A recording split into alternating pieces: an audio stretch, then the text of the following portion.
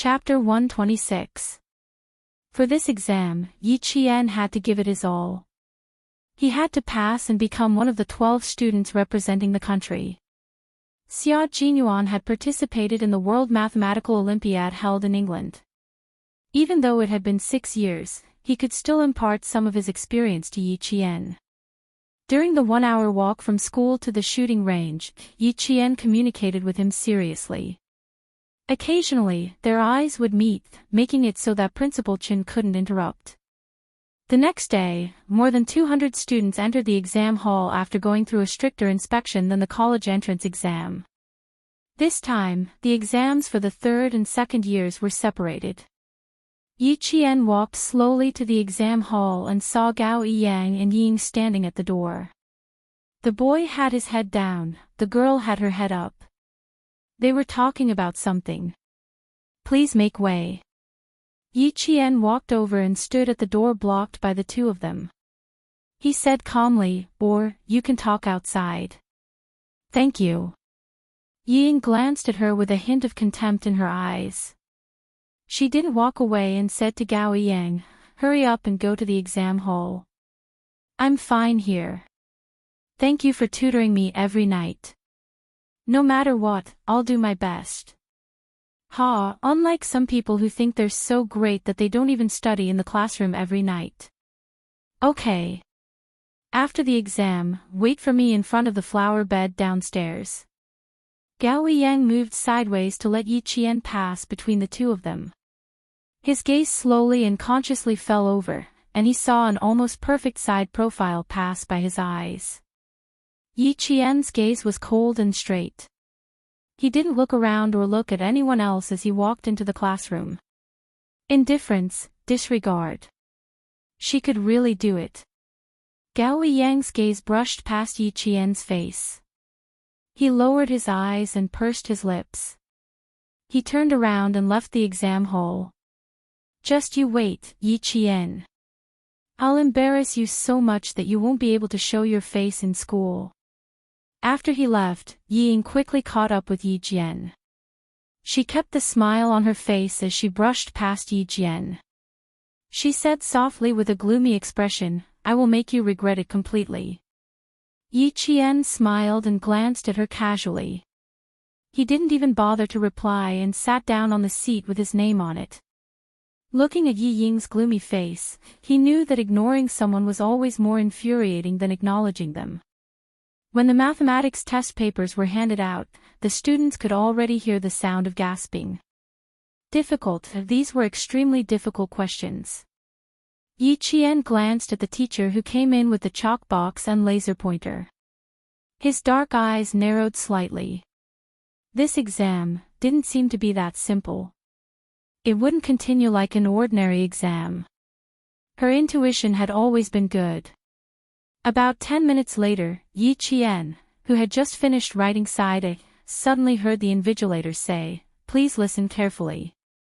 The invigilator didn't give the examinees any time to react. The invigilator read out a set of questions. Before any of the students could pull their minds away from the test papers, Yi Qian put down her pen and stood up to answer the questions accurately. "Correct." Yi Qian sat down under the teacher's approving gaze and continued to answer the questions on both sides of the CD. After she answered and sat down, the other students finally understood what was going on. This was indeed a very special exam. Not only did it require a written exam, but they also had to be wary of the teacher's occasional oral questions. Maintaining the frequency of one oral answer every 2 minutes had already caused many students to be completely distracted. They were so nervous that they couldn't even hold their pens properly, let alone answer the questions. Yi Qian didn't give Ying a chance to stand up. Or rather, she didn't give the other students a chance at all. When she answered the teacher's questions, the pen in her hand didn't stop moving. Yi Qian's existence imperceptibly brought a lot of pressure to all the students. Chapter 127. By the time the math exam was over, a few girls had already walked out of the classroom in tears. Yi Qian looked at them and sighed softly in his heart. There were only 12 students in the entire country, so she had to pass. After the 2 exams in the morning, the top 10 students' names and scores were announced on the radio. It could be said that the top 10 students all got full marks. But according to the time taken to answer the questions, Yi Qian was far ahead. Crack! Yi Ying broke a ballpoint pen in half. Her face was gloomy as she pressed her lips together. Her originally beautiful eyes were filled with malice. I heard that Yi Qian is a student from a town's middle school. Oh my God, even the students from the province's first high school can't compare to him. He handed in his paper too quickly. I was sitting on his left, but he had already handed in his paper before I could even finish my paper. A few students walked past Yi Ying with rueful expressions on their faces, and the words that drifted over tormented Yi Ying even more. Jealousy, resentment, caused her delicate and pretty facial features to twist like an evil witch's, emitting a dense chill. What are you thinking about? Gao Yang walked over with a bottle of mineral water in his hand. He saw Yi Ying standing motionless under the scorching sun from afar. She seemed to be thinking about something, but she was completely unaware that she was being baked in the sun. Yi Ying's shoulders moved slightly. She turned around, her pretty face showing only faint disappointment. Yi Qian won. I lost. What should I do, Gao Yang? I've disappointed you. Her previous confidence was gone. The sadness she revealed made Gao Yang feel that the girl in front of him was so real, and not fake. There's no such thing as Yi Ying. If the world is a pyramid, then there will always be some people standing at the top and some at the bottom. Gao Yang pointed out realistically. His intention was to let Yi Ying see through it and not to worry too much. Who knew that after Yi Ying heard this, she almost lost her composure? Did he mean that Yi Qian was at the top of the pyramid, and she was at the bottom? Again, you didn't lose, and you didn't disappoint me. Do your best, Yi Ying. Gao Yang did not lower his head to look at the girl's expression. His heart was no calmer than Yi Qian's. Or rather, no student could remain calm after hearing Yi Qian's score and exam time. Unfortunately, Yi Ying didn't listen to him at all. She said goodbye to Gao Yang with a gloomy heart and threw the broken ballpoint pen into the trash can. She didn't go back to the dormitory immediately. Instead, she walked toward the school's canteen with a gloomy face. Just wait and see. She would definitely not allow this wretched girl to continue like this. The students were shocked, and the teachers from the various cities were no exception. Yi Qian seemed to have appeared out of nowhere. Not only did he crush the students, he also crushed the teachers ruthlessly. Xia Jinyuan, who had been paying attention to the results, heard about Yi Qian's results on the radio for 2 consecutive days.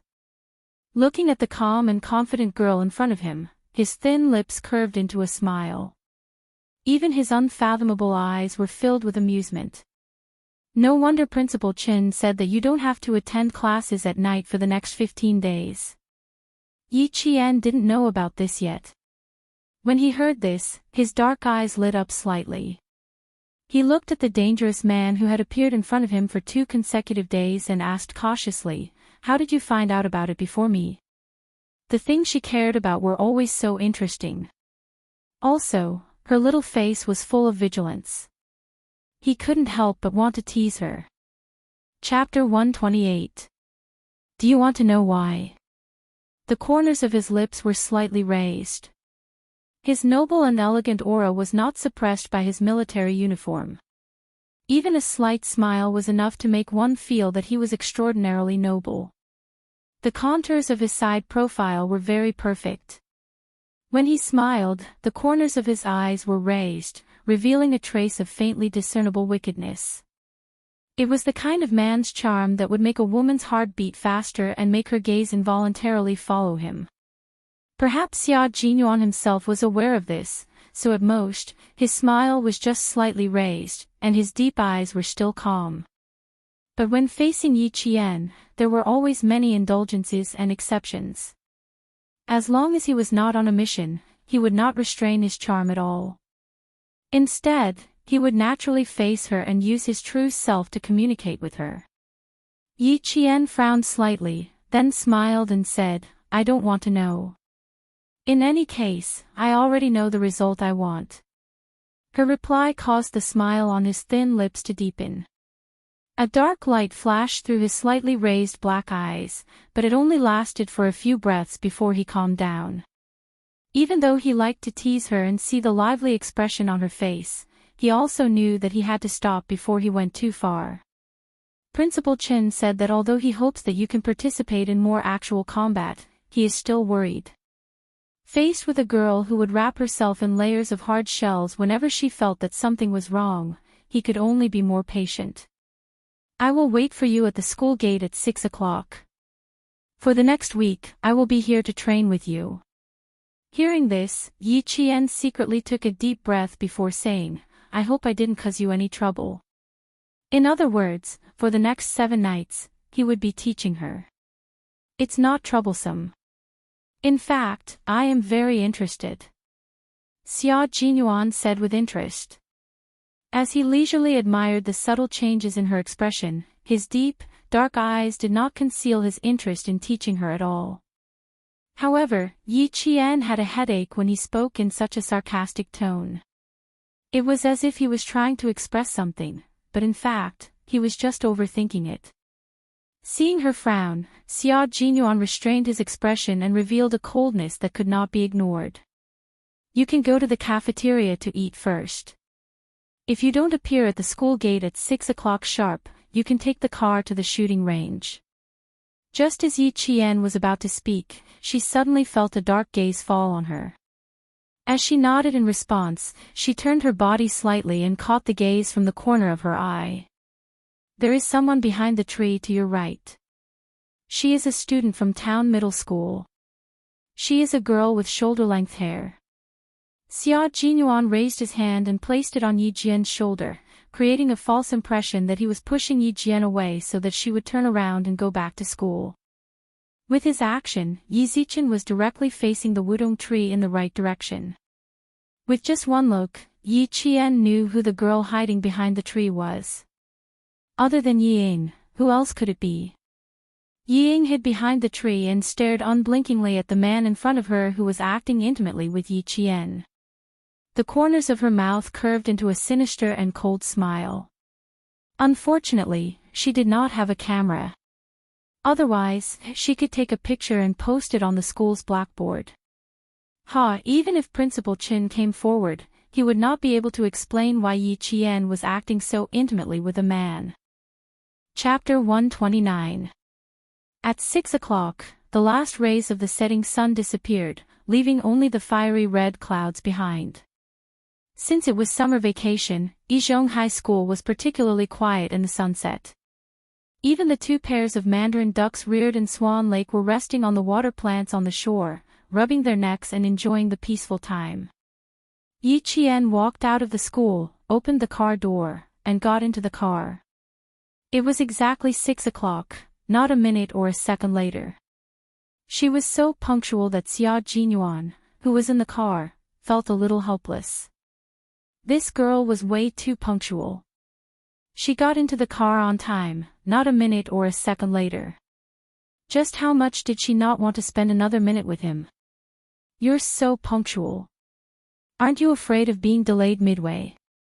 After starting the car, Xia Jinyuan smiled and asked Yi Qian, who was still in her school uniform, you've been so punctual for 3 consecutive days. Yi Qian, just how much do you not want to spend another minute with me? It was the same when she came back. She would get out of the car and say, thank you for your hard work. Goodbye. She would leave him with her back facing him without looking back. On the first day, he hoped that she would turn around and wave at him after entering the school gate. On the second day, he hoped that she would show up 10 minutes early. On the third day, he didn't expect her to do so. When this girl was heartless, he would be so angry that his liver would hurt whenever he tried to be calculative. Sometimes, Xia Jinyuan's smile was faintly discernible. It was like a ripple, but also like a deep ancient well. There was always an unfathomable mystery to it. He was originally an extremely noble and elegant man. When he smiled at her from time to time, Yi Jian only felt that, every time she was with him, the air around her would become so thin that when she took a breath, it would be filled with the faint mint smell that belonged to him. She had always been able to deal with other people calmly, but in front of Xia Jinyuan, she only felt uneasy. When he heard this, he smiled and maintained his usual calmness. He said calmly, "I'm very punctual. Captain Xia can also be punctual at 6:00 every day. You don't have to wait too long. If there's any delay midway, I won't let myself miss the appointment. But I wanted to come earlier to wait for you. What should I do?" When the traffic lights changed, Xia Jinyuan, who had stopped steadily at the zebra crossing, turned his head sideways and saw Yi Qian's indifferent expression.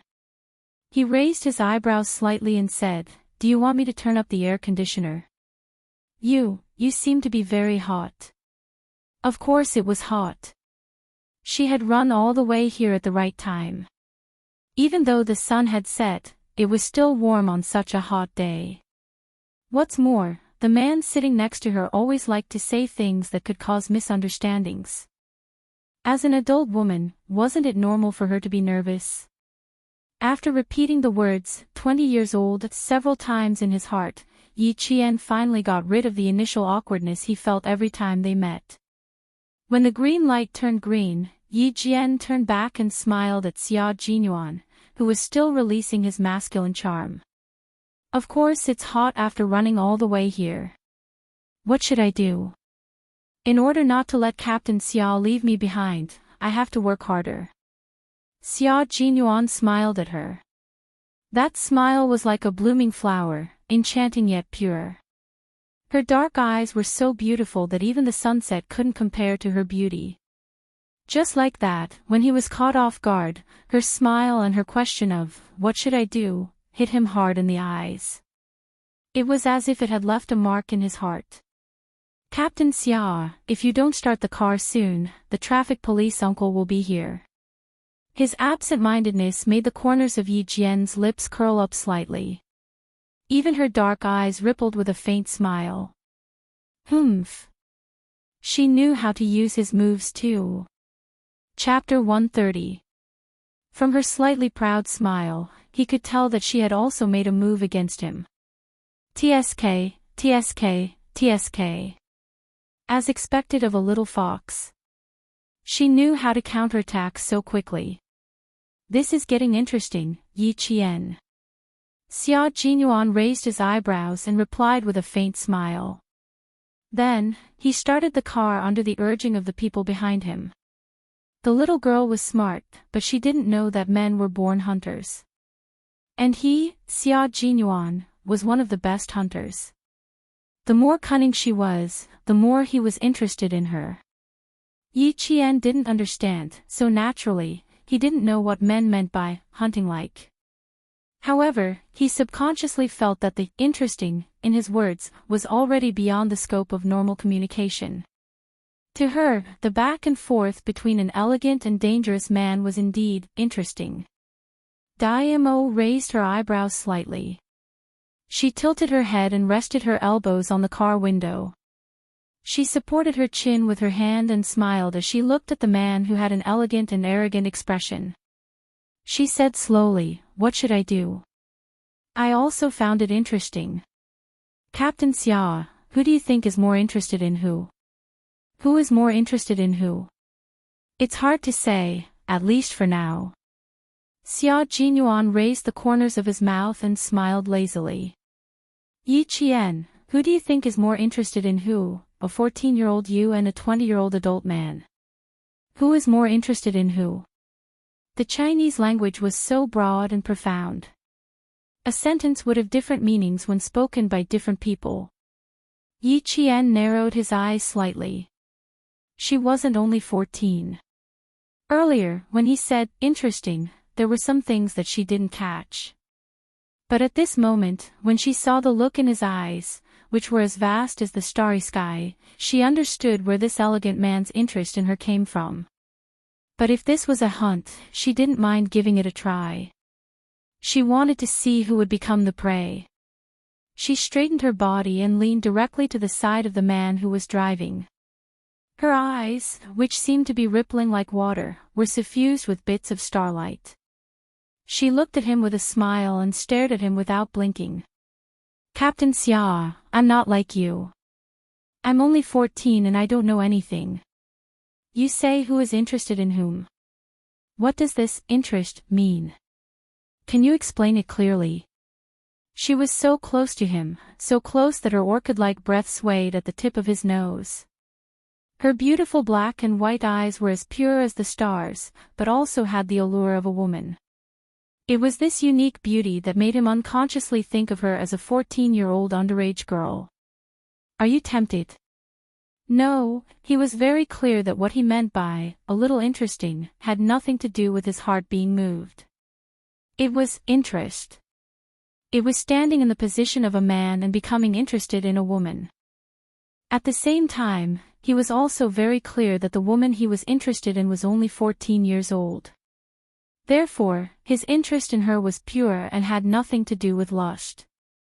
He just wanted to protect her as she grew up and waited for her to blossom. Silly girl, don't think too much. Xia Jinyuan raised his hand and gently pinched the tip of her beautiful nose. His clear voice was 3 parts serious and 7 parts joking as he said, I am interested in you, but it's not the kind of interest you think it is. Little girl, don't think too much. Chapter 131. No one seemed to be able to guess what kind of person Xia Jinyuan was. He was so mysterious that it made people afraid, but at the same time, he was so real. He always had a way to make people obey him. While others were happy to be close to him, he would pull them apart again in an instant. Facing a man who could control all his emotions so easily, Yi Qian thought to herself, how hurtful. The tip of Yi Qian's nose was still warm from his fingertips. Her expression didn't change as she smiled and said, I'm sorry, I didn't think too much. First of all, I don't have time. Second of all, I'm young and don't understand. Third of all, I remember what Captain Xia said before. I need to keep a distance from men. Captain Xia is also a man, and a man who is even more outstanding than a little boy. Therefore, I need to keep a distance from Captain Xia. The little girl was so eloquent. Her trap was no worse than an adult's. She even knew how to shut him up. However, when the car screeched to a stop and the handbrake was pulled, Xia Jinyuan was already so close that she could see how thick his long eyelashes were. His deep and dark gaze fell straight on her hibiscus face that was smiling yet not smiling, and he laughed softly. No, you can keep a distance from all the men in the world, but you can't keep a distance from me. His voice was cold and clear, and when he suddenly spoke, it sounded like the soft notes of a guqin. That kind of low voice was so unique that every sentence and every word was branded with the elegant charm of a man named Xia Jinyuan. Alcohol could make people drunk, and he could do the same. Yi Qian didn't panic because of his sudden approach. On the contrary, the more it was like this, the more vigilant she was, and the calmer her eyes became. Of course I can't keep a distance from you, Captain Xia, because... Since he was so close to her, she didn't mind getting closer to him. Yi Jian, who was speaking with a faint smile, leaned forward a little more. Not only did it allow the two to breathe together, even the tip of their noses could touch each other's. Because... I understand what Captain Xia means. He had to admit that the little girl was really cunning. Her actions made it impossible for him to take another step forward. This secret contest. What should he do? It seemed like he had lost. Looking at her dark eyes that were as pure as the night and focused on him as if he was the only one who existed, Xia Jinyuan's thin lips curled into a meaningful smile. He deliberately slowed down the speed of his speech and chuckled softly like a lover, that's what I mean now, but I don't know if it will be the same in the future. He had always been uninterested in women and things. Now that he met a young girl, he couldn't bear to see her being taken away by others. It really gave him a headache. It's unknown whether we'll meet again in the future. Yi Qian thought to herself, but she kept a smile on her face and said, who knows what will happen in the future. The most important thing now is to ask Captain Xia to guide me well. If they invited him to guide them, would they still be able to keep their distance? Obviously, it was impossible. What he said was exactly the same as what she said. The conversation was full of ambiguity, but it finally ended with the two of them keeping their minds on high alert. When the car drove into the provincial garrison, Yi Qian heard powerful shouts coming from the training ground. Chapter 132. The soldiers were sweating on the training field, using their youth to build steel walls and iron arms, waiting for the country to use them. As long as Yi Qian set foot on this land that was filled with dignity and passion at the same time, she would become extraordinarily different. Her eyes were filled with the coldness of a soldier. She liked it here. She liked the feeling of victory when she put on her training uniform and climbed over obstacles with the soldiers, passing through layers of barbed wire. She liked to sweat on the training field, laugh with the soldiers, bleed with them, and cry with them. Soldiers were trained for 1,000 days to be used in a single moment. If you didn't get close to the world of the soldiers, you would never know how the young soldiers were trained and how they raced against time. The soldiers in their training uniforms were sitting in a neat circle on the training field. Xia Jinyuan was also one of the spectators. He quietly watched the girl who dared to wrestle with a soldier from Inner Mongolia on the training field. There was a faint smile in his deep black eyes as he focused all of his attention on her. He had already seen Yi Qian's training content. It was divided into 5 major trainings. The first one was weapons training. The second one was engineering training. The third one was communications training. The fourth one was commander's training. The fifth one was medical training. The fifth one was placed last because Uncle Jen and Principal Chin weren't good at it. At the same time, they wouldn't be able to understand it immediately. The first major weapons training was Yi Qian's current focus. It was to learn the performance of light weapons from the country and other countries. This included pistols, semi-automatic rifles, machine guns, mortars, anti-tank weapons, and anti-aircraft weapons. They would also undergo training in tactics, indirect firepower attacks, the use of portable anti-aircraft weapons, weapon disassembly, bomb disassembly, and other dangerous A-level training. Sniper training was attached to the first major training. So far, Yi Qian had learned the best from the first major training. After a week of training, Xia Jinyuan had a good understanding of Yi Qian's skills. Just as Principal Chin said, other than her lack of strength, she had reached a good standard in all other aspects. He avoided the first major training and tried his best to improve Yi Qian's combat skills. At the same time, he also had to teach her how to scout, defend, and non-traditional combat, assassination-type combat. It was already late at night, and the deafening shouts on the training ground had come to an end. After warming up, Yi Qian entered the training under Xia Jinyuan's guidance. It was already 10 o'clock at night when Yi Qian walked out of the provincial garrison's training ground. It had been like this for 7 consecutive nights. When Yi Qian returned to the provincial No. 1 middle school, it was exactly 11 o'clock at night when he returned to the dormitory through the back door. Survival, escape, resistance, and evasion are not only used in battle tactics, but they can also be used in combat. Xia Jinyuan, who had changed into a combat uniform, exuded an aura as cold as a sword. Even his dark eyes were filled with the glint of a sword.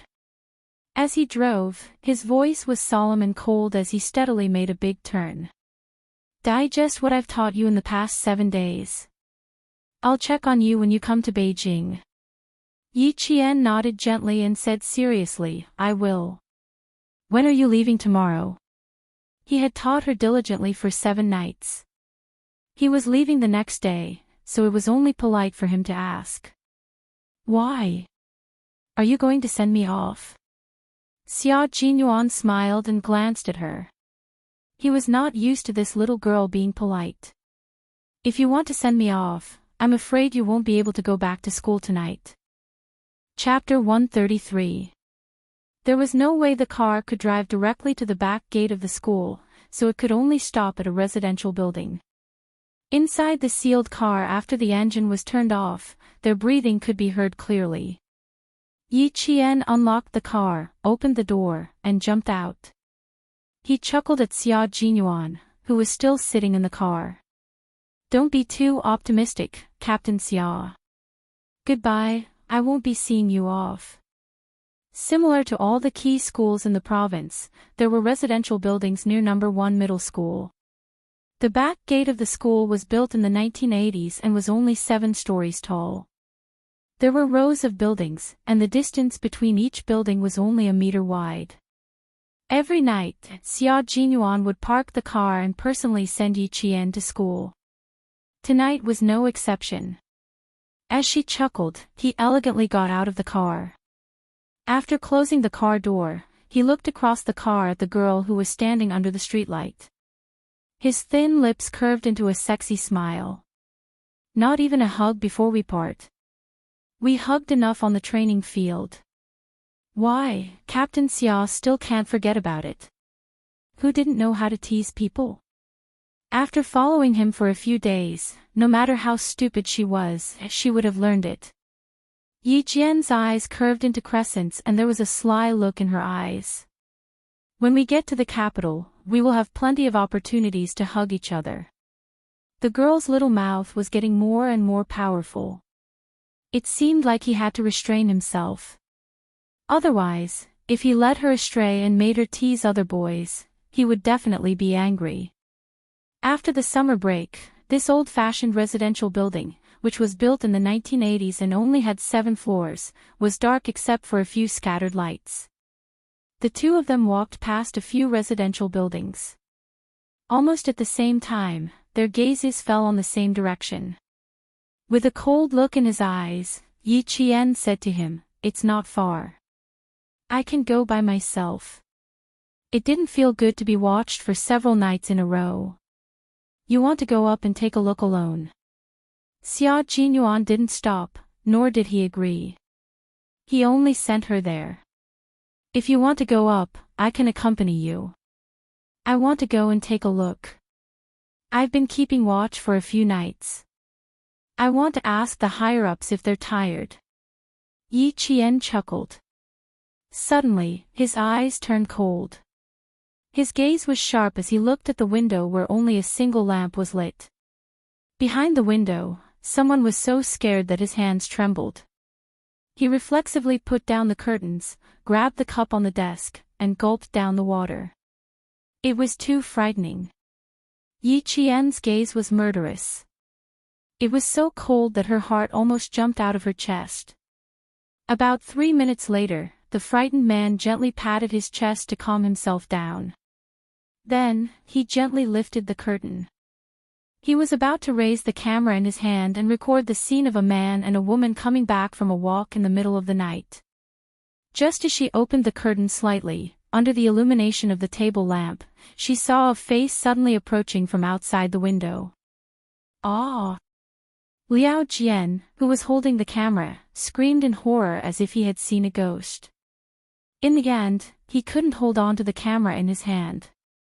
With a bang, it fell heavily to the ground. He didn't know if it was broken. The window was completely open. Yi Qian pushed off the windowsill and stood on the windowsill. He then pulled the curtains open and saw Liao Jian, who was standing against the wall in shock. He was staring outside in horror. At his feet was an imported camera. Chapter 134. Yi Qian bent over and crawled through the unsecured window. He calmly jumped into the room and bent over to pick up the camera under Liao Jian's shocked gaze. Yi Qian didn't communicate with him at all. He picked up the camera, stepped on the desk, bent over, and jumped down lightly. He disappeared from the room. Liao Jian stood there motionless, his eyes fixed on the camera. When he saw Yi Qian jump down from the window, he shivered and ran to the desk as if his soul had returned to him. He propped himself up with both hands and looked down. He saw Yi Qian waving at him under the streetlight. Liao Jian's face turned even paler. He didn't dare to look any further. He reached out with trembling hands and slammed the window shut. He collapsed onto the floor. How did Yi Qian jump down from the 7th floor?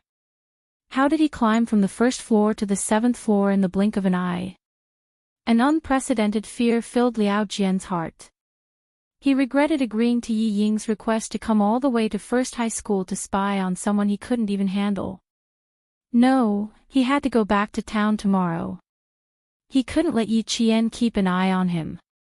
Downstairs, Yi Qian said something. Xia Jinyuan raised his eyes and looked at the dark window. He pursed his thin lips and said in a deep voice, "I'm afraid that your sister is hiding something. Since you suspect that she's trying to stop you from qualifying, Yi Qian, you have to be careful in school." He had seen fights between girls before. They happened in the dark and were impossible to guard against. The next day, Yi Ying sat in the classroom and stared at the camera on the desk. Even though her palm-sized face pretended to be calm, her trembling eyelashes betrayed her feelings. "I'm sorry, it's broken. Please explain it to Liao Jian when you see him."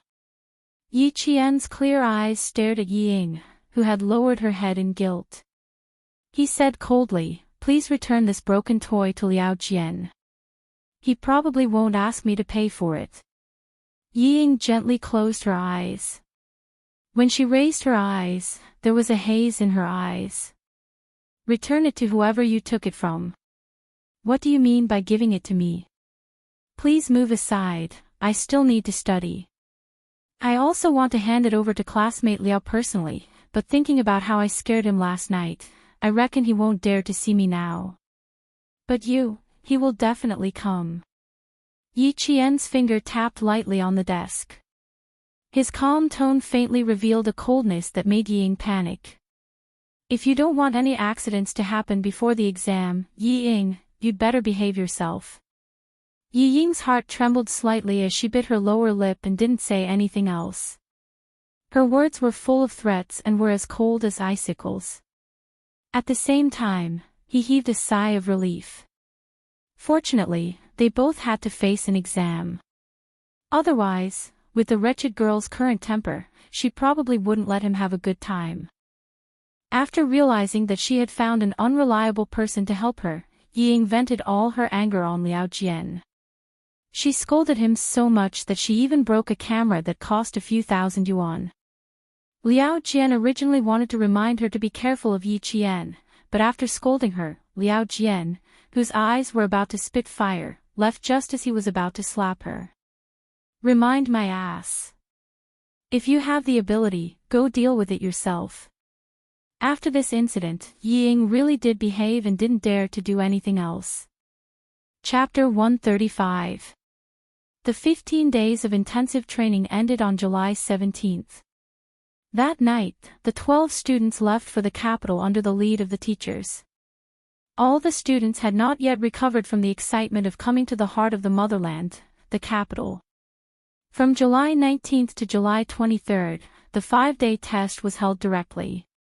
When they arrived in the capital, they found out that the provinces send out students from the 2nd and 3rd grades.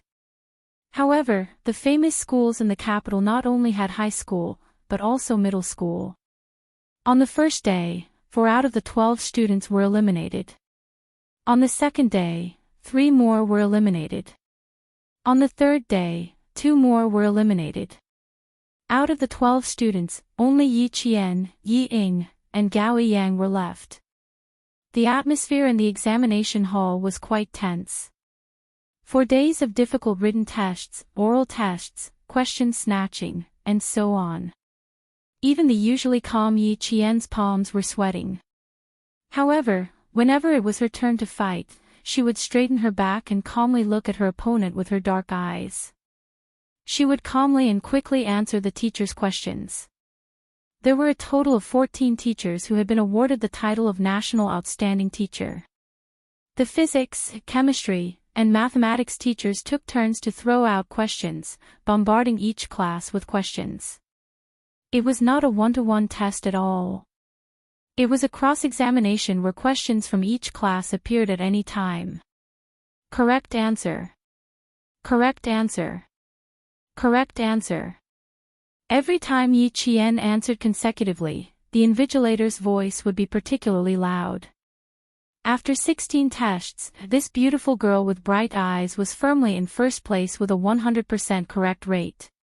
Even the two high school students who had participated in the mathematical Olympiad 3 years ago were suppressed by her. Gao Yang was also very outstanding. His correct rate had always been in the top 3 in the junior high school. On the other hand, Yi Ying repeatedly made mistakes after entering the cross-examination. Wrong answer, 3 wrong questions in a row. Student Yi Ying from Fujian Town in the southern province, eliminated. After 30 minutes of suppressive questions, Yi Ying sat in the examination hall with a pale face. However, her eyes were fixed on Yi Qian, who was still fighting with 7 students from the 3 famous schools in the capital. Watching her eliminate a student effortlessly and hearing her face the English teacher's questions in English, her fluent English was as natural as her mother tongue. There was no pause at all. She really knew how to speak English. Damn it. Why didn't he know about it? She saw the smiles of approval on the faces of all the teachers present. Those smiles were for Yi Qian. She was smiling at the wretched girl whom she had always looked down upon and despised. Yi Ying's sharp nails dug deep into her palms, but she did not feel any pain. She only felt that Yi Qian standing on the exam platform was such an eyesore that she wished she could get rid of him as soon as possible. What right did an orphan girl have to stand here and receive the attention of all the teachers? What right did he have to stand here and receive everyone's admiration? If it wasn't for her, she would definitely be able to qualify. It was that damned Yi Qian who had given her so much pressure, causing her to lose time and again. On the exam platform, Yi Qian answered the English teacher's question with a slight smile.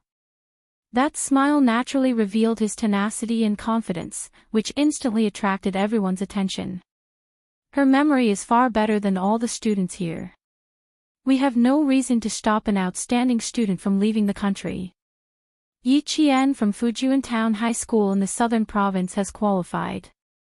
After a short discussion among several senior teachers, the first to qualify was not a student from the capital, but a student from the depths of the mountains. Chapter 136. The applause came from the competitors, the teachers, and the candidates who had already been eliminated. Yi Qian, who was the first to advance, stood on the exam platform with a decent smile on his face.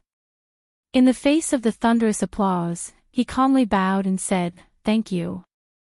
His calm demeanor was even more in line with the teachers' hearts. When Principal Chow, who had been accompanying him all this time, heard Yi Qian's name, he unscrewed the bottle cap with trembling hands and took 3 pills in a row.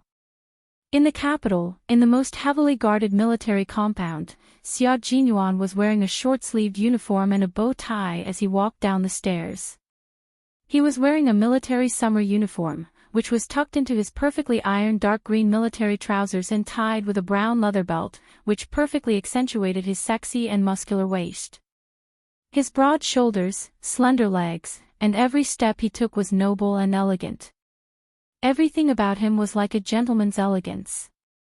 Someone once commented that Xia Jinyuan, who was wearing a military summer uniform, had a kind of uniform temptation that made people want to turn into a hooligan and pounce on him to take off his clothes.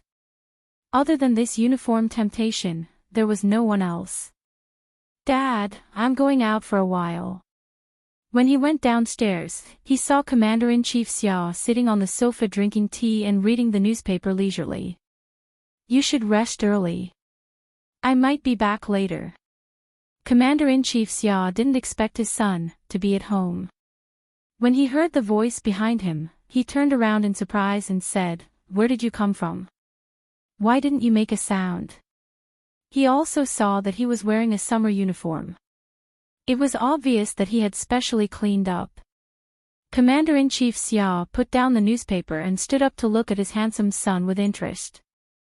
Oh, the sun rose from the west. You know how to clean up. Going on a date. Which family's girl is she from? If you succeed, bring her home for me to see. Other people's sons could change girlfriends 4 or 5 times a year. Why was it that his son had never brought home a single woman in a year? If it weren't for the fact that he had found some children's dishes in his study room, he would have suspected that his son had spent so much time in the army that he only liked military uniforms and no longer liked women's makeup. Xia Jinyuan lowered his head and looked at his outfit. There was nothing special about it, so he raised his eyebrows and said, "When did I ever dress up? It doesn't count as a date, but it is indeed a meeting with a little girl.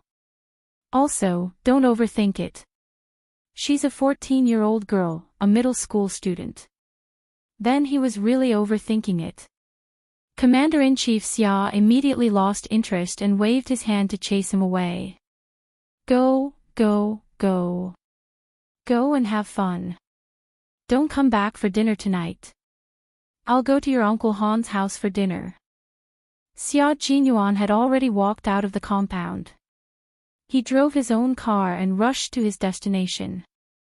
Yi Qian walked out of the exam hall hurriedly towards the school gate. He only had 4 minutes to meet with Xia Jinyuan. If he couldn't leave, he had to run. Yi Qian. Someone chased after him. He took big steps as if he was afraid that she would leave. Where are you going now? Later, Yi Ying and the others will go back. We plan to have dinner outside and send them to the train. Students who failed to make the cut were not allowed to stay in the capital. They were led back to the southern province by the teachers of the provincial No. 1 middle school. Gao Yang was familiar with the capital. After asking the teacher in charge, they agreed to go to Wangfujing to eat the specialties of the capital. The rest of the students agreed readily. Except for Yi Qian. He had only said a few words to Yi Ying and she had already disappeared from the scene. Chapter 137. Yi Qian felt helpless when he heard Gao Yang's voice coming from behind him. He was just short of pasting the word "reject" on his forehead. Why did he still take the initiative to come over and greet him? He thought he had made himself clear the last time, but it was still the same. He turned around and rubbed his temples, feeling a headache coming on. He looked at the handsome young man in front of him and sighed. Classmate Gao, it seems I have to repeat myself. I really don't like, why don't you like me? Just because I'm pursuing Ying. Gao Yang didn't want to hear such words again. Moreover, he didn't understand why she hated him so much. Thinking back, he really couldn't recall doing anything that made her hate him. He didn't want her to treat him like a spring breeze, but he still wanted to be like an ordinary schoolmate and be able to communicate peacefully. He didn't want to be a daggers drawn as soon as he spoke. Yi Qian, who had been interrupted by him, smiled knowingly and praised him. Not bad. At least you know your place. Yi Ying, who couldn't help but walk out after hearing this, acted as if she had discovered a new continent. She seemed to have understood something and walked over with a sneer. Classmate Gao has always had a good reputation in school, but you, Yi Qian, are always against him. Ha, I didn't understand before, but now that you've said it, I understand. He's pursuing me, so you hate him. Can I say that your hatred is born out of love? It sounded quite reasonable. Gao Yang's cold, handsome face looked a little awkward because of her words. He turned to look at Yi Ying and scolded her in a low voice. What nonsense are you saying? Like him. He wasn't stupid enough to not know the difference between love and hate. Yi Qian clearly hated him. It had nothing to do with love. I didn't say anything. Didn't she admit it herself? Yi Ying glanced at him with a smile and chuckled. Gao Yang, what should we do? Why don't you stop pursuing me and just pursue our famous classmate, Yi Qian? I don't want to waste the last bit of our sisterhood because of a boy. Acting had always been Yi Ying's specialty. Just like now, her eyes were cold, but she could still pretend to be smiling. Yi Qian sneered and said calmly, "Don't. Yi Ying's standards have always been very high. It's not easy for you to find a boy who can catch your eye. Please don't give him to me, I'm afraid." After he finished speaking, he deliberately paused for a moment. He then saw Yi Ying's expression change abruptly. Even her gaze became exceptionally sharp. "TSK, TSK, TSK. If you're not that generous, then don't pretend to be. Look at your little face. Look at how scared you are." Yi Qian was teasing Yi Ying as if he was teasing a puppy. With just a few words, he was able to make Yi Ying's emotions fluctuate. He lifted his chin slightly and said to Gao Yang, "Have a good talk with your girlfriend. Don't talk about giving in so easily. If you really give it to me, what if I'm bored and take it again? Ha, I'm afraid she'll cry herself to death in the toilet. Also, don't talk to me about sisterhood. It sounds fake." Every word he said didn't leave any face. Every word he said made Yi Ying feel as if she had lost all her face. Yi Ying, who was already so angry that her lungs were about to explode, was wary of Gao Yang's presence. She wanted to maintain her ladylike demeanor, but she didn't want to swallow her anger. She rebuked, "Yi Qian, you're really something. Gao Yang isn't an object. You want to snatch him away. That depends on whether he agrees or not. Save some face for yourself. Don't let others look down on you." Chapter 138. Beside them, Gao Yang's expression turned ugly. "Yi Ying, she didn't say anything about snatching. You don't have to overthink it. Girls always like to overthink things." He could clearly hear Yi Qian's mockery, but Yi Ying thought that Yi Qian was provoking her. What did he mean by she didn't have to overthink it? Hearing this, Yi Ying laughed coldly. "I'm not overthinking it. I've never seen her hate you before. Now that you're walking a little closer to me, she looks disgusted. Isn't this hatred born from love? Hatred born from love?" A clear voice with a hint of laughter came slowly. Then, a slender figure strolled in the sunset, gracefully walking over like a god. "Hey, little girl, when did you ever hate me?" After waiting for 5 minutes, she still hadn't come over. It turned out that she was blocked by someone. When Yi Qian heard that voice and what he said, he felt his head hurt even more. Why did he enter the school? "If you still don't come, I'm afraid that you'll be bullied until you cry." Xia Jinyuan's handsome face held a faint smile as he walked over and stood beside Yi Qian. He didn't look at the other two. Instead, he smiled and looked at Yi Qian, who was late for the first time. He raised his hand and intimately flicked his finger on Yi Qian's forehead. "You're late today and left me waiting outside for so long. Tell me, how are you going to make it up to me?" He couldn't stand it anymore. How could a little girl be so scheming? Every word she said was an attempt to trample on Yi Qian's image. He really couldn't understand what girls were thinking these days. Belittling their classmates like this, could it show that they were virtuous? Yi Qian was already used to Xia Jinyuan flicking his finger on his forehead. He only frowned and rubbed his forehead. "Sorry for the delay. It's fine now. Let's go." After saying that, he turned around and walked towards the school gate. Xia Jinyuan couldn't help but laugh. It was only then that he raised his eyes slightly. His cold and sharp gaze swept across the boy who had already pursed his lips tightly, then gently landed on the girl who had subconsciously tightened her grip on the boy's shirt ever since he appeared. He curled his lips mockingly. Even though he didn't say a word, it was enough to make the two of them tense up. His cold gaze, his cold smile, this arrogant man was clearly telling Yi Qian and Gao Yang that he couldn't be bothered to speak to them, to the point where even a glance was beneath him. Xia Jinyuan felt that it was beneath his dignity to argue with children. However, Yi Qian, that narrow-minded girl, would probably be more than happy to settle the score with them. In order to make the little lass feel better, he didn't mind occasionally doing one or two things that were beneath his dignity. "Ha, you're really something. You even managed to seduce a soldier."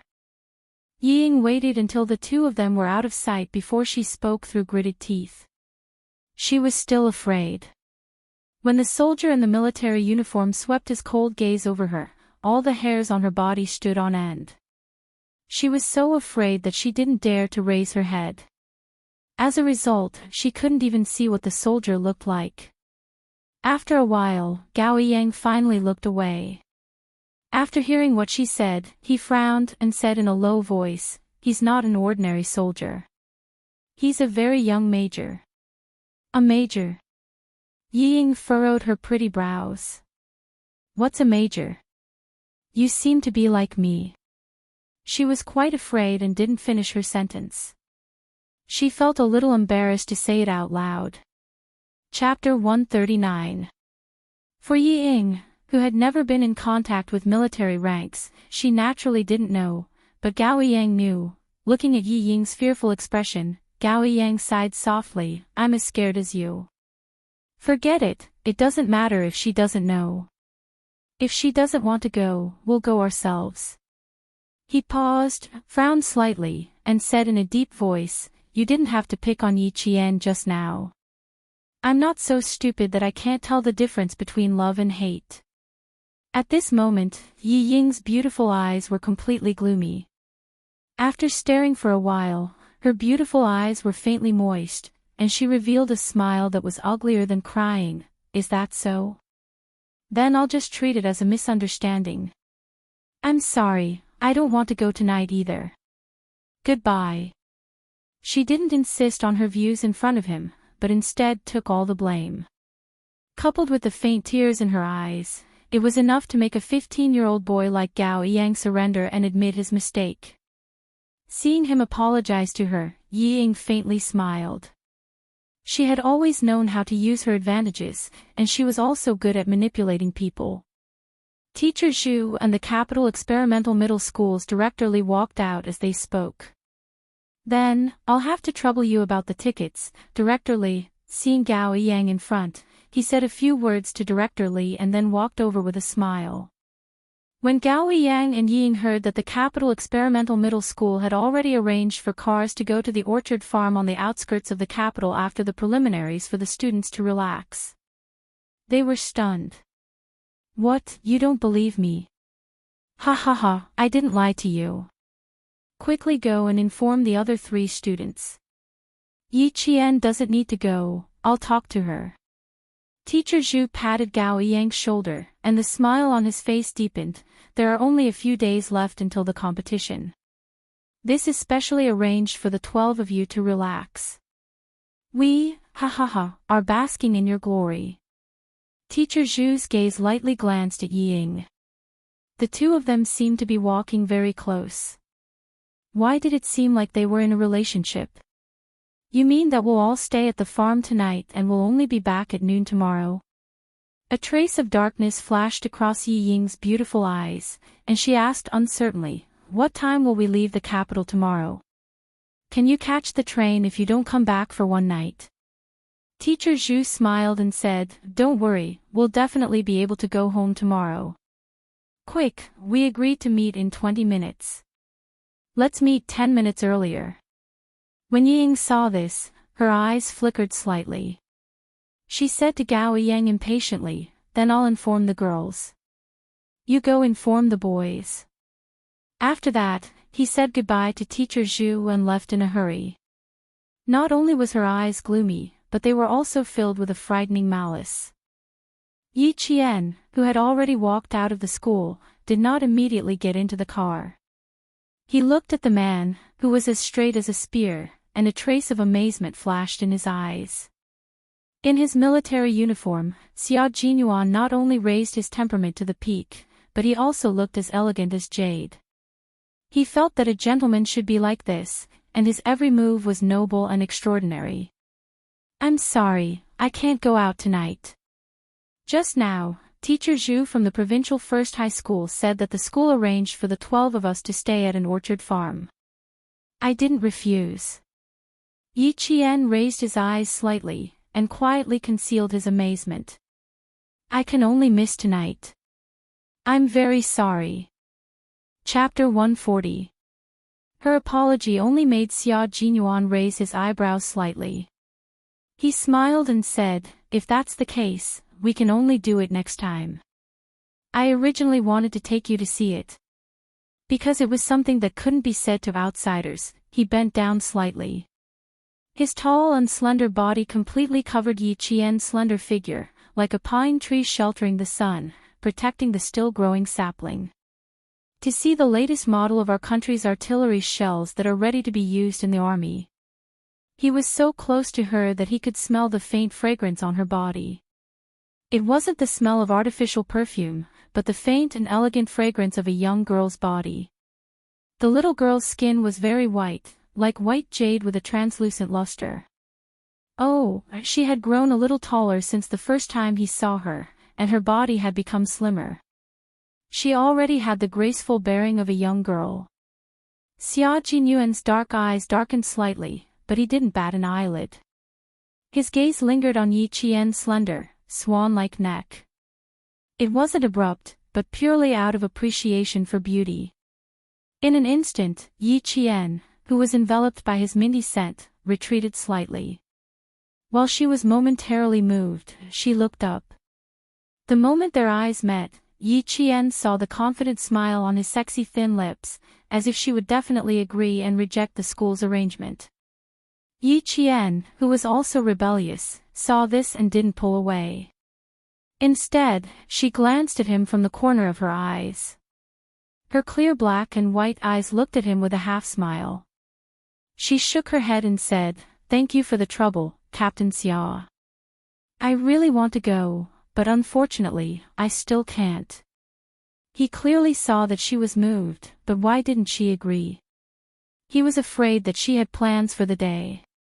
He had several plans in his mind, and he was so thoughtful. She had to accept his kindness. At home, he had arranged to take Yi Qian to a private restaurant in Beihai Park to eat authentic Imperial City cuisine. Then, he would take her to the courtyard's training field to see if she had improved in the few days that he had been away. This arrangement didn't seem to be enough to keep the little girl by his side. Therefore, he changed his strategy at the last minute and brought out the artillery shells and the military factory. The tactics were good, but the people they encountered were not ordinary. Xia Jinyuan was about to succeed, but in the end, he was told that he still couldn't go. Driving away, he experienced the feeling of a sadness for the first time. The little lass was not only smart, but also very determined. She was really not easy to coax. Yi Qian waited until his car was out of sight before returning to school. It was not even 6:00 yet, so he decided to go back to the dormitory and wash his face first. It would be a lie to say that he wasn't nervous when he was on the stage. This was his first time experiencing it, and a layer of sweat had formed on his back. His brain had been working at high speed for a few days, and it was indeed a little tiring. Being together with such a dangerous man. Sighed, while her whole body was tense, she had to constantly pay attention to his faintly discernible flirting which could cause misunderstandings. Just like just now, he could have stayed away from her to talk, but he insisted on staying so close to her. He even bent down to let her be surrounded by his masculine scent. This made her even more reluctant to go. By the time Yi Qian got out of the car, there were already many students chatting. They were all contestants from various schools, and there weren't many of them, only 42 people. 6 of the 12 students from Fujian town had already returned.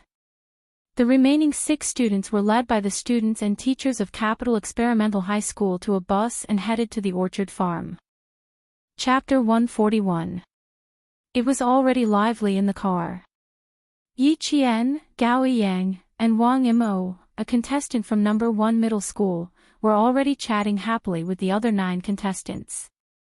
This time, Yi Ying, who was not with Gao Yang, heard the low laughter coming from the back of the car.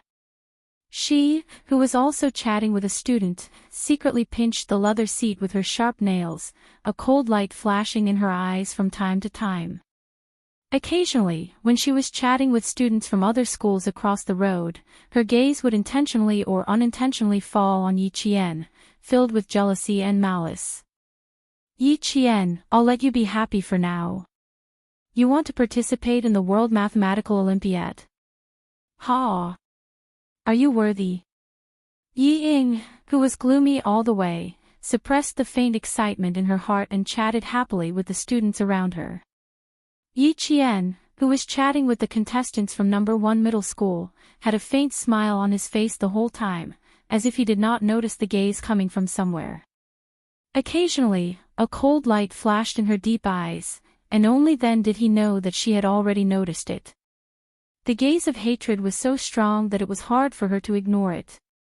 When they arrived at the suburbs of Beijing, the sky was not completely dark.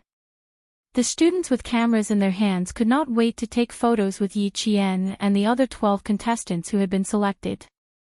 Yi Ying glanced at them, revealing a hint of ruthlessness, and turned to leave alone. Take a photo for me, take a photo for me. When they were outside, the distance between the boys and girls had increased imperceptibly. The boys from each school fought to be the first to take photos with Yi Qian, and some even left their addresses, hoping that they could often write to each other in the future. Of course, they were learning how to write to each other. After Yi Qian changed the trajectory of her life in this life, Shuyan's demure brows had unknowingly become more cheerful. Regardless of whether it was a boy or a girl, she could communicate with all aspects, leaving a good impression in the hearts of her classmates as educated and well-mannered. Someone was sitting in a wicker chair on the leisure balcony on the second floor of the farm, watching the figures of the students playing in the forest. His gaze was not just focused on one spot, but also seemed to be searching for something. Young Master Xia, you're really interested. Is the fun place in a farm with no women, no wine, and no food? A slender man with a dozen cans of beer in his hand walked over. I only took a vacation this year, and I can't believe I accompanied you to this extent. The man placed the beer on the table and pointed at the orchard with his slender hand. I must have been out of my mind to agree to come to this kind of place where children come to play. I won't force you to stay. You can leave any time. Xia Jinyuan picked up a can of beer, opened it, and took a sip elegantly. He glanced at his childhood friend who looked like a ruffian in his military uniform and said, "You're welcome. I won't see you out." After he finished speaking, his gaze was fixed on a slender figure. His gaze no longer searched, but stopped with interest. The little girl was indeed very popular among the male students. Every male student was fighting to be the first to take a picture with her. Ha! That guy who even took out a pen and paper must have come prepared. Xia Jinyuan, who was still sipping his beer, stood up and leaned against the railing of the balcony. His piercing cold gaze fell on a boy who dared to raise his hand and put it on Yi Qian's shoulder. You little brat, men and women shouldn't touch each other. As soon as he finished speaking, he saw Yi Qian say something, and the boy also smiled. The two of them took a picture shoulder to shoulder, a finger away from each other. Chapter 142. Xia Jinyuan nodded in satisfaction. Suddenly, he noticed that Yi Qian seemed to be looking in his direction. He quickly stepped back, intending to sit down on the rattan chair again. After taking 2 steps back, Xia Jinyuan turned around and stared at the man who was moving the rattan chair to the side, intending to make himself fall and embarrass himself. He raised his eyebrows and sneered, Han Zheng, you're still playing this kind of game at your age. Don't you find it childish? Han Zheng, 20 years old, held the military rank of captain. Like Xia Jinyuan, he was a proper third-generation member of the Red Army.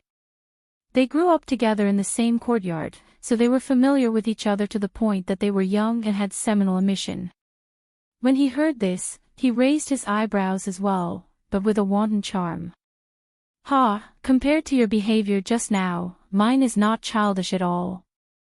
He held an unopened can of beer in his hand as he casually stood there.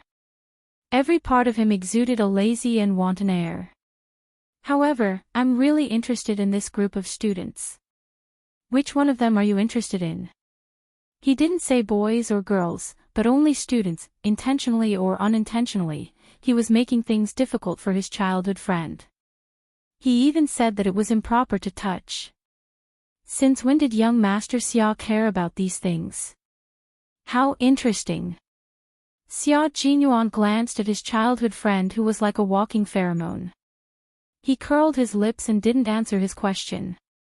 Instead, he smiled faintly and said, "Do you know why I only brought you here? Do you still need to say it? Compared to the rest of them, I, Han Zheng, am handsome and elegant. Bringing me out is very impressive." Yes, it is indeed very impressive. Xia Jinyuan looked at his childhood friend meaningfully, his deep eyes containing a dark smile. However, it's not you who is impressive, it's me who is. Han Zheng elegantly adjusted his military collar and laughed even more happily after hearing this. Of course, who am I, Han Zheng, and who can become my friend is impressive. Of course, being friends with young Master Xia is also very impressive. This was definitely the truth. Among all the influential families in the capital, who could compare to family Xia? Old Master Xia was one of the founding generals of the country. He didn't catch the hidden meaning behind Xia Jinyuan's words. His handsome face was still full of smugness as he continued happily, "Let's go, I'll give you more face. By the way, I'll introduce you to the little beauty who made you drive your car all the way to the suburbs of Beijing. You're jealous of a few young boys. There's no hurry. I'll take you there later." Xia Jinyuan calmly glanced at his childhood friend with a smile on his face. No matter how one looked at it, it seemed to be a meaningful smile. In the orchard, Yi Qian felt that his face was a little stiff from smiling. After taking a picture with the teachers from each school, Yi Qian decided to go for a walk by himself. Just now, he didn't know if it was his imagination, but why did it feel like someone was looking at him from the small building at the side of the orchard? After taking a few steps, he saw two boys pushing Gao Yang out from behind a fruit tree. When they saw him, they laughed loudly and said, "Yi Qian, come, let's take a picture together." Another student said, "Gao Yang, where did you hide just now? You didn't take a picture with our great beauty Yi Qian. Come, stand, I'll take a picture of the two of you first." Hearing the laughter, the teachers joked, "The two of you must take a picture together. You're from the same school, and you're senior and junior. Come, that boy over there, give me your camera. I'll take a picture of them personally." Chapter 143. Since even the teacher had said so, the students became even more excited. They did not notice that Yi Ying, who was holding 2 bottles of mineral water, was standing not far away and looking at them with a sinister expression. Soon, she composed herself and walked over with a faint smile. "Did you guys forget about me?" She handed the water to Gao Yang. "Drink some water. I heard your voice was a little hoarse just now." Oh. The students who had let go of the water seemed to understand something. They let out a long oh. Not bad. They even looked at Gao Yang ambiguously and blinked. When the teachers saw this, they shook their heads helplessly and changed the topic to the students' puppy love. At this moment, Yi Qian was really thankful that she had appeared in time. Amidst the laughter of the students, Yi Qian and the other 2 girls left, talking and laughing. After taking 2 steps, she turned back to look in the direction of the house. Her eyes moved slightly, and under the urging of the other girls, she turned and walked towards the stream. The little girl's eyes are so sharp. I was so scared that my heart skipped half a beat. Han Zheng, who was holding a pair of binoculars, patted his chest. He crouched down under the railing with a look of surprise on his face. She doesn't look like a girl in her teens. Where did you find this child bride? The great young master Soar, who had countless young ladies from prestigious families in the capital, had actually taken a fancy to a little girl. This news was really fucking explosive. Xia Jinyuan looked at his childhood friend, who had been swept away by the little girl's gaze, and joked, "Your reaction is not bad. I don't usually see you being so attentive in school. It seems that the military is better. Your skills are getting better and better." Han Zhang had not graduated from military school and had been frequently sent to the grassroots of the military since this year. "Isn't it because I'm afraid of being discovered? In front of you, it doesn't matter whether I have an image or not. I just need to maintain my image in front of the other students." Han Zhang stood up nimbly and placed the binoculars on the table. When he sat down, his expression became more serious. "You really plan to join that team?" Commander-in-Chief Xia agreed. Whether it was his expression or his posture, they all revealed the sharpness of a soldier. "When I came back the day before yesterday, I just mentioned it to my dad, and he almost whipped me. It seems that if I want to go in, my dad will be a problem. Where there's a will, there's a way. But it's normal that Uncle Han doesn't want you to go with me." Xia Jinyuan had a faint smile on his thin lips as he slowly sipped his beer. His unhurried and low voice was suddenly laced with sternness. "How dare a student go to a KTV so brazenly? Han Zhang, who gave you the guts to do that?" His voice wasn't loud, but it was like a clap of thunder. Han Zhang's scalp instantly tensed up as he explained, "It's true that we're going to the KTV, but we're not going there to drink or have fun. Fuck, it was Wu Yunjia who caused trouble for me. I wasn't careful and fell into a trap. Forget it, let's not talk about this today. I'm going to the military academy because I want to join the brigade. My dad has to agree even if he doesn't want to." After saying a few words, Han Zhang seemed to realize something. His flirtatious peach blossom eyes instantly burst forth with a wolf-like ferocity. "Commander-in-Chief Xia agreed to let you go. Why did he agree so readily? The brigade was on the brink of life and death, and he actually agreed." The sky was already dark, and the laughter of the students could no longer be heard in the orchard. Xia Jinyuan stood up lazily and looked down at his surprised childhood friend. "Your goal for entering the military academy is to enter the brigade." "Unfortunately, so am I," Xia Jinyuan said to Xia Jinyuan. Chapter 144. The difference is that I've already discussed it with Commander Xia before the exam. I'll report on time after a year of training in the army. Young Master Han, you're still too inexperienced. After saying that, she turned around and walked into the room, leaving behind a stunned first young Master Han. He didn't come back to his senses for a long time. "Brother Xia, young Master Xia, my young master, give me some advice. You have to give me some advice." A gust of wind blew past and Han Zhang, who was instantly sober, chased after him. "Give me some advice first, then go see your child bride, okay?" Xia Jinyuan's indifferent voice came from outside the room. "Child bride? I don't have the guts to do that. I'm just protecting the little girl. Let's go, young Master Han. If you want me to do something, you have to perform well. Treat the little fox as a child bride."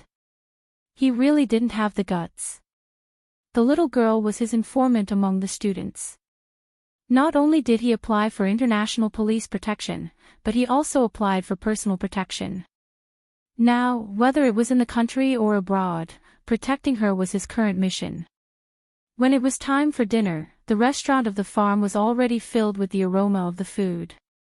The local students from Beijing played the role of host and introduced each dish that was served. Xia Jinyuan, who was sitting in the private room, looked through the bamboo curtain at Yi Qian, who was clinking glasses with his classmates. He didn't touch much of the food that was served. "You're protecting her personally, right?" Why do you look like you don't want her to know? Han Zhang didn't touch the food on the table either. Following his friend, his gaze landed on the girl who scared him with just one look. Through the bamboo curtain, he could see more clearly at a closer distance. He smacked his lips and said, "She's really pretty." Look. Before he could finish his sentence, Han Zhang saw a long-haired girl sitting behind the girl smiling as the waiter served the hot soup. She stood up. She didn't know what happened, but as soon as she took a step forward, she suddenly fell towards the waiter who was holding the hot soup. Realizing that something was wrong, Han Zhang's expression changed drastically. He shouted, "Be careful." With this loud shout, the waiter, who was completely unprepared, bumped into the bowl of hot soup that spilled out of the bowl and scalded his hand. At the same time, the bowl in his hand flew directly towards the back of the girl sitting at the other table. Yi Qian, who had his back to the waiter, seemed to be prepared. Accompanied by a loud shout from behind the bamboo curtain, Yi Qian stood up in a flash. At the same time, his slender hand grabbed the back of the chair. Under Yi Ying's gloating gaze, he gently lifted the chair to block the waiter. The disaster that would have befallen Yi Qian was instantly stopped by this chair. The entire process happened in the blink of an eye. The chair collided with the large bowl. Accompanied by the waiter's frightened cry, after the bang, there was the sound of porcelain shattering all over the floor. This scene happened so quickly that Yi Ying, who still had a sinister sneer in her eyes, was completely caught off guard. A bowl of hot soup was directly poured onto her legs. "Ah!" she screamed at the same time. In her contracted pupils, she saw Yi Qian mocking her. It was as if he was saying that she already knew what she was doing. The soup didn't completely pour onto her legs. Because of Yi Qian's sneer, Yi Ying simply bent over and squatted on the ground, crying out in pain. From the cause of disaster to the victim, the huge change in status made Yi Ying, who was squatting down, grit her teeth until her facial features were hideous. Even like this, she actually managed to dodge it. Chapter 145. From the perpetrator of the disaster to the victim, the sudden change in status caused Yi Ying, who was squatting down, to grit her teeth. Her facial features were contorted in anger. She actually managed to avoid it. The students in the cafeteria all stood up. Not only did the students react to the sudden turn of events, but the teachers as well. The two people who rushed out from behind the bamboo curtain quietly retreated. Han Zhang, who was sitting back in his chair, said in surprise, "You reacted so quickly. Have you practiced before?" "Yes, I'm pretty good at fighting." Xia Jinyuan, whose eyes were dark, poured himself a cup of tea. As he sipped the tea, he hid the cold glint in his eyes. If Yi Qian hadn't been on guard, that bowl of hot soup would have spilled all over her. Yi Ying was really vicious. Han Zhang squinted his long, flirtatious eyes. After a while, he nodded and said, "Not bad indeed. Are you okay? Are you okay?" The girl sitting next to Yi Qian was so scared that her face turned pale. Her lips trembled as she asked Yi Qian, "Are you scalded? Let me take a look." She was so scared that she was about to cry. The other girl had a bad temper. She had already stood up and shouted angrily at Yi Ying, who was still squatting on the floor, "Are you kidding me? The waiter even reminded us that hot soup is here. Do you have a brain? Do you know that this bowl of soup almost spilled all over Yi Qian?" The girl was from Beijing and spoke bluntly. Her tone was just a little harsh, but it was enough to make Yi Ying, who had scalded herself, cry. Gao Yang walked over from another table. He pursed his lips and looked at the angry girl from Beijing. He squatted down and said to Yi Ying, who had just screamed, "Are you scalded?" "Where?" He was the only one who was concerned about Yi Ying, who was squatting on the floor. The rest of the students frowned and looked at the two of them. "It's fine if you scalded yourself, but don't implicate others."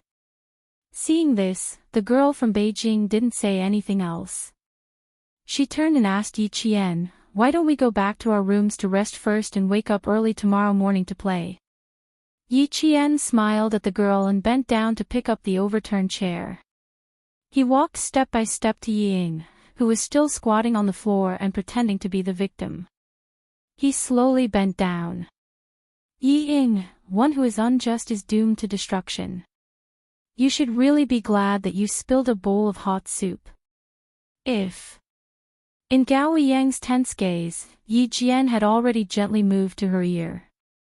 Her breath was cold, but her words were like needles. "If it was a knife or something like that, I'm afraid that one of your legs would be crippled." "Pfft, Yi Ying, oh Yi Ying, what's a bowl of hot soup? I'll wait for you to use your ultimate move."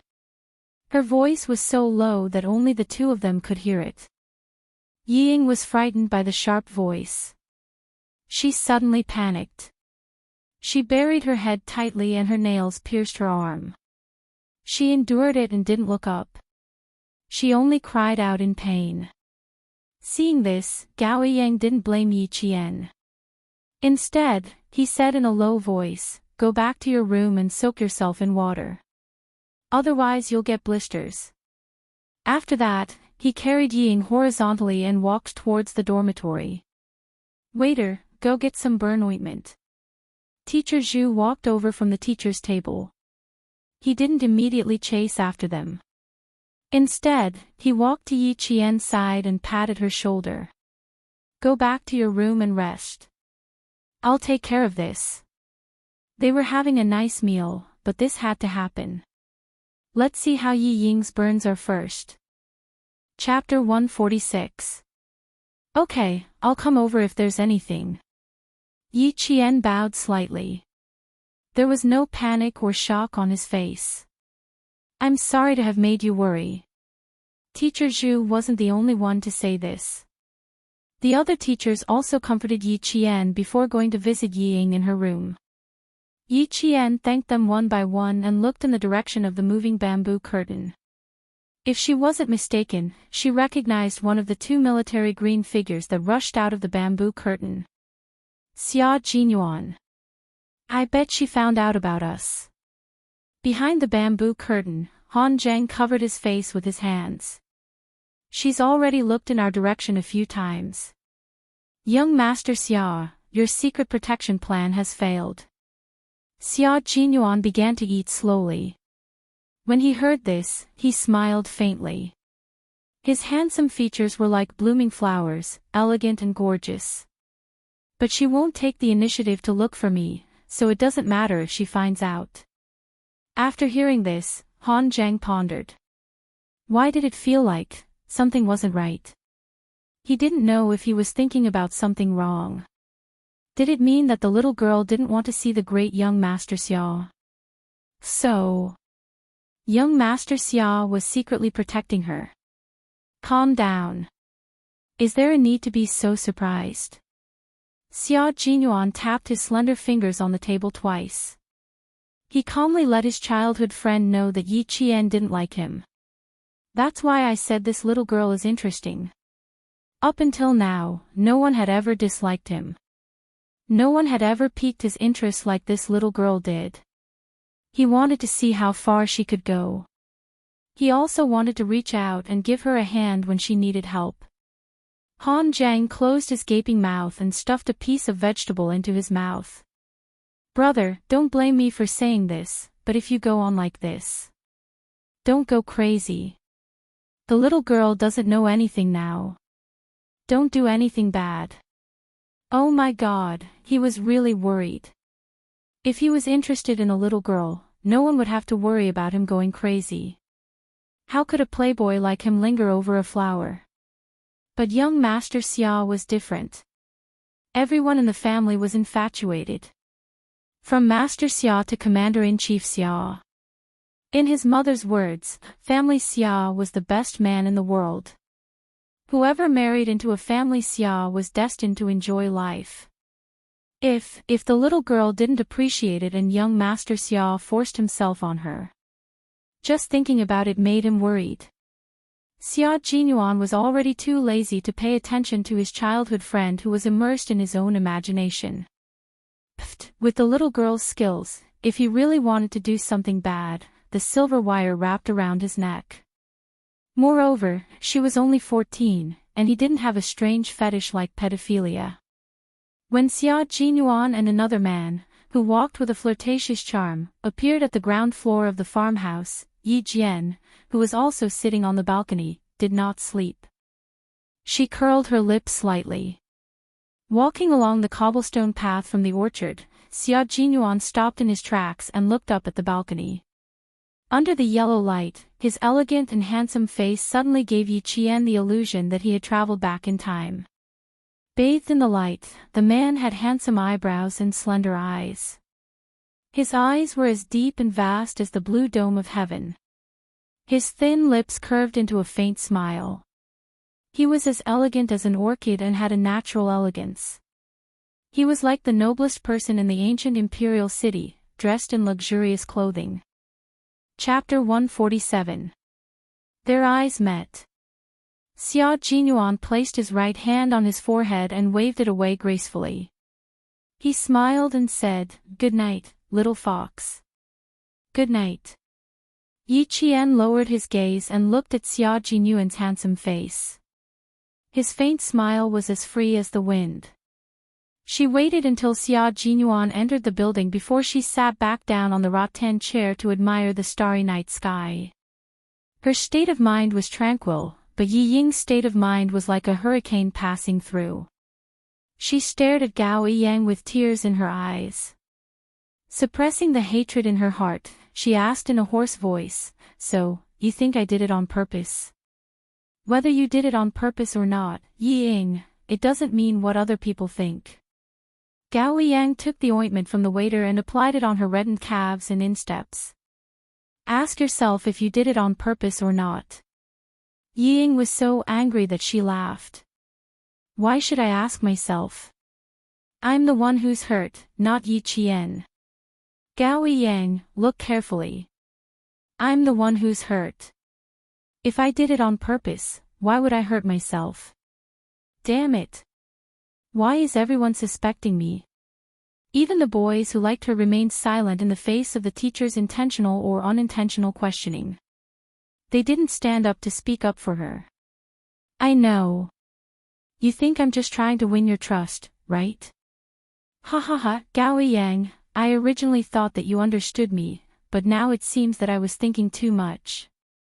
Yi Ying laughed self-deprecatingly. Her beautiful face was filled with desolation. Change, everything has changed. You've all changed.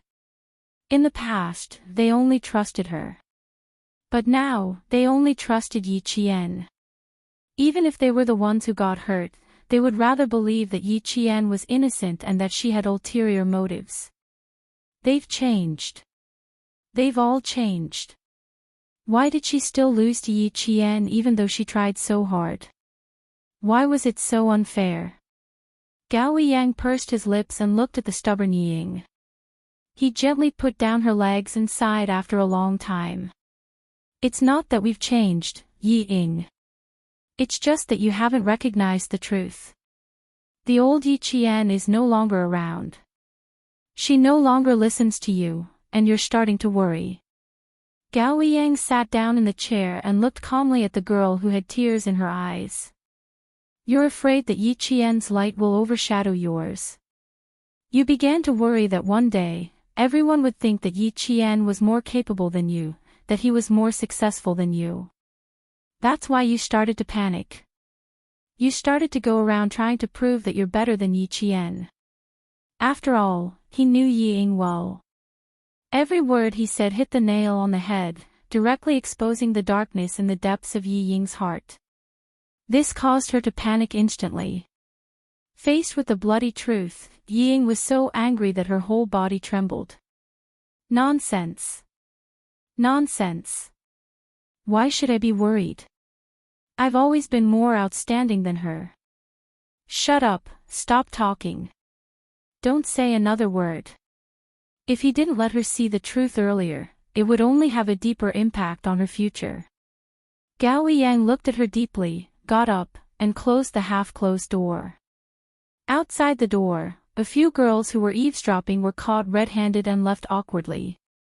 Soon, Yi Qian found out about the matter. After hearing it, he smiled faintly and said, "I didn't expect Gao Yang to be so understanding. I really couldn't tell in the past." He really couldn't tell. But he knew that Yi Ying would definitely not be persuaded by him to come to her senses. Chapter 148. Because no one in this world knew Yi Ying better than she did. Yi Qian's guess was proven correct. It wasn't until 10:00 at night that the students returned to their dorms after playing poker. They saw the usually cold Gao Yang storming out of the room with a furious expression. Yi Ying's soft sobs could be heard from the room where the door was not closed. Yi Qian, who was about to go to bed, smiled lightly and didn't say anything about it. Gao Yang definitely wouldn't have an easy time tomorrow. Yi Ying was the type of person who would make everyone else uncomfortable as long as she was uncomfortable. Suddenly, Yi Jian, who had closed her eyes, opened her eyes. She said to the girl who slept in the single bed next door, "Do you know the girl who slept in the same room as Yi Ying? Why don't we just let her sleep with us?"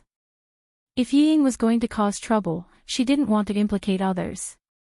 When the girl from the capital heard this, she thought it was a good idea. "Why didn't I think of that? If we combine the beds, won't the three of us be able to sleep together?" She got out of bed, took off her shoes and walked outside.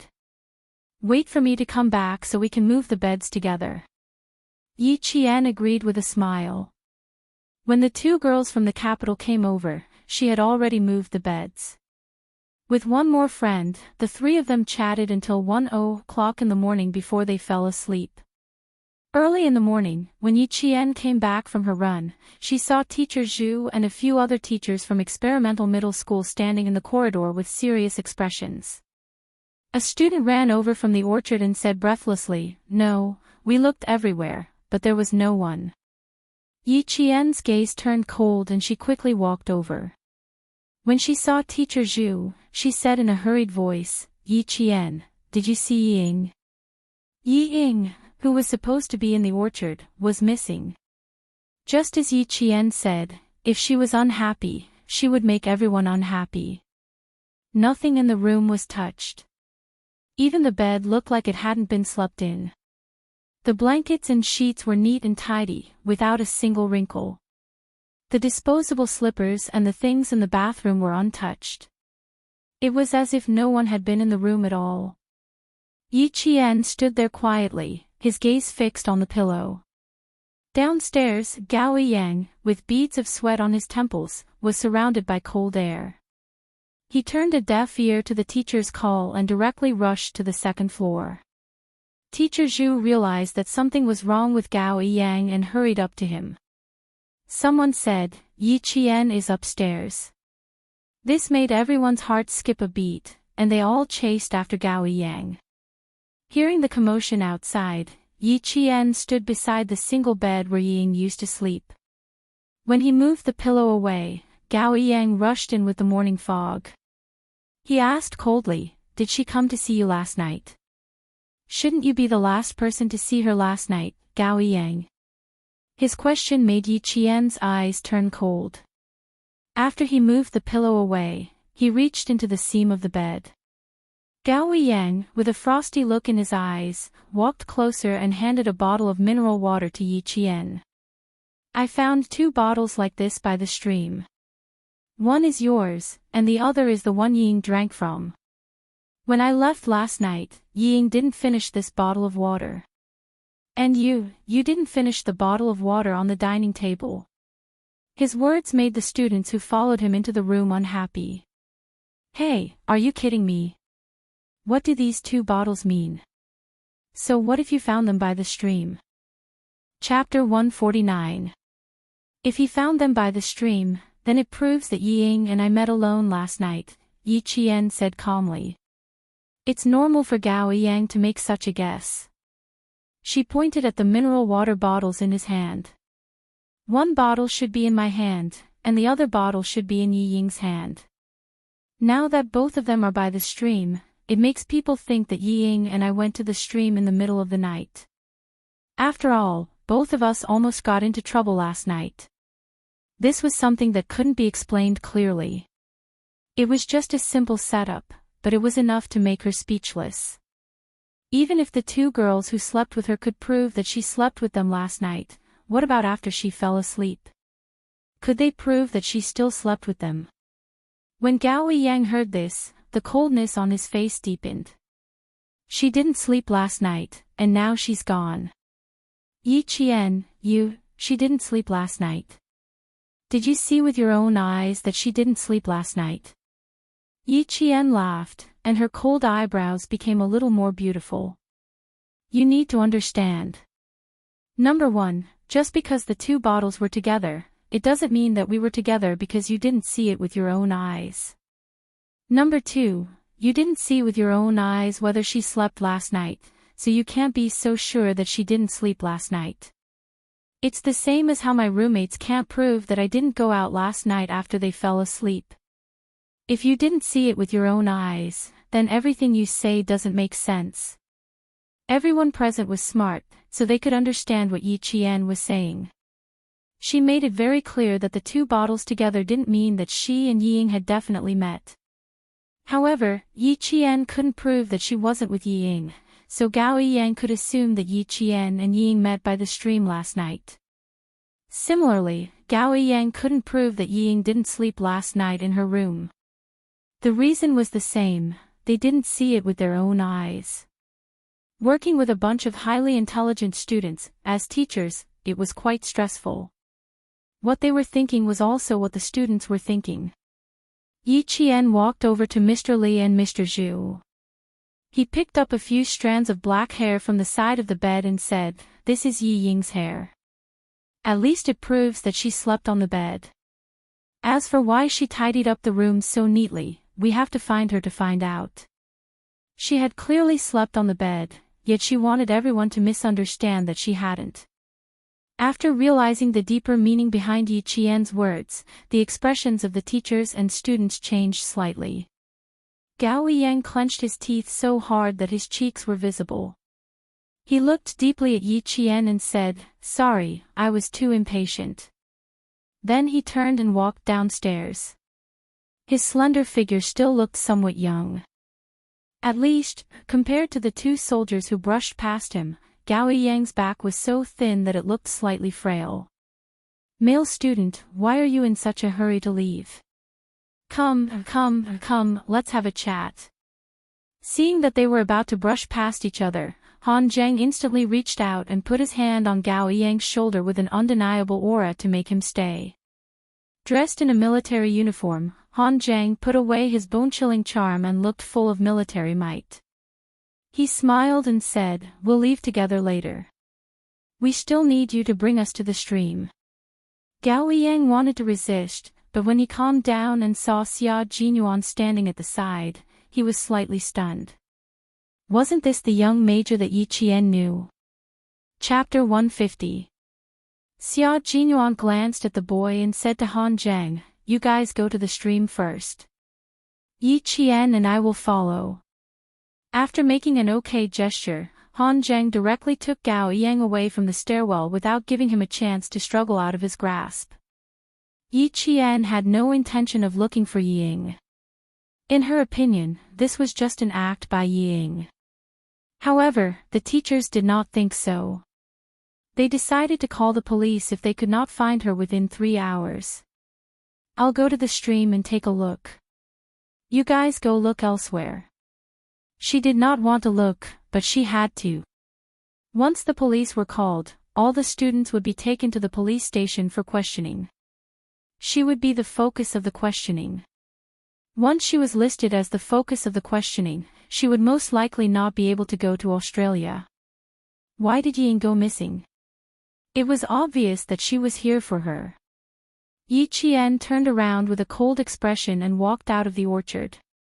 Instead of looking everywhere, she might as well ask the shop owner about the surrounding terrain. How could a person who felt even the slightest bit of discomfort go far? She wanted to see how she would explain it to the teachers after she found her. She had just separated from her classmates when she stopped again. She saw someone leaning against a peach tree and looking at her with a smile on his handsome face. She's just out for a walk, yet she can cause so much trouble. Little girl, you really have to stay away from her in the future. Seeing that she had stopped walking, Xia Jinyuan beckoned her over. I'm really worried. She hasn't disappeared for 24 hours. Things keep happening one after another. Yi Qian raised her eyebrows and asked with a smile, why? Do you think she disappeared on purpose? Don't you already know if she did it on purpose? Xia Jinyuan chuckled. His smile was as warm as the morning sun shining through the mist. Let's go. You have an hour to hand her over to your teachers for a good lesson. Finding Ying within an hour might be impossible for others, but it was not difficult for Yi Qian. After understanding the situation from the shop owner, she said to Xia Jinyuan, I'll go look for her. There's no need to trouble you and your friends. You know where he is so quickly. How can you analyze it? Xia Jinyuan looked at Yi Qian in surprise, who seemed to already know what was going on. Xia Jinyuan asked with interest, only 10 minutes. You have plenty of time. At this time, the sun had already dispersed the faint mist. Yi Qian, who was following a small path into the mountains, stopped and turned around. His eyes contained a hint of a cold and sharp smile. He said indifferently, there's no need to analyze. It's just because you know yourself and your enemy. Know yourself and know your enemy, and you will be victorious in every battle. Xia Jinyuan chuckled softly and sighed. That sister of yours, have you ever thought of asking her to leave school? Why did you let her leave? Ying was unwilling to give up and wanted to surpass me in every aspect. She wanted to prove that she was better than me in every aspect. Yet, he couldn't get his way every single time. If I let her leave, I will feel very bored.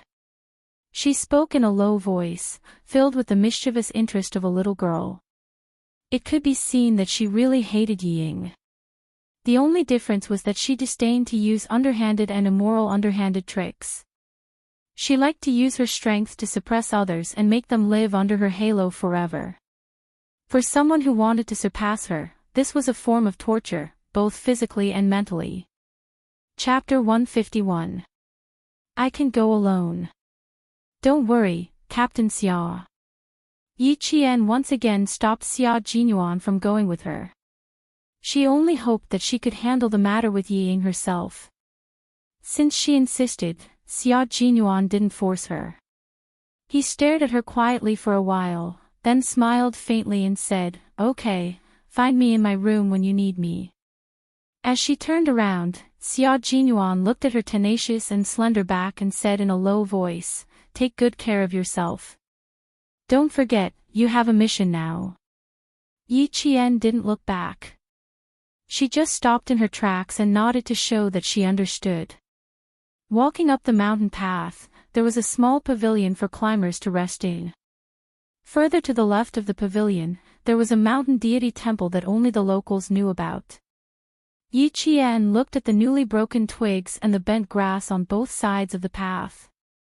She sneered and walked straight in the direction of the mountain deity temple. Behind her, the army green figure hidden in the branches and leaves didn't leave immediately. Instead, he frowned slightly, and there was a hint of confusion in his deep eyes. There was something wrong with the little girl just now. Hearing the sound of students talking not far away, Xia Jinyuan didn't hesitate. He turned around and walked quickly towards the source of the sound.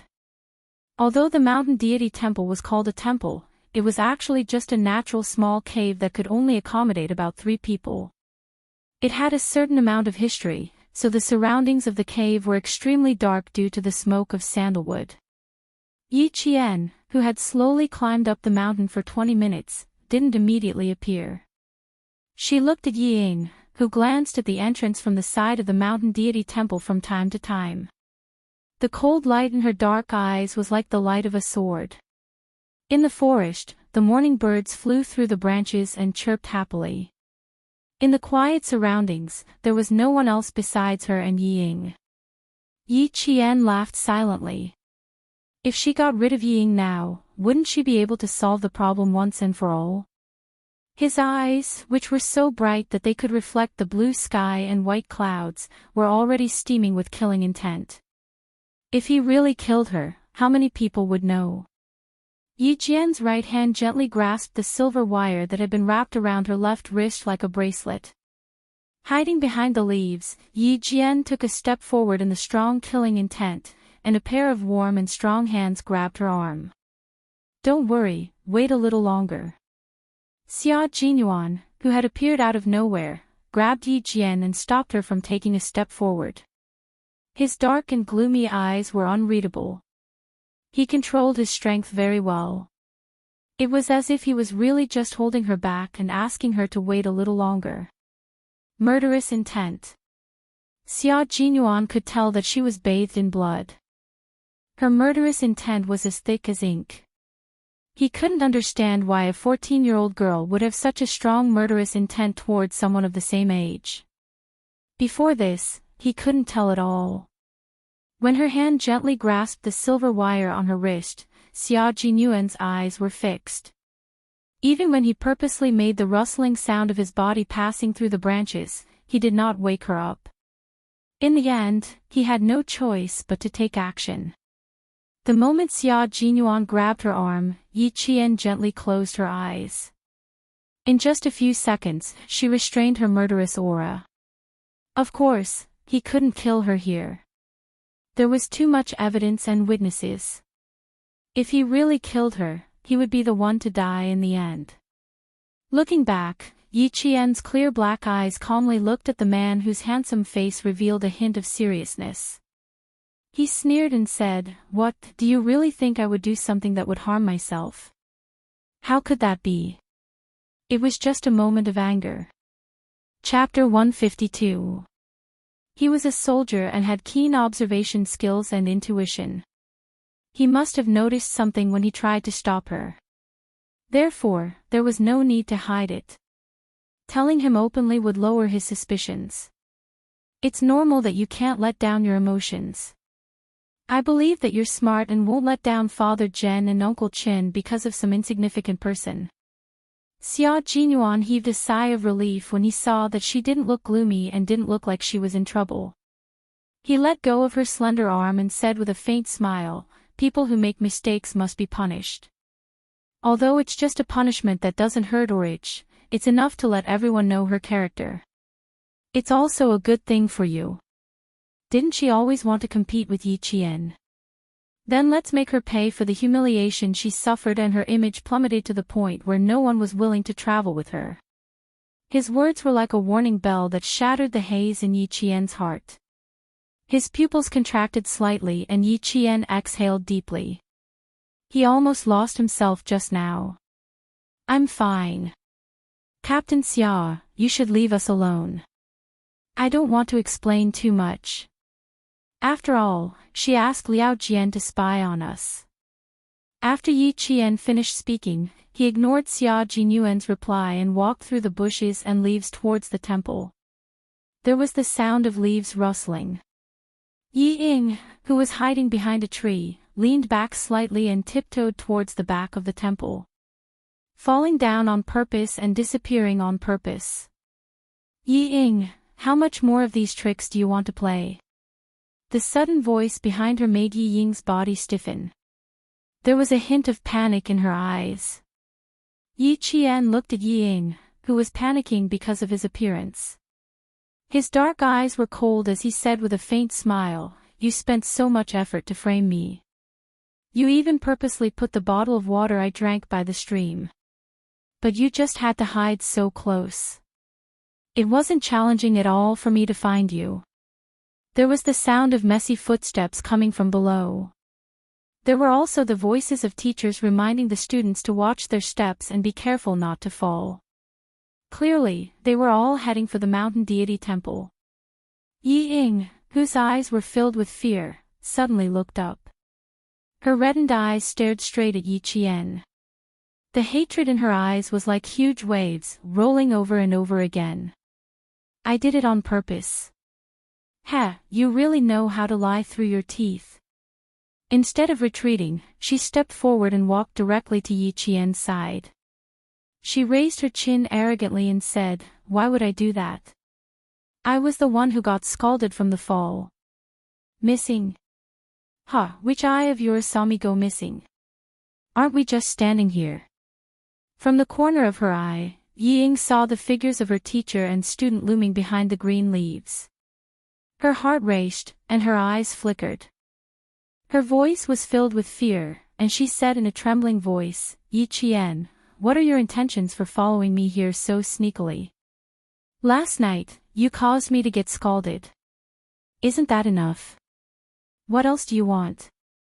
Yi Ying, why don't you explain why you wanted to create an illusion that you met Yi Jian last night?"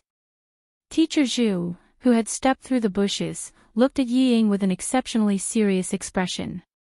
"As for why Yi Qian came here, as a teacher, I can explain it to you." 1, 2. Dozens of students stood behind Teacher Zhu. Not a single one of them was not frowning as they looked at the girl who was full of lies. From their eyes, it was obvious that they were doubting Yi Ying's character. Chapter 153. Teacher Zhu's questioning and the students' unfriendliness made Yi Ying's face pale. In school, because of her relationship with Yi Zhifan, Yi Ying's teachers took good care of her. In addition, her grades were good, so the teachers were very tolerant of her. Even if they wanted to criticize Yi Ying, they would explain it in advance so that Yi Ying would know that even if they criticized her, they were still on her side. After a long time, Yi Ying began to have a vague sense of what kind of position a teacher should be in. She was used to teachers speaking up for her. When she suddenly heard Teacher Zhu not criticizing others but questioning her, she, who had never experienced something like this, immediately thought of protecting her dignity. She pretended to be calm and stubbornly raised her chin. With a trembling voice, she argued, "Teacher Zhu, what do I have to explain? My only mistake was that I didn't inform anyone before I left the class. That's my explanation. Whether you believe it or not is your own business." With that, tears welled up in her eyes. She looked at Teacher Zhu pitifully, hoping that the teacher would stand on her side, just like in town middle school. Her reaction made the students look at her with disgust. How could she do this? Not only did she not admit her mistake, she even felt that she was wronged. Some of the students looked at Yi Qian with sympathy. With a classmate like this, life must be difficult. How could she do this? She's too shameless. Ha, she's like a dead pig who isn't afraid of boiling water. I really pity Yi Qian. With a classmate like this, I don't know what kind of sin she has committed to have her as her classmate. With teachers present, the students, who had always been virtuous, only discussed among themselves softly even if they were dissatisfied. However, even if they lowered their voices, Yi Qian could still hear them. Hearing this, her indifferent expression had a hint of a smile that no one could see through. Yi Qian was no stranger to doubting a person's character.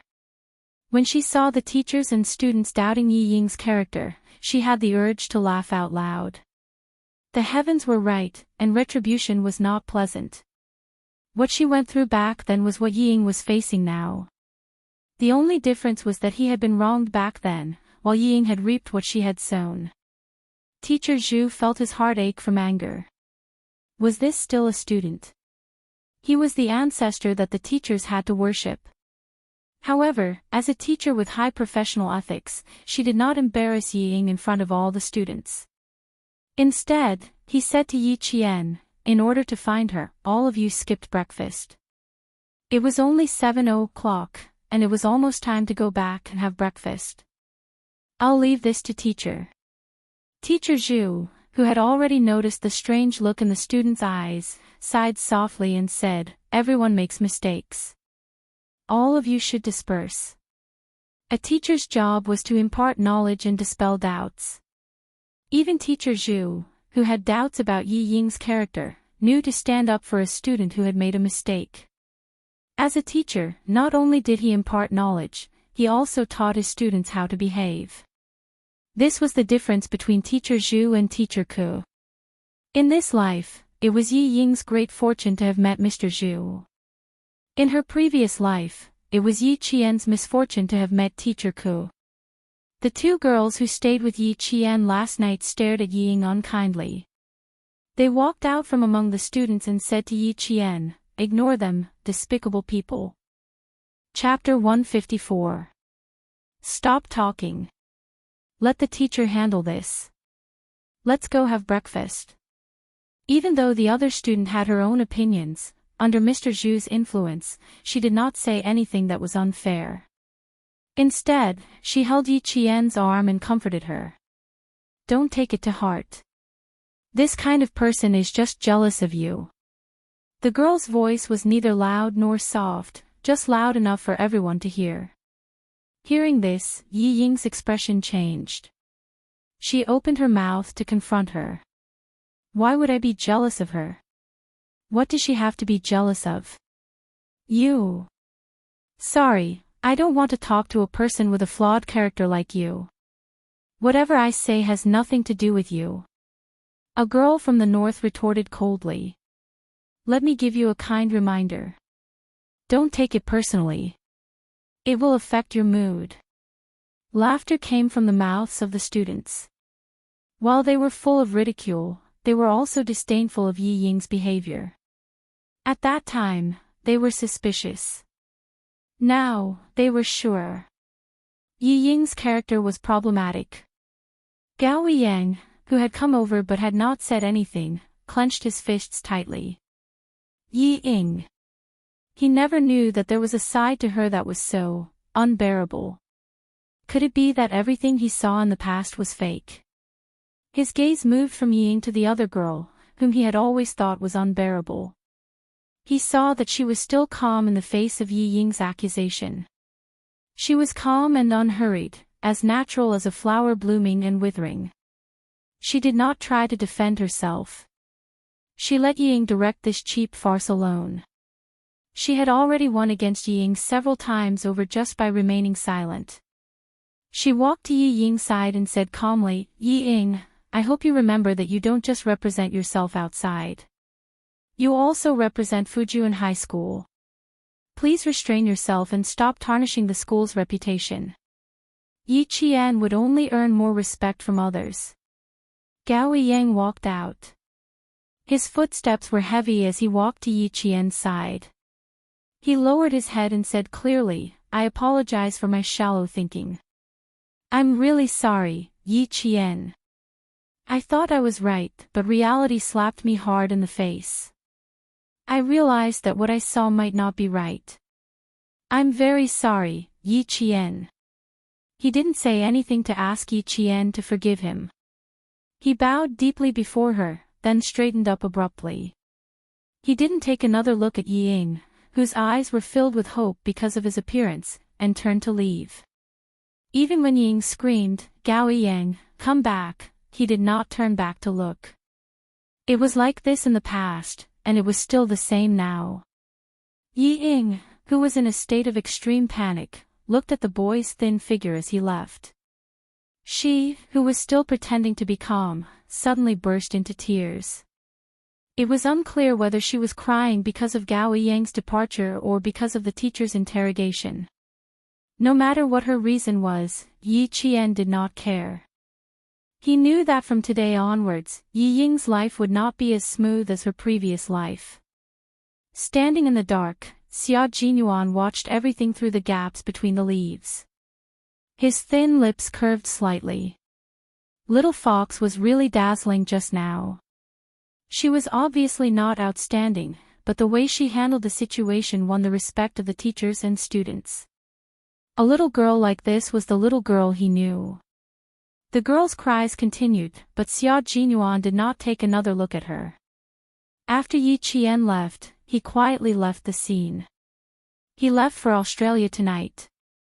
He and Yi Qian were on the same flight. Chapter 155. Yi Qian didn't know that Xia Jinyuan was on the same flight as him. After Yi Ying's incident, although it didn't affect Yi Qian's mood to play with the other students, the teachers couldn't be at ease with this trip. They were supposed to leave at noon, but the return trip ended at 9 a.m. At 3 p.m., Mr. Zhu and the other students returned. Yi Qian didn't see Yi Ying. Even Gao Yang remained silent and didn't ask where she went. Not long after Mr. Zhu and the others left, Yi Qian and the others boarded the bus to the airport. They boarded at 8:30 p.m.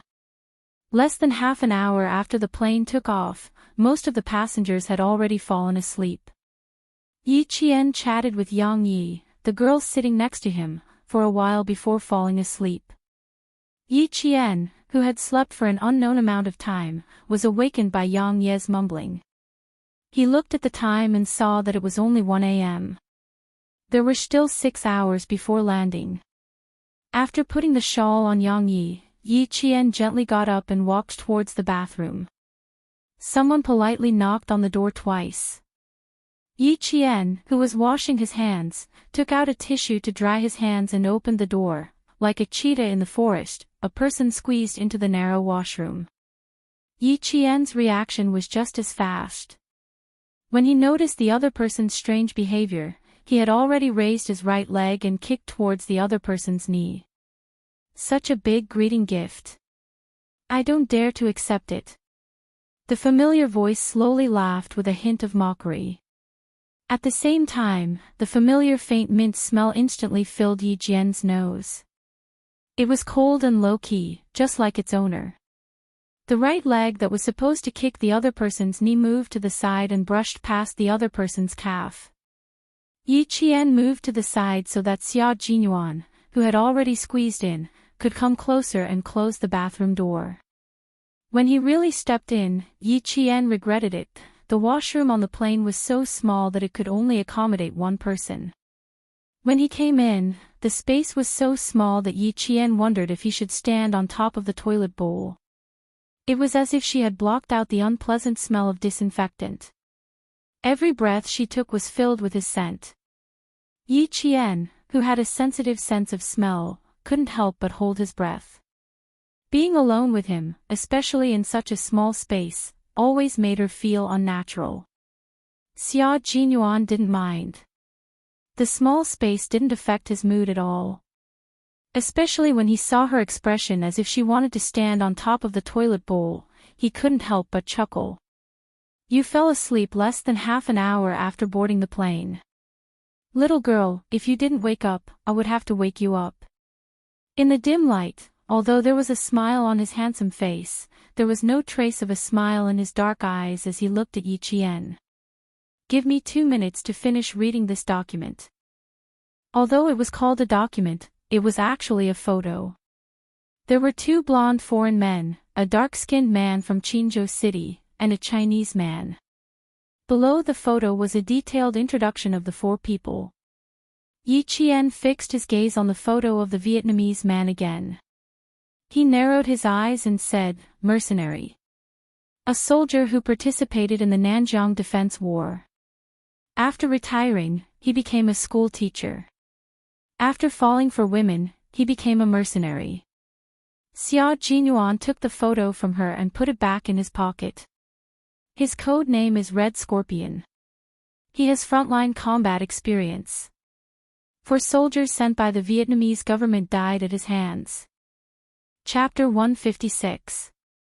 Rumor has it that he has a pair of eyes that can see through a person's essence. Therefore, as long as it's someone sent by the government, no one can escape his sight. The 2 female border guards sent by the Chinese side almost fell into his hands. This was information that Yi Qian had to know. It was a fact that could not be concealed. He had to let her know in advance what kind of dangerous person she was up against. Yi Qian did not expect to take on such a tricky mission for the first time working with the military. But, the corners of her mouth curled up slightly. There seemed to be a fire in her dark eyes. I think I understand why you need a student like me to work with you. That's right. That's why we need you. Xia Jinyuan laughed. He knew that this bold girl would not back down. Don't be afraid. You're a student and a contestant in this competition. No matter how alert he is, he can't be so thorough. He will arrive in Sydney at about 8:00 tomorrow. He will arrive at the hotel at about 11:30 Sydney time. The man in the photo appeared in the group of Vietnamese students. The Chinese student was the one who received him. As for what Yi Qian needed to do, all he did was report to Xia Jinyuan and the others in a timely manner, including who the Vietnamese student was in contact with. This was a drug trafficking network that used students. The drug gang established a strict drug trafficking network in Laos, the border area of Vietnam, and the relevant provinces and cities in Vietnam. From purchasing to transporting, to bribing, they successfully transported their drugs. The Chinese side had joined in because they had already caught 2 informants on the drug trafficking network. From the clues, they found out that the Chinese student in charge of receiving him was one of the important leaders of the gang who cooperated with the international drug trafficking network. Xia Jinyuan's target was naturally the Chinese student and the Vietnamese student. There was another knock on the door outside the restroom. Someone yawned and said, "Excuse me." Yi Qian's body stiffened. He stared at Xia Jinyuan with his clear eyes and pointed at himself. What do we do now? A man and a woman were in the restroom. What if they were blocked by someone? The toilet is broken. I'm very sorry. We'll take care of it immediately. I'm very, very sorry, sir. As the flight attendant on duty apologized, Yi Qian walked out of the restroom expressionlessly and returned to his seat. Because the toilet bowl was broken, a gentleman stepped forward to help the little girl, but to no avail. After that, he called for the flight attendant. What a perfect explanation. This time, Yi Qian did not go to the bathroom. After nearly 12 hours of flight, they arrived in Sydney at 8:40 a.m. the next day. At this time, it was 10:40 a.m. in Sydney, which was 2 hours earlier than in China. About an hour later, the 12 students arrived at the hotel under the guidance of the Australian reception teacher. As soon as they arrived at the hotel, they saw an English slogan at the bright entrance, "It is important to participate, not to win." It meant that the important thing was to participate, not to win. This was the spirit of the mathematical Olympiad. Wang Yimou stood in front of the banner with a serious expression on his face. He said to Yi Qian, who was standing beside him, in spirit, it might not be the case. Sending 12 members to participate in the competition and selecting them from all the schools in the country was enough to show how much importance the country placed on this competition. Don't put so much pressure on yourself. Since you're here, just participate well. Yi Qian twisted his luggage and smiled at Wang Yimou, who was in his 3rd year of junior high. It's mealtime. Don't think about these stomach-aching things. Chapter 157. While the two of them were talking, a bus drove over. It circled around the fountain and slowly stopped at the entrance of the hotel. Just like the bus the Chinese students were on, when the rear doors slowly opened, the Chinese students who were walking towards the hotel heard the commotion and turned around to look. Their competitors had arrived. In this competition, the participants from each country wore an armband representing their country on their sleeves. It was easy to tell which country they were from. This time, there were 6 teams from Asia participating in the competition. When the doors opened, they saw the same Asian faces, except that their skin was slightly darker. They were dressed in the same uniform and walked out. Their gazes all landed on the other party's arm. When they saw the national emblem of a 5-pointed star on a red background and 2 bundles of golden rice ears symmetrically surrounded by red ribbons, the Chinese students knew which country the student was from. The Vietnamese students who got out of the bus did not expect to meet their competitors at the entrance of the hotel before they even arrived. The eyes of the students from the 2 countries met for a brief moment. It was as if sparks were flying. Before the competition even started, the competition had already begun. Yi Qian, who was a few steps behind, nodded and smiled at one of the students, who was probably the leader of the neighboring team. He teased Wang Mo, "Your eyes are about to pop out of their sockets. Those who don't know would think that you're looking at a beauty. Those who don't know would think that you're trying to kill someone. They're glaring at me, so I'm glaring back." Wang Mo chuckled. Following Yi Qian, he smiled faintly at the Vietnamese boy who was glaring at him. "However, I still think that it's better to be friendly." Yi Qian laughed. His laughter was faint, but it was indescribably pleasant. "Let's go, Student Wang. We still have to rush for lunch." The Vietnamese students' voices came from behind. Wang Yimou did not pay attention to what they were saying because he did not understand. The students who went in were already lining up to get their room cards. Before checking into the hotel, the information of the students from each country had already been arranged.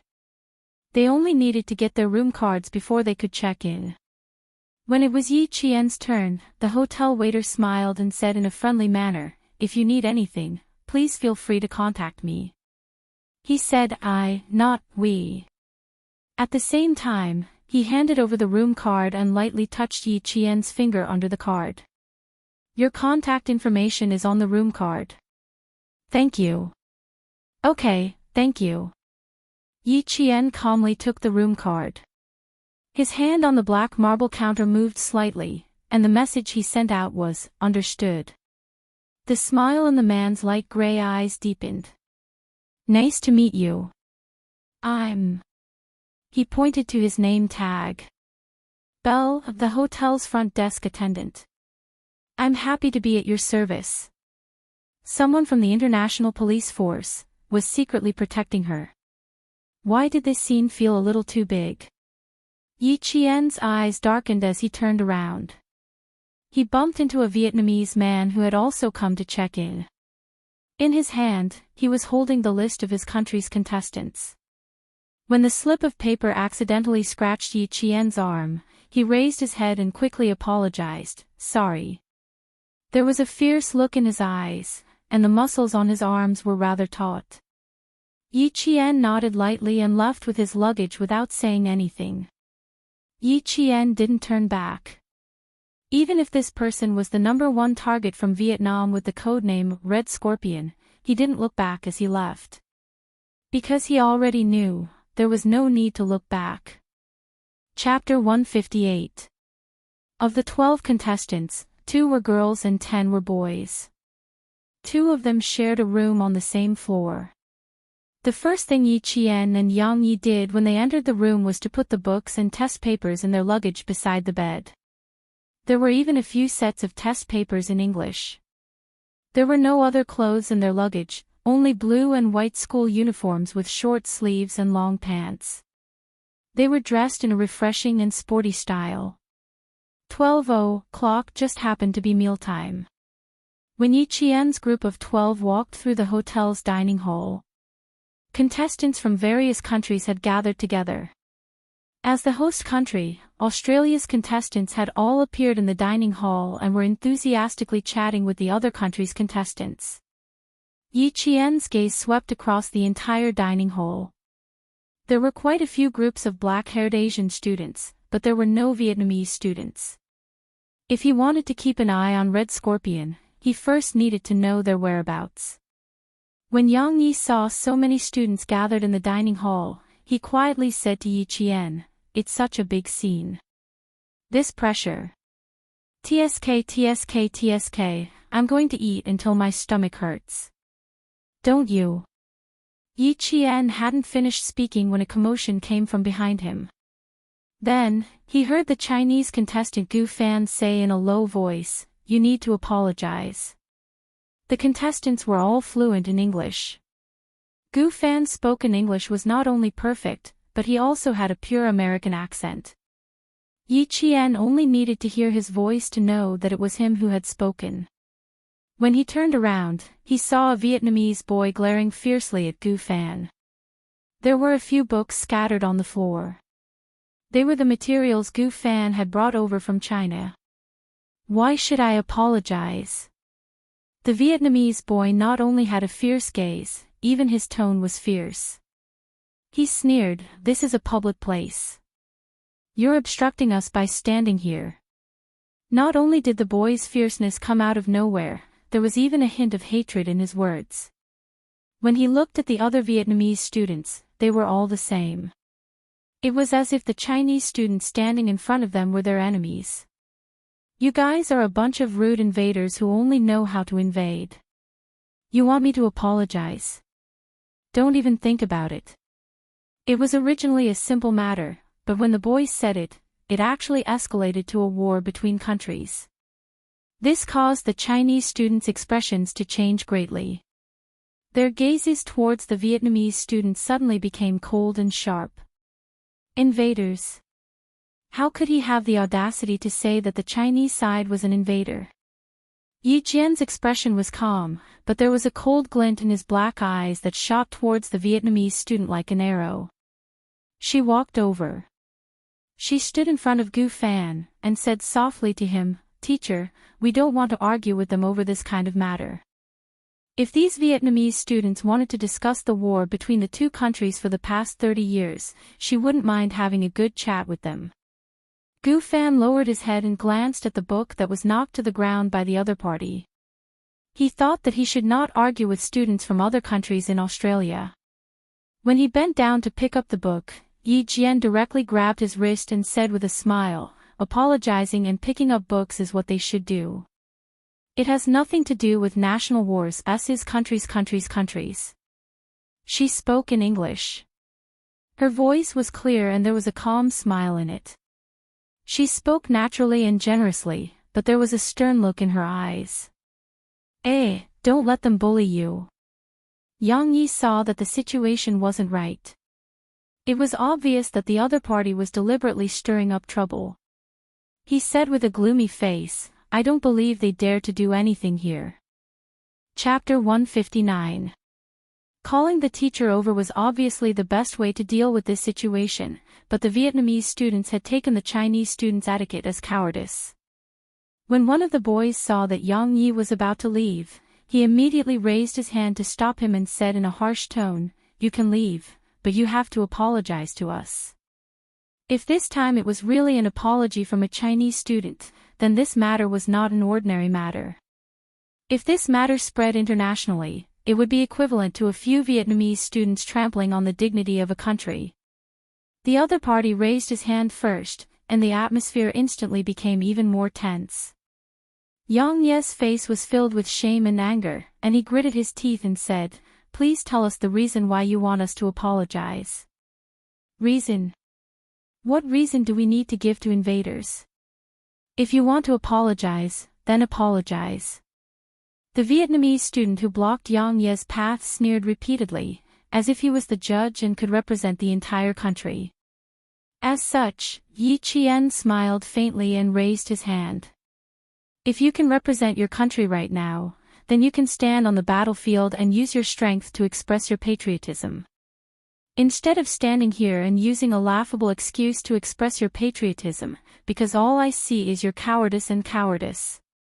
She pressed her wrist against the other party's as she spoke with a faint smile, but the strength of her wrist didn't yield in the slightest, and she directly pushed the other party's hand to the side. "Not only are you not apologizing after bumping into us, you're even twisting words and forcing logic. Please first clarify where you are and why you're here." Her voice was piercingly cold and carried a majestic aura. Regardless of whether it was her words or her aura, she firmly suppressed the other party. The Vietnamese student didn't take a girl seriously at all.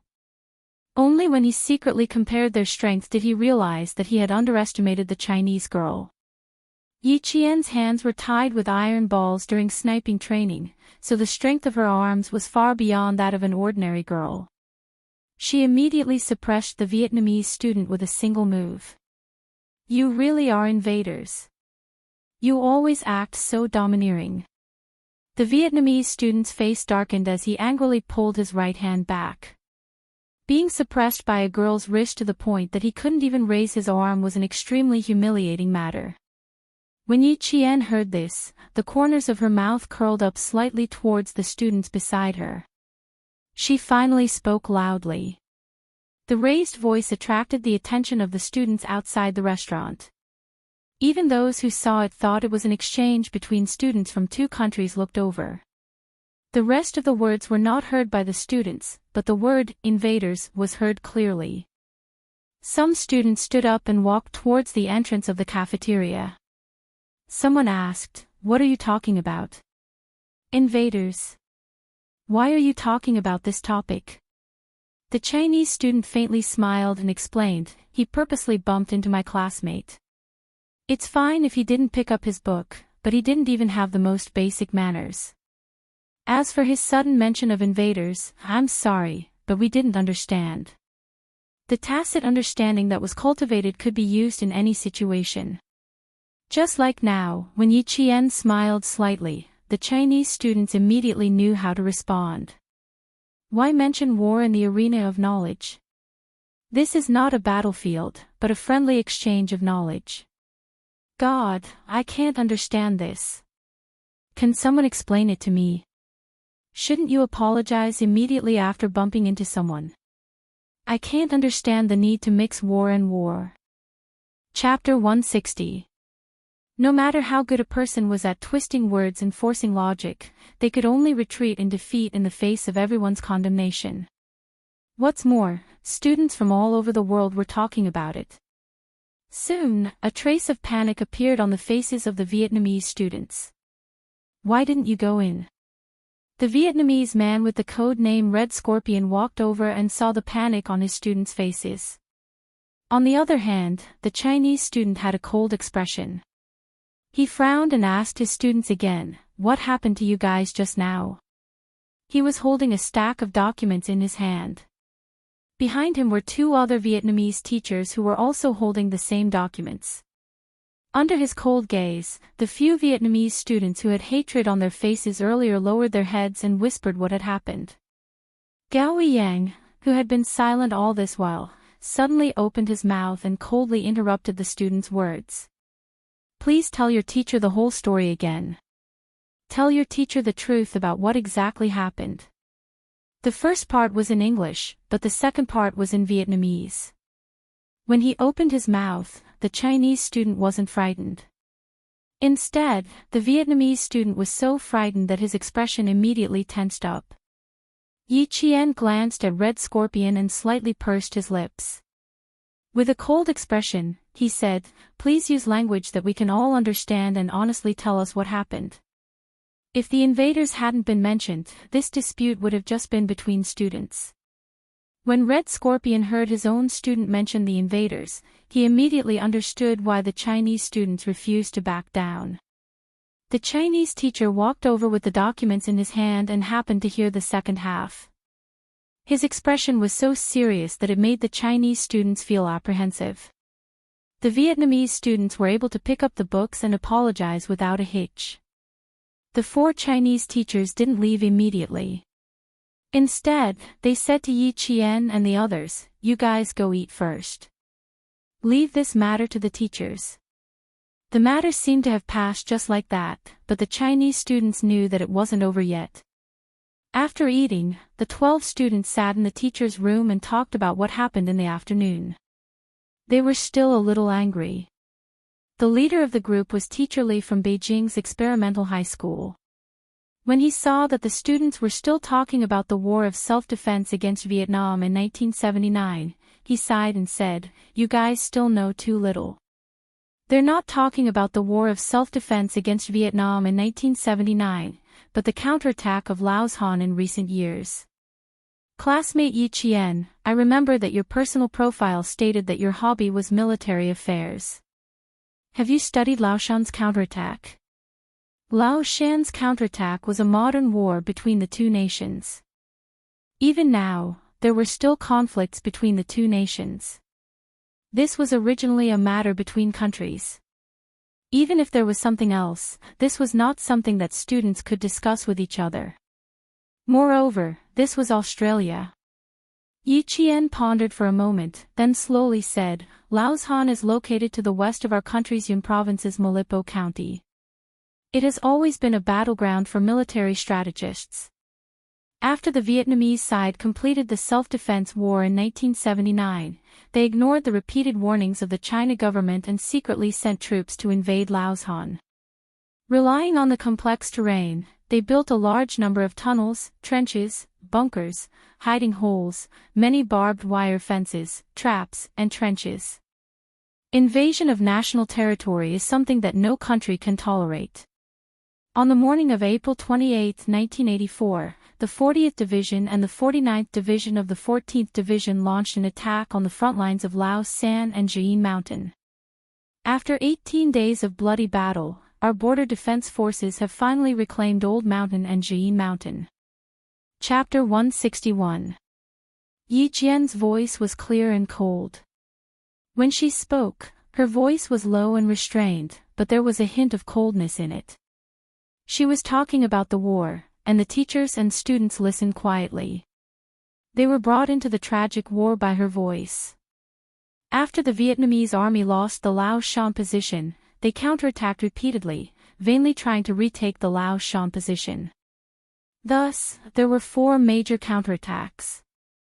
Among them, the Battle of Song Mao Ridge on July 12 was the largest division-level attack by the Vietnamese army. It was also the most tragic battle in the Lao Shan tug-of-war. The soldiers of the 2nd Company guarding the Lao Shan position near Nala La were all killed. After that, several of our soldiers who went up to check on the situation were also killed by the Vietnamese army. After daybreak, a platoon of 45 soldiers charged up, but they were almost completely wiped out. It was only when the rocket launchers were fired that our infantry retook the position. When she spoke up to this point, several students gasped. They had not paid attention to this area at all. They had always believed that war did not belong to the Chinese side of peace. Yi Qian's expression was cold as she pursed her lips. Her gaze swept past the students who were still in a daze. She continued softly, the war did not end.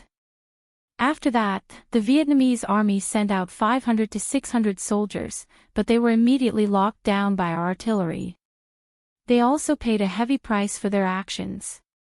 This was a battle that was not far from the students, but many students and adults did not know about it. As Yi Qian spoke slowly, the bullets whistled past the students. It was as if they could see the soldiers who were unafraid of death on the battlefield for the sake of protecting their country. They could see the young soldiers who fought until the last moment of their lives even though they were heavily injured. When Yi Qian spoke about the flying flesh and blood and broken limbs on the tree branches, in the bamboo forest, in the grass, and in the bushes, it was as if they were already on the battlefield. Sobbing sounds could be heard. It was Yang Yi crying. He was crying for the brave soldiers who had sacrificed themselves in the war. Teacher Li, Teacher Yu, and the other teachers' eyes were red. Even though Yi Qian had finished speaking for a long time, no one spoke. It's very tragic, but why don't we know much about it? A student asked in a hoarse voice, heavy and sorrowful. This question was answered by the teacher. Director Li sighed heavily. I hope that the next generation will always enjoy peace and happiness. I also hope that you can stay away from war. However, as students, you have to know that war means putting people in danger. It means death, blood, and loss of peace and happiness. We must stay away from war, but we must understand and recognize war. As he spoke, Director Li took another look at Yi Qian. His impression of her had undoubtedly deepened. As a student, she didn't know much about Laoshan's counterattack. When Yi Qian heard what she said, he knew that she had really paid attention to it. Sitting in the corner, Gao Yang lowered his gaze to hide the complicated emotions in his eyes. She knew, much more than they did. In another hotel room, Red Scorpion sat on the edge of the bed with a gloomy expression. The gaze he swept over the boys was exceptionally cold. I didn't bring you out to discuss the battlefield with the Chinese students. I need you to be honest about my matters and your families. I don't want to see such foolish things again. If you anger me, don't even think about going back. The three boys' shoulders clearly shrunk as they lowered their heads. None of them dared to raise their heads to look at him. It could be seen from their expressions that they were all afraid of Red Scorpion. Chapter 162. There was no one who wasn't afraid of him, and these three boys were even more afraid that their teacher would end their lives at any moment. They left in a panic and didn't raise their heads as they quickly entered the opposite room. It can't be. They're living next door to us. Yang Ye's eyes were wide open as she looked at the three figures that flashed before her eyes. She said with some difficulty, "Dear, can we request to change rooms?" "Are you kidding me? They're actually right next door to us, just a wall away." Yi Qian wasn't surprised at all. Instead, he heaved a sigh of relief in his heart. This made things easier for her. It looked like Xia Jinyuan had made meticulous arrangements for her.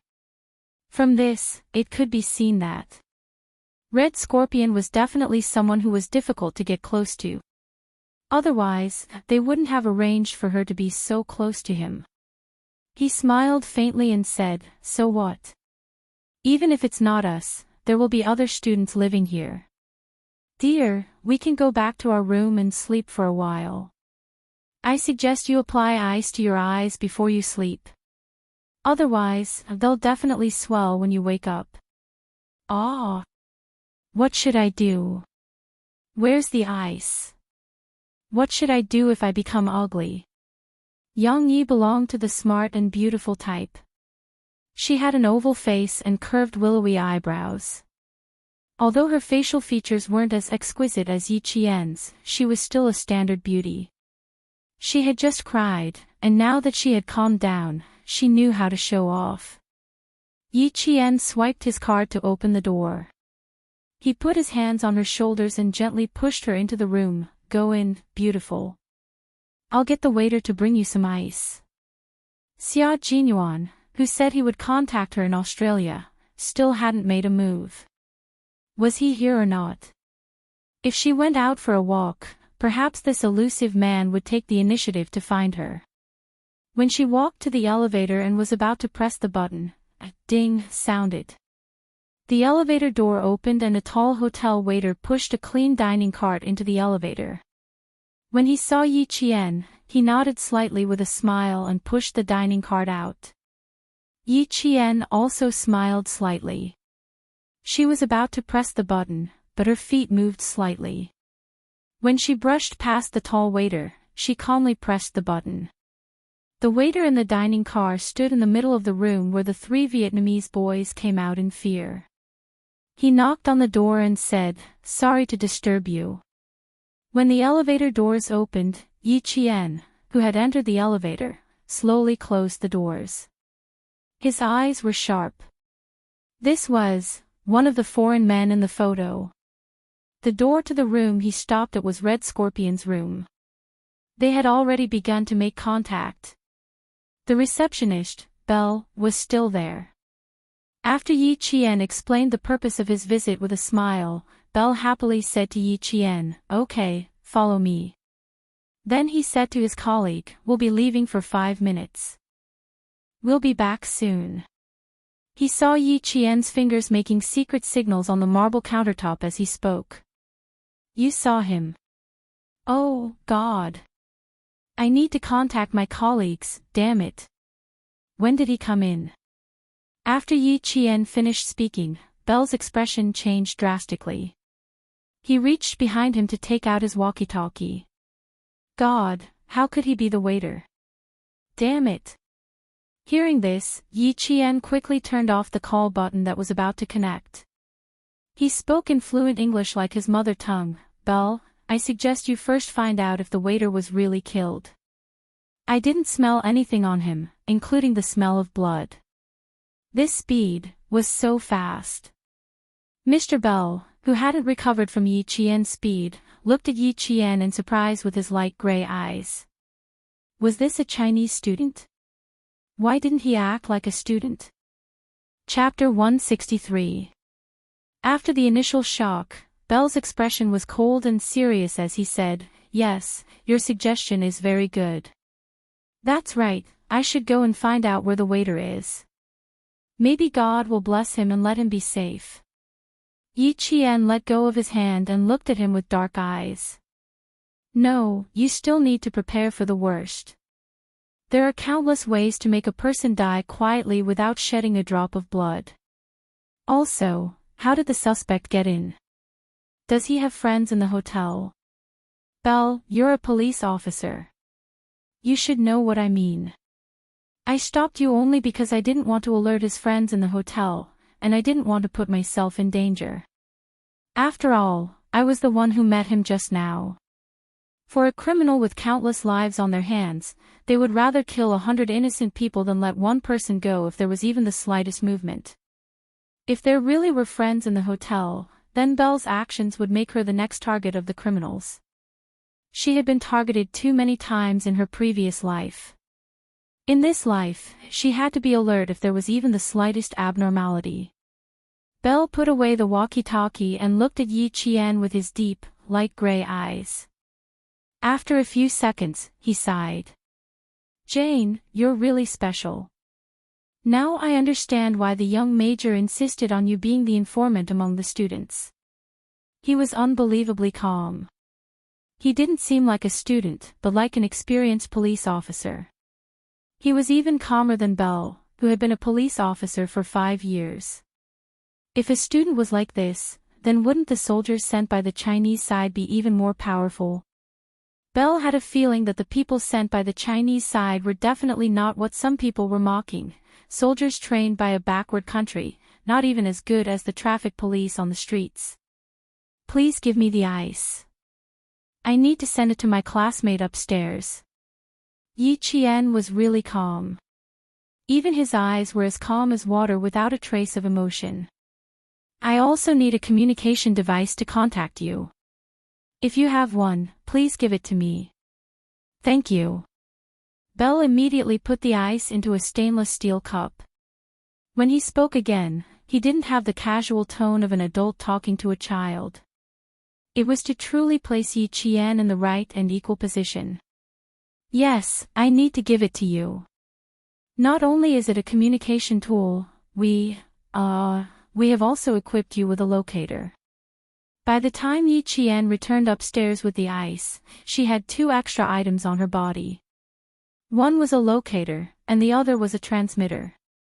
As for Yang Yi, he was already sleeping soundly. After wrapping the ice in a towel, Yi Qian gently placed it over Yang Ye's eyes, who had already fallen asleep. Then, he gently moved the sofa in the hotel and slowly placed it against the wall. Red Scorpion's room wasn't even bugged. It wasn't that they didn't want to, but that Red Scorpion's anti-reconnaissance ability was quite strong. No matter where the bugging device was installed, he would be able to find it. This also reflected how difficult it was to deal with Red Scorpion. They were only separated by a wall, so he didn't know if he could hear anything. After pressing his ear against the wall and listening for a while, Yi Qian gave up. He didn't hear anything, which was to be expected. Thus, Yi Qian didn't continue listening. After flipping through a few math Olympiad papers, he leaned against the sofa and fell asleep. Chapter 164. When she woke up, there was someone knocking on the door. It was a blonde, handsome boy with blue eyes and 2 glasses of iced cola in his hands. He smiled at Yi Qian as she opened the door. "Hey, I'm Auburn. Nice to meet you." The man was of average height, about 1.78 meters. His warm smile was as sweet as cotton candy. "We'll be having a party by the swimming pool tonight. I hope you and your friends can join us." It was a passionate invitation from a handsome boy. Yi Qian felt that if she were to reject this angelic boy's invitation, it would be a very bad thing. It would be too rude. As it turned out, there was no student who could resist the temptation of a party. Yi Qian watched as the boys and girls held crystal glasses filled with champagne and gently clinked glasses. They chatted happily and without any obstacles by the colorful swimming pool. From their faces, she couldn't see any nervousness from the competition. It was as if they were here for a vacation, relaxed and comfortable. Yi Qian stood in the dark, keeping an eye on Red Scorpion's side. She sipped her champagne until a familiar low voice suddenly came from her earpiece. She walked over to Wang Imo, who was closest to her, and said, "I need to go back to my room." Then she left with a calm expression. When the door opened, there was a faint but familiar mint smell in the air. Yi Qian gently closed the door and locked it. In the dimly lit room, she saw someone sitting on the sofa. The figure in the dark was like a beast hibernating in the dark, waiting for its prey to arrive. Without turning on the lights, Yi Qian walked over to another sofa and sat down. The first thing she asked was, "That waiter should have met with a mishap, right?" People of different statuses even talked about different topics. Yes, he was killed around 2:10 in the afternoon.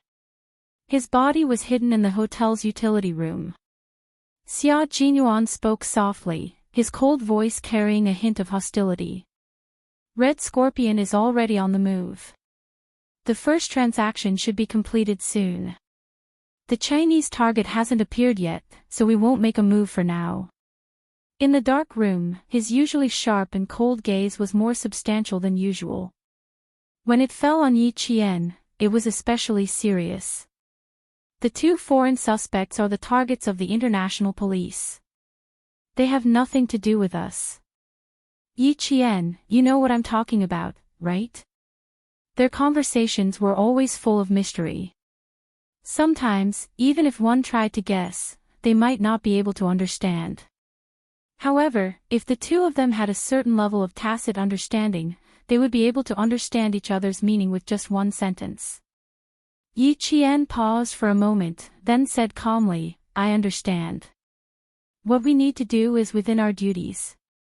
As for how the international police arrange things, it's not something we can interfere with. Little girl, it's good that you know. You don't have to say any more." Xia Jinyuan smiled coldly. "Our country is still a little weak in the eyes of some other countries," he said. "Our country is still a little weak in the eyes of some other countries." In 1995, all aspects of China were still in the process of revitalization. However, whether it was the national economy or the military, they were all secretly developing in the best direction. Yi Qian had been there before, so he knew what the future would be like. On the other hand, Xia Jinyuan was a soldier, and his family was the core of the military.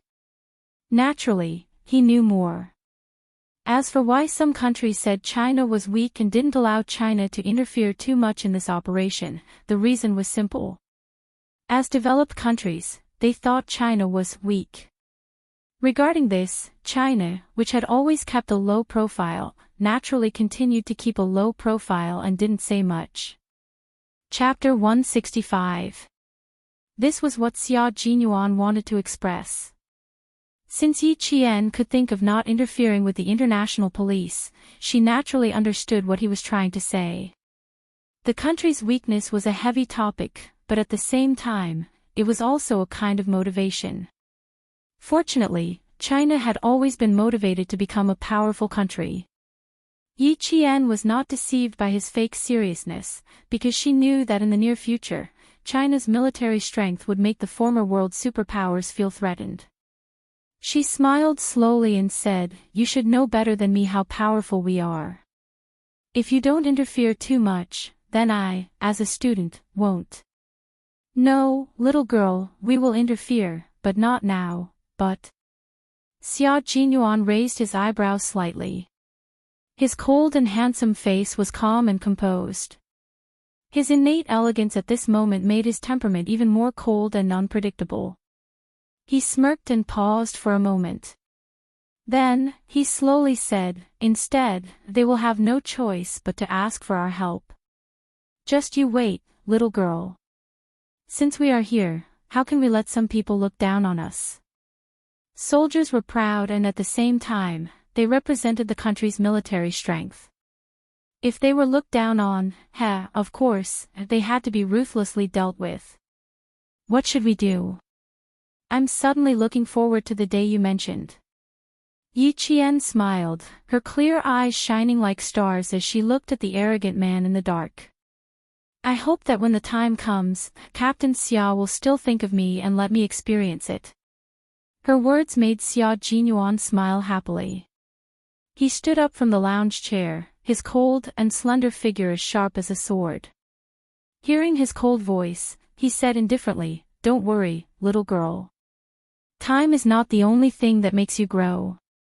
You still need more training." He looked forward to her growth, so he would do his best to let her lay the strongest foundation in the process of her growth. The party downstairs didn't end until 10 p.m. If it weren't for the teacher's reminder, it would have gone on even later. Yi Qian didn't go downstairs.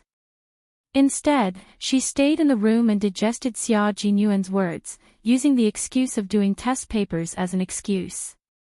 A gentleman has to do what he does and doesn't do what he does. Just thinking about it made her motivated. There are 3 rounds in the competition. One is a team competition, one is a theory test, and the last is a trial test. It will be held over 3 days, 5 hours per round. It starts at 8 a.m. and ends at 1 p.m. Early the next morning, a group of students still hadn't woken up from last night's party and were already preparing for tomorrow's competition. Director Li did not waste his breath. Yesterday, they had played and slept. Today, no one would be able to rest as easily as yesterday. With a wave of his hand, it was as if he was here in person, causing the students who wanted to relax in the afternoon to stop. Once they immersed themselves in their studies, they realized that the day had passed just like that. Rest early tonight.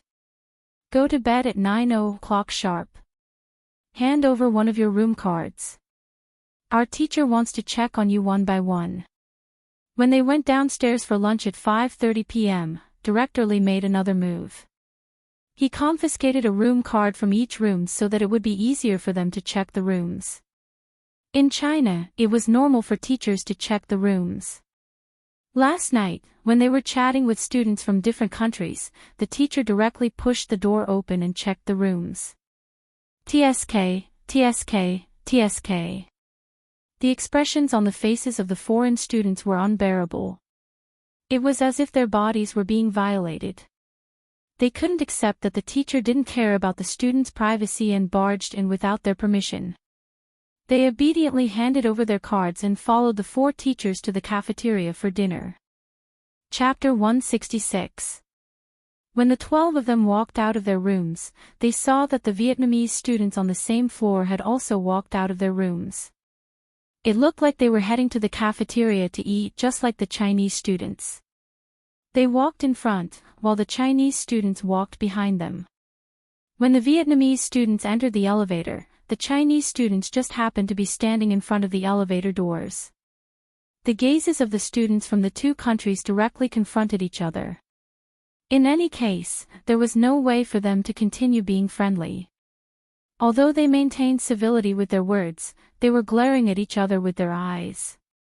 Unfortunately, the confrontation didn't last for long.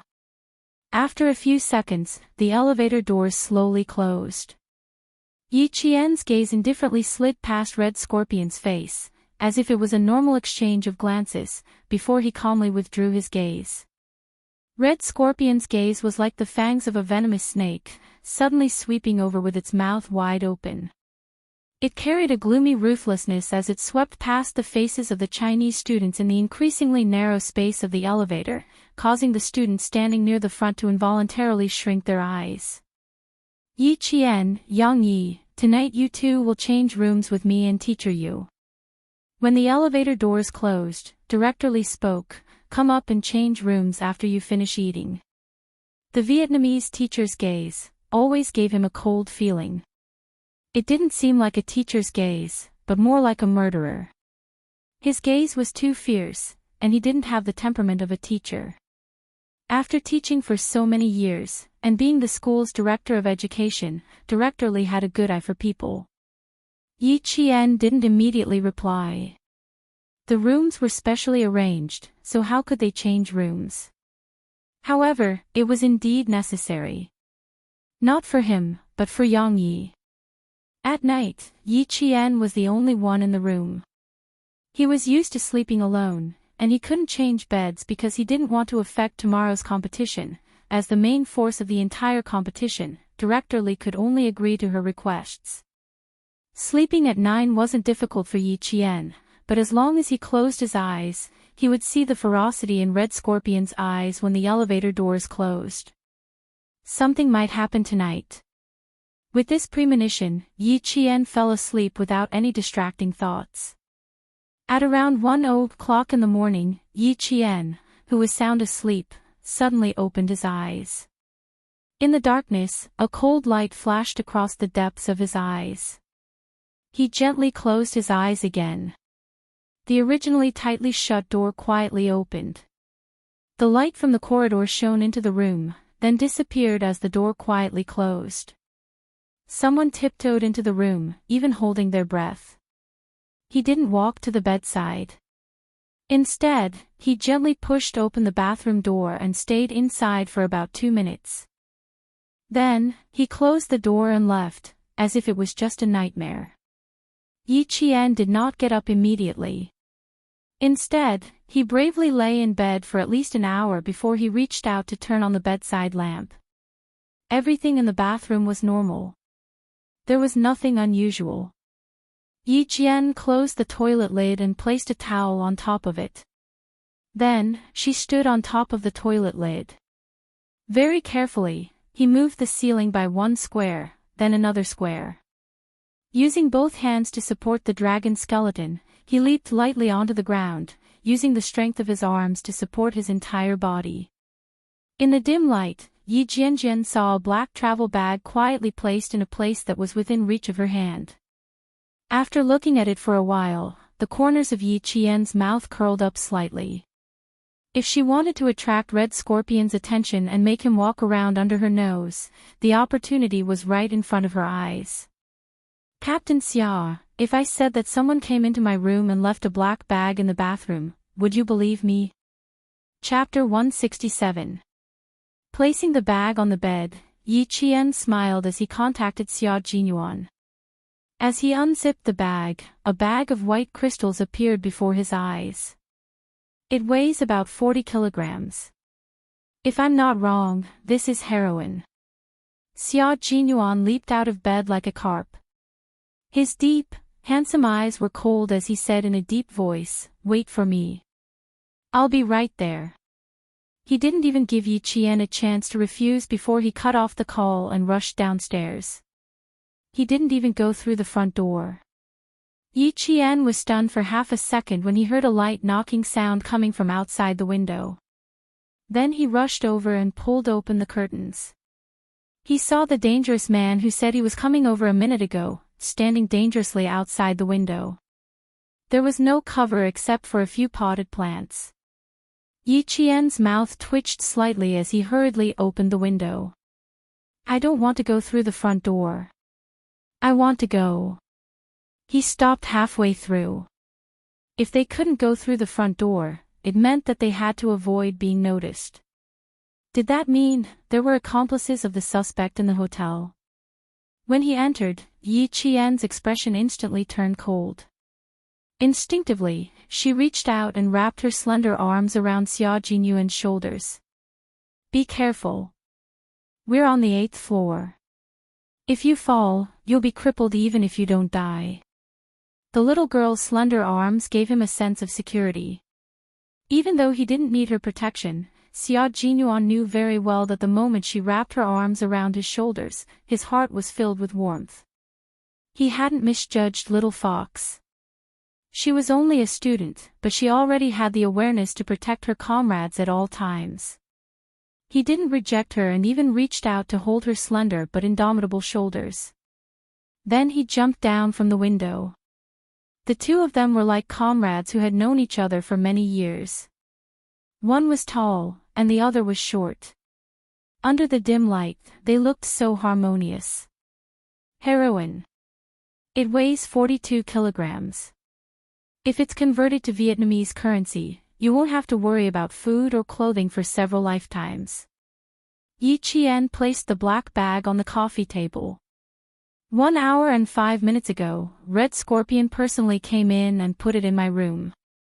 Xia Jinyuan furrowed his brows and looked at Yi Qian sternly.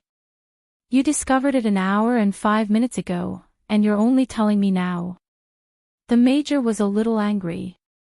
What if something happened to the little fox? How was he going to answer to the 2 seniors who were still waiting for her in the depths of the mountains? Are you angry? Don't. Yi Qian, who felt his heart skip a beat after being glanced at by Yi Qian, calmly explained the situation. After he was done, he concluded. How could such a difficult person attack my student before the deal was done? You should know that the competition is tomorrow. If something happens to me, this competition will be cancelled. Once it's cancelled, won't he get nothing? So, of course, she wasn't afraid. Xia Jinyuan didn't know if he should be happy or angry. The overly intelligent little fox could be quite worrying at times. Just as she said, a Red Scorpion had hidden the drugs in her room, so they couldn't kill anyone in her room. This proved that the most dangerous place was actually the safest place. But this little girl was too daring. Xia Jinyuan exhaled softly. When he opened his mouth again, there was a solemn look on his face that was reserved for his soldiers. Yi Qian, listen up. In a team battle, you must ensure that you can communicate with each other at every step. When you can contact your comrades, you must report your whereabouts and discoveries to them. Chapter 168. He was training Yi Qian as his own soldier, teaching her how a qualified soldier should cooperate with an entire group on the battlefield. Major Xia's eyes were cold. Even though he knew that such a fierce person could very well cause Yi Qian's disgust, he still had to discipline her. His deep voice was as cold as ice as he slowly said sternly, when you lose contact, no matter what, you have to leave a mark for your comrades to know. You can't act on your own and make your own decisions. Hearing this, Yi Qian's smile immediately disappeared, and he seriously accepted the criticism and education. Yes, she took it for granted, but she didn't think that her actions would cause others to worry. After Xia Jinyuan scolded her in a deep voice, he saw her guilty expression, like a little rabbit, and he secretly felt a headache coming on. Sometimes, he found himself unable to be ruthless towards this girl. Even if he couldn't be ruthless, he had to be ruthless. Being lenient today was equivalent to harming her. Yi Qian waited for him to finish scolding her, then immediately said obediently, I won't do it again, I definitely won't do it again. Just now, I was afraid that Red Scorpion would be watching outside or sneak into the room again, so I waited an hour before contacting you.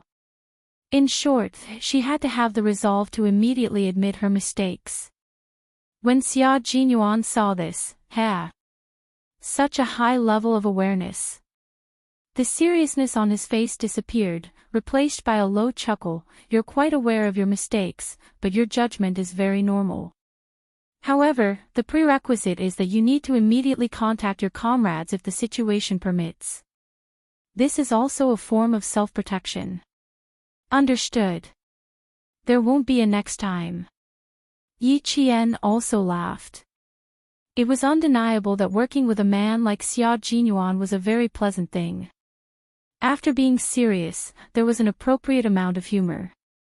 While feeling his deterrence, at the same time, one could also understand that he was truly doing it for their own good. A man with a pure heart, no matter how dangerous it was, there would still be people willing to approach him. The black bag was no longer touched, but the goods inside were no longer the original goods. After changing the bag, Yi Qian put the bag back in its original position. Now that the goods that all parties wanted were in the hands of the Chinese side, all that was left was for certain parties to beg the Chinese side to come forward. The next day, they got up at 6 o'clock and gathered. After an hour of mealtime, buses stopped outside the hotel and picked up the contestants from the 24 countries. The Australian TV station arrived early and reported that students from 24 countries had entered the University of Sydney. The hotel was right next to the University of Sydney, and it was only a 10-minute drive away. There were police cars leading the way in front and police cars protecting the back. 24 buses slowly drove into the university in the QS World University Rankings. Yang Ye's eyes were fixed on the outside of the carriage, and he was so excited that his right hand grabbed tightly onto Yi Qian's left hand. You know, right? This is my goal. You really didn't disappoint me. You're too beautiful. After speaking excitedly, he turned his head and asked Yi Qian, "What about you, Yi Qian? Which university is your goal?" Gao Yang, who was sitting in front of the two, happened to hear this. His eyes had been closed, but his expression was cold. He gently opened them and turned his head, his gaze landing on the famous university campus. Studying abroad. This was also part of his plan, but could it be part of Yi Qian's plan? My goal. Yes, but it's definitely not studying abroad. Yi Qian replied with a smile. There was a tenacity between his beautiful brows that no one his age had. He said indifferently, "I'm still working hard. I hope I can achieve my goal in 4 years." Chapter 169. Yang Yi tilted his head, thought for a moment, and said, "Your results are very good. Even if you don't study abroad, you can choose between Hua University and Shi University." I can't. My family has already made arrangements. It's either America or Australia. No matter where it is, let's work hard together.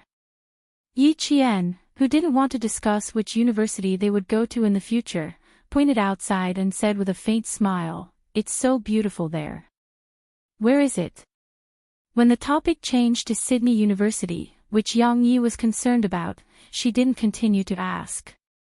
She looked in the direction Yi Qian pointed, and her eyes lit up. It's the Central Tower, the iconic building of Sydney University. Founded in 1850, Sydney University was recognized as one of the most beautiful campuses. This was a university that firmly controlled Australia's political and economic lifeline.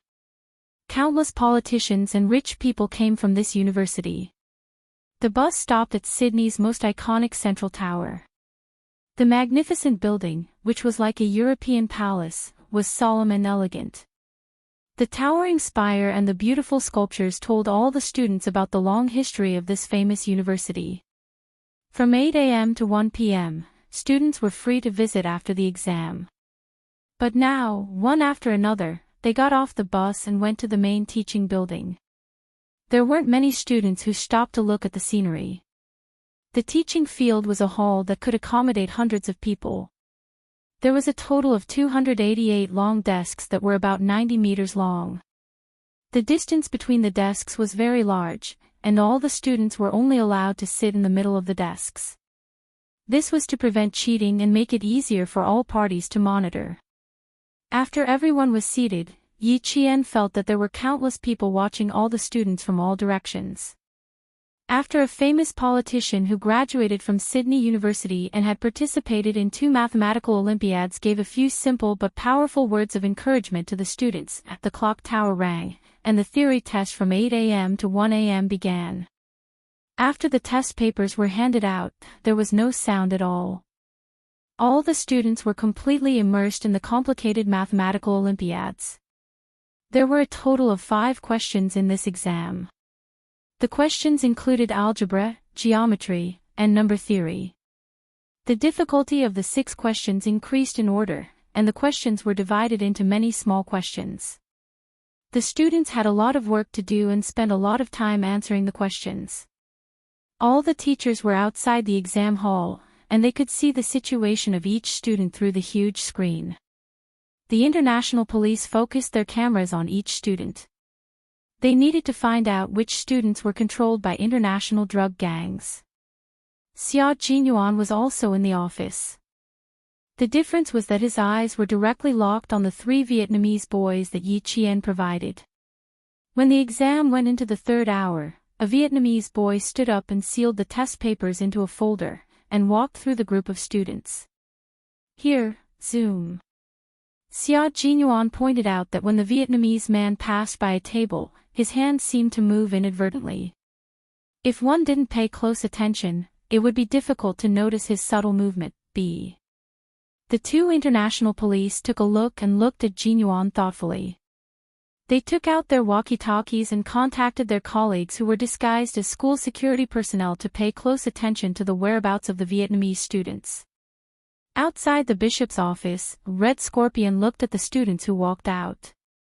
He vigilantly scanned the surroundings, then walked over and asked in a low voice, handed it in. Even if someone could understand him, they would think that he was asking if the students had handed in their test papers. Chapter 170. The boy did not look too good and his lips were a little pale. He nodded and stammered, "Yes, teacher. Do you not need me to do anything else after this?" "The test paper. I didn't finish it." "Test paper. Do you still want to continue?" "Child, your sister is still in their hands, your father is still in prison, and your mother is still waiting for you to return. Are you sure you still want to do the test paper?" Red Scorpion smiled coldly and patted the student on the shoulder. "Smart children know what to do. Go, take a look at this university." He stuck his head out and aimed at the teacher and student who were talking in the corner of the wall. Their soft voices came one after another. Xia Jinyuan wrote on a piece of paper, "Sister kidnapped, father in prison, mother waiting." He picked it up and looked at it quietly, then translated it into English and handed it to the international police.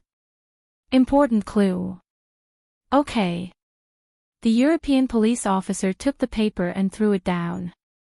He looked at it with an arrogant expression and chuckled. "I don't think we need these so-called important clues.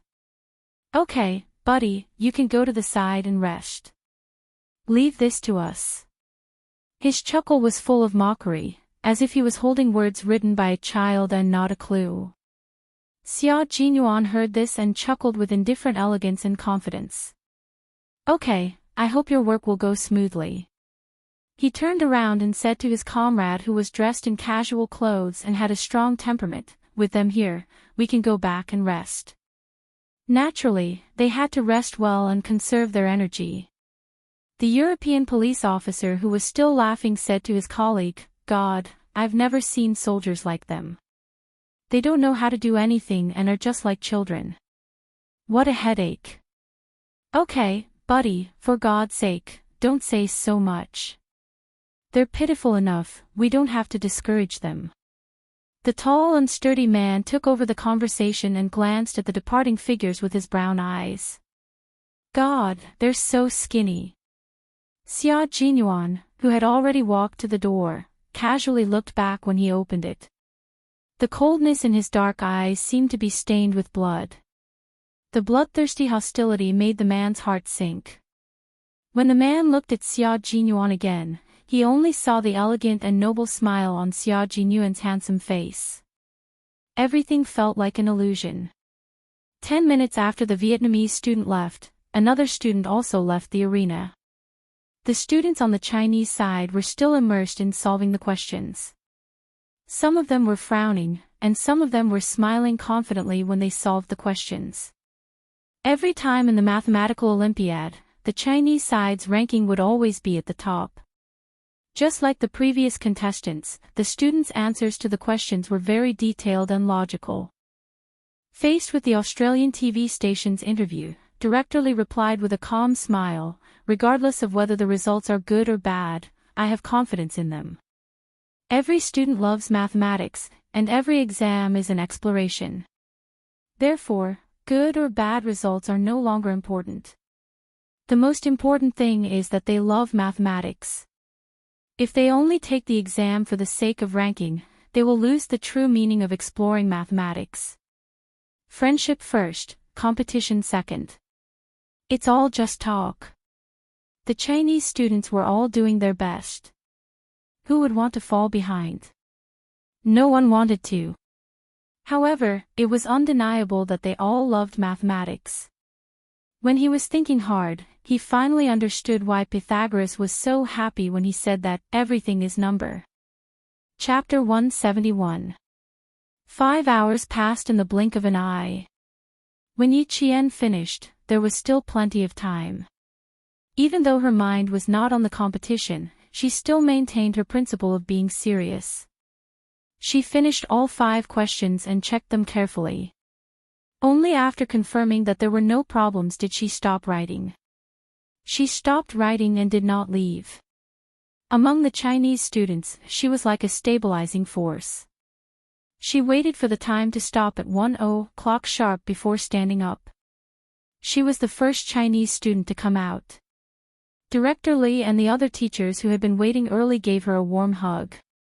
"Good girl, you are our pride." This was the teacher's encouragement to the student. "I will. I definitely will." Yi Qian smiled.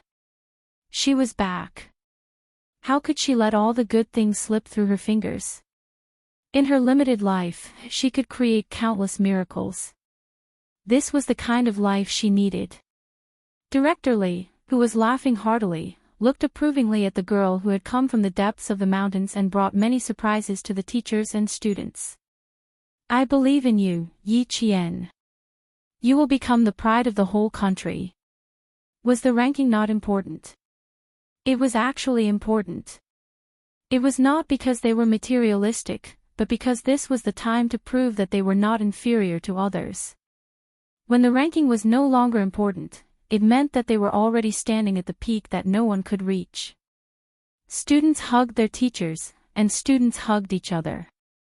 In a foreign country, the only thing that could make one feel a sense of belonging was a fellow countryman of the same nationality. When the Vietnamese students came out, their expressions were not very good.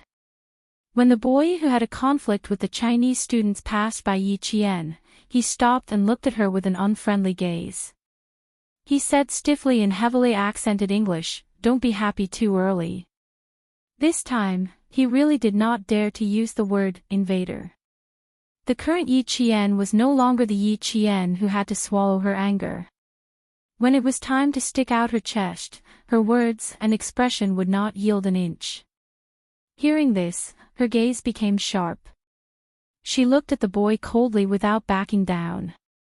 She smiled and said, "What's the difference between being happy early and happy late?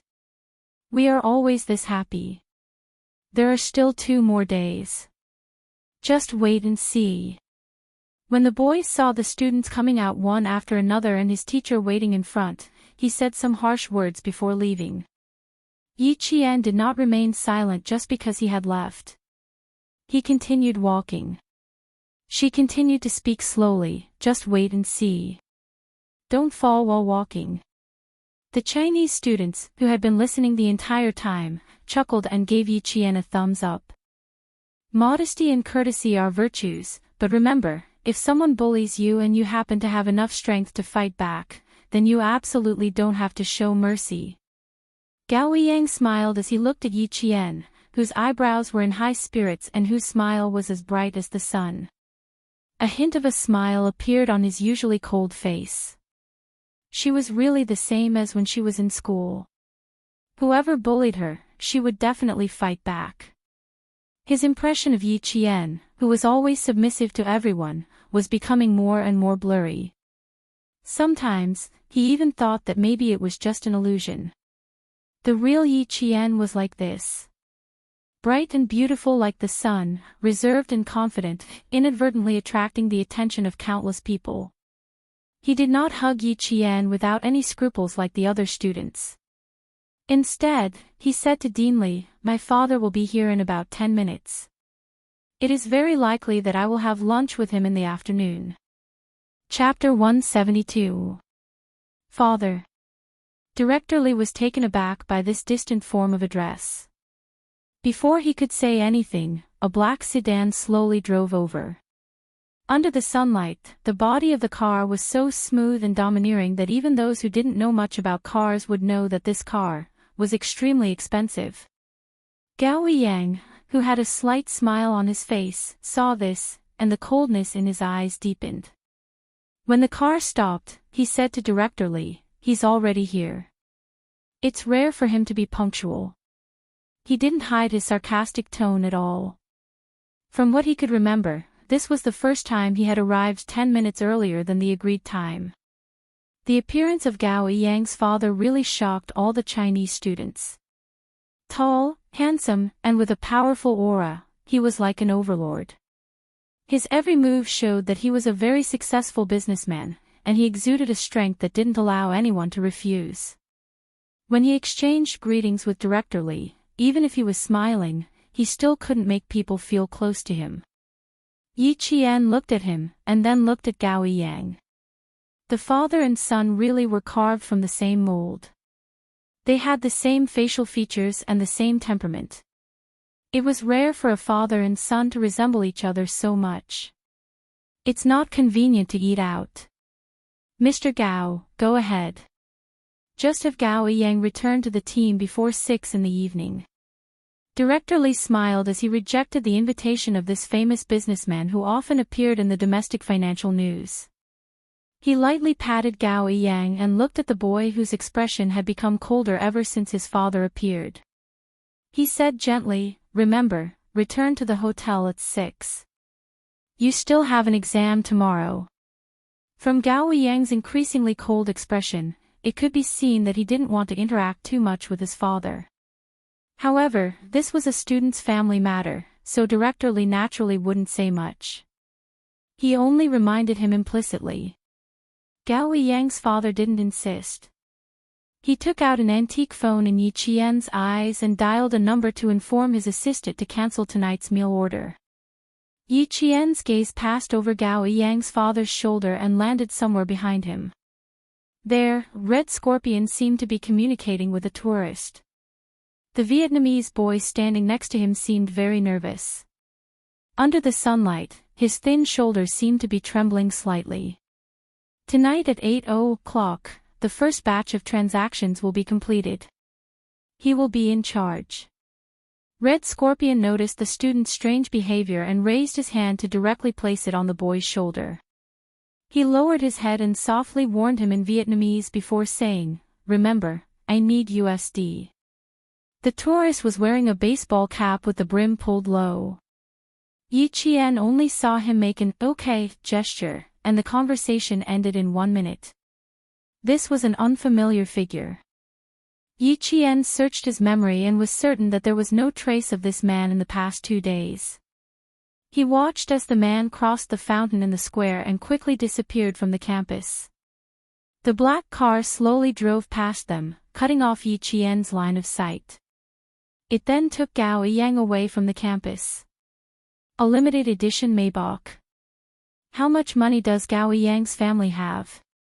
After the father and son who didn't communicate with each other the whole time left, a boy whispered in surprise, "There are only 10 of them in the world. Even if you have the money, you can't buy a peerless car." Because of Gao Yang's father's appearance, the students heading to the cafeteria at the University of Sydney had another topic to talk about. After eating at the University of Sydney, the teachers led the students on a tour of one of the most beautiful universities in the world. The wide lawn, tall steeple buildings, and unique and enchanting scenery made countless tourists stop in their tracks. Chapter 173. The most beautiful scenery is the exam season from late October to November every year. The campus is filled with rows of blue trees decorated with violet flowers. It's extremely beautiful. Yang Yi had never been to the University of Sydney before, but he knew very well that she really liked this school.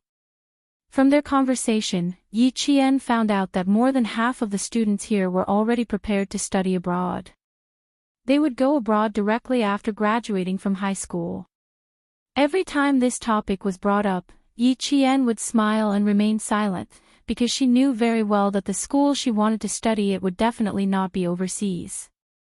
Even if she could, she wouldn't choose to study abroad. Compared to Yang Yi and the others who were in high spirits, Yi Qian used the excuse of being tired as an excuse to return to the hotel with the other boys after seeing Red Scorpion bring 3 boys into a silver car that drove into the campus. The ones who returned with them were all students who had no intention of studying abroad. The 4 of them returned to the hotel together. After entering the elevator, they looked at each other and smiled. They understood the meaning in each other's eyes and agreed to meet at 5:30 before returning to their respective rooms. Yi Qian glanced at her hair, which was still in the lock before she left. Only then did she close the door gently. There was no smell of strangers in the room, which meant that Red Scorpion hadn't been here. She took out the communicator hidden under the mattress. Yi Qian remembered Xia Jinyuan's words, so she wore her headset even when she was asleep. Today's difficult exam had lasted for 5 hours, so she was indeed mentally exhausted.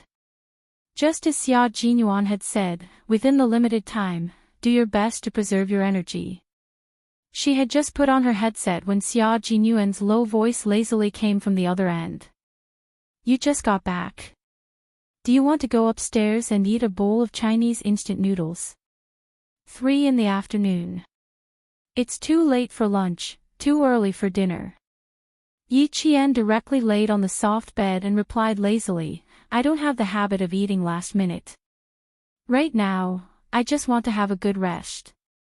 I used too many brain cells in the morning, so I need to recover. Their rooms were only separated by 1 floor, which was why Xia Jinyuan was able to jump out of the window last night. Hearing this, the coldness in his eyes softened quite a bit. He asked, was it very difficult? Are you done? He had also participated in the Olympiad before. Sometimes, it would take him 2 or 3 pages to solve a geometry problem.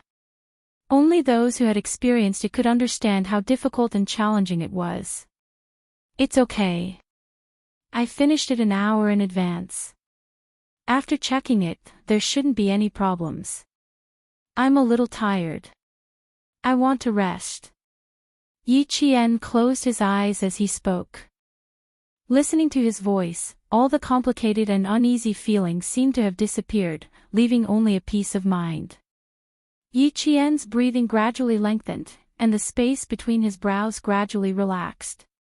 He quietly fell asleep to the sound of his zither strings.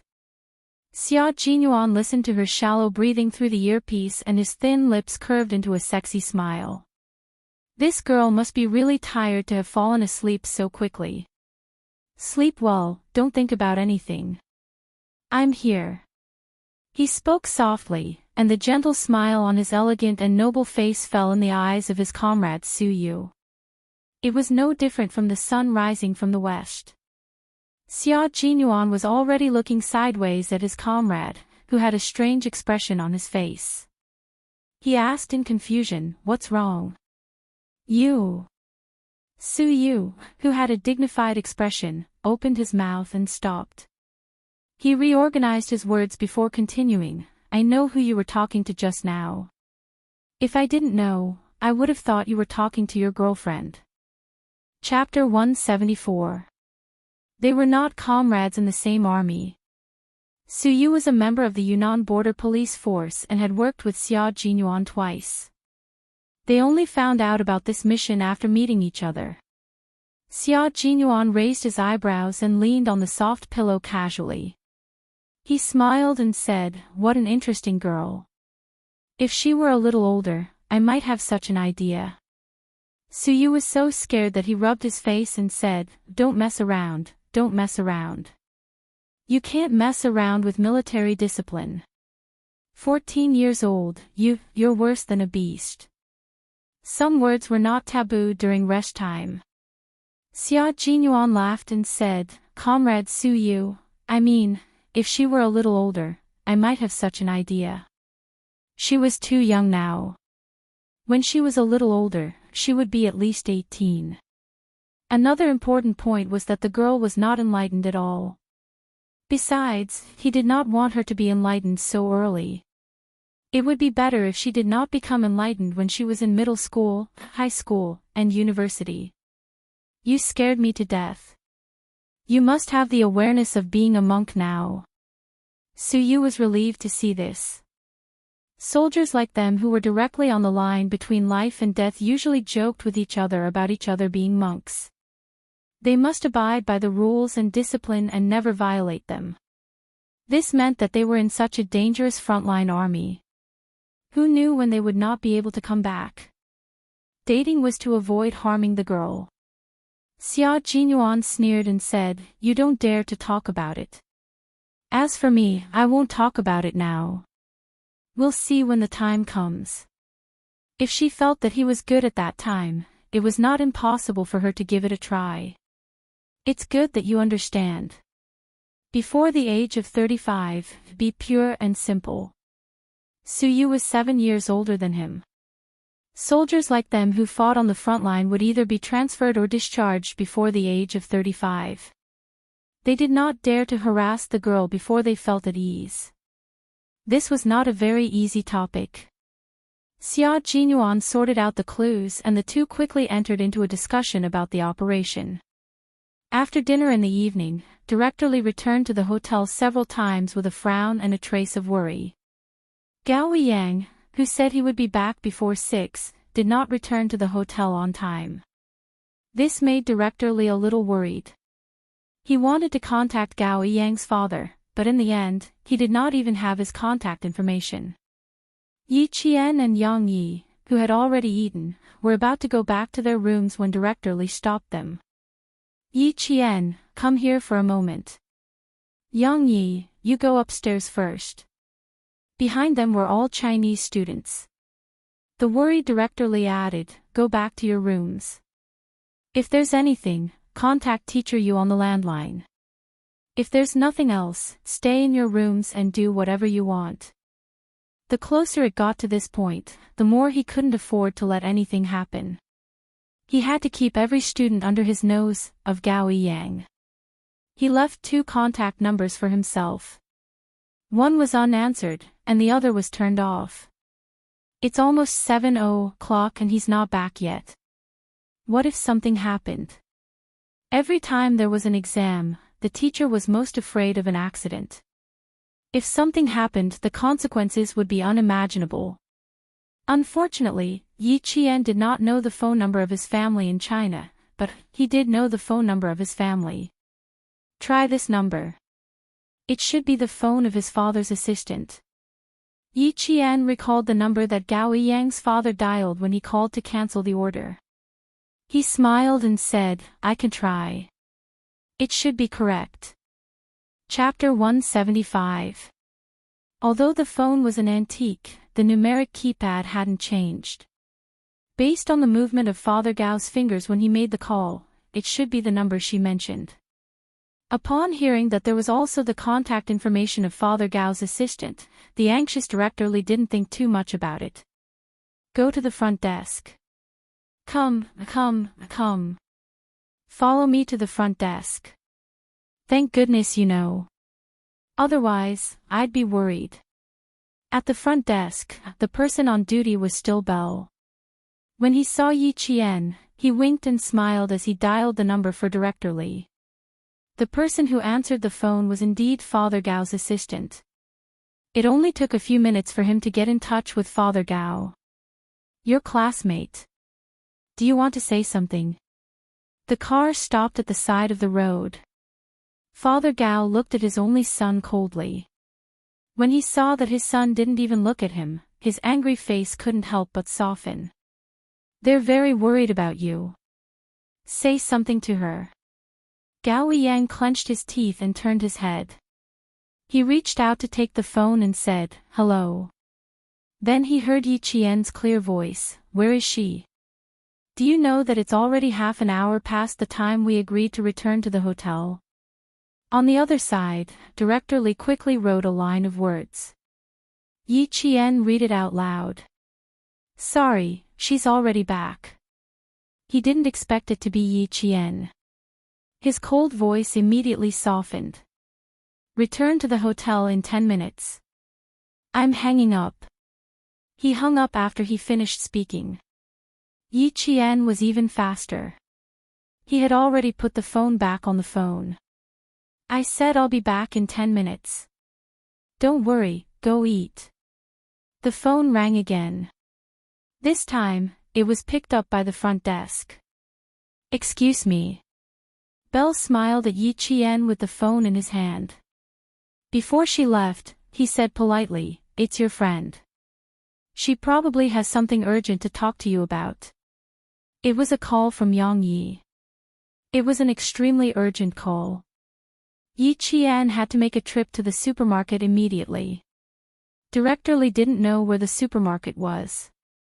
After Belle brought Yi Qian to the supermarket, Yi Qian politely declined Belle's company as she needed to buy female products. She indicated that she already knew where to go and went to the supermarket alone to buy underwear and sanitary pads for Yang Yi. It was already past 7:00 in the evening, and the streets of Sydney were the same as in China. The lights had just been lit up, decorating the entire city, and the endless traffic added color to the city like a symphony. The towering trees on both sides of the street made the bright street lights only shine dimly on the sidewalk, faintly outlining the sparse silhouettes of pedestrians. Yi Qian held on to the bag that didn't take up much of his weight. When he was about a kilometer away from the hotel, he saw Gao Yang's figure in front of him. His footsteps were somewhat sluggish, and he walked with a heavy heart. Yi Qian paused and pursed his lips. In the end, he still chased after her. I'm sorry. When they were only a few meters away, Gao Yang, who wasn't even paying attention to walking, suddenly bumped into a boy who was running with something in his arms. With a "tuhwa" sound, the things in the boy's arms fell to the ground and were flung to the side of their feet. Both of them were startled and reacted extremely quickly, bending their backs. Yi Qian had already dodged to the side. The boy who was bumped into wasn't anyone else, but a Vietnamese boy. Tell your classmate to leave, Yi Qian. Xia Jinyuan's cold voice suddenly came from the headset. Yi Qian, who originally planned to wait for the Vietnamese boy to leave, had a cold expression on his face as he strode out from the darkness. Chapter 176. The Vietnamese boy didn't look good, and his whole body exuded a deathly aura of despair. Yi Qian took a few steps closer, and his heart suddenly sank. A gust of night wind blew, and even the hairs on his back stood on end. Danger, danger, danger. A voice came from the bottom of his heart, and it kept stopping Yi Qian from walking over. There was danger, and it was a life-threatening danger. Why are you still here? The teachers are waiting for you to go back. If there was really danger, it wasn't her style to turn around and leave at this time. When he took a few steps closer, he saw that the Vietnamese boy's eyes, which were filled with despair because of her and Gao Yang's appearance, suddenly burst with a bright light like fireworks. The Vietnamese boy was holding one side of the black bag, and Gao Yang was holding the other. When he heard Yi Qian's voice, Gao Yang, who didn't feel anything wrong, turned his head. Yi Qian, why are you here? Because Yi Qian's appearance was too sudden, Gao Yang didn't notice that the Vietnamese boy was acting strangely. However, Yi Qian clearly saw that the Vietnamese boy's hand that was holding the big bag suddenly moved. As Gao Yang turned around, the originally bulging bag was unzipped, and a few things fell out. The Vietnamese boy opened the black bag by himself. Yi Qian's pupils contracted like needles. He saw the Vietnamese boy's deathly despair like a pool of water that was about to expand. Even though he was a few meters away, he could feel it. Gao Yang had already come back to his senses and realized that he had opened someone's bag. He hurriedly said to Yi Qian, "Wait a minute," and bent down to pick up the things that fell out. Before his fingertips could touch her, two figures rushed out from the dark side of the walkway and covered Gao Yang's mouth. The series of events happened in an instant, and Yi Qian didn't think much of it. When he saw Gao Yang being dragged to the side of the road by a car that screeched as it braked, he immediately ran after them. Xia Jinyuan's angry voice came through the earpiece, "Retreat." Yi Qian. It's too late, Captain Xia. Yi Qian, who had rushed out, saw someone rushing towards him at the same time. He quickly said, "Vietnamese boy, open the bag yourself. Gao Yang has been taken away. I have to chase after them." In the dark, Xia Jinyuan's handsome face was cold. "I will come and find you, Yi Qian." His low voice was as cold as a sword, but it also carried a mountainous promise. He knew that Yi Qian had made the right choice, because someone had to know where Gao Yang was. Yi Qian, on the other hand, was China's only choice. "I have never doubted," Yi Qian said softly. As she retreated in fear, she quickly pulled out the earpiece hidden in her long hair and stuffed it into the bag of sanitary pads and underwear.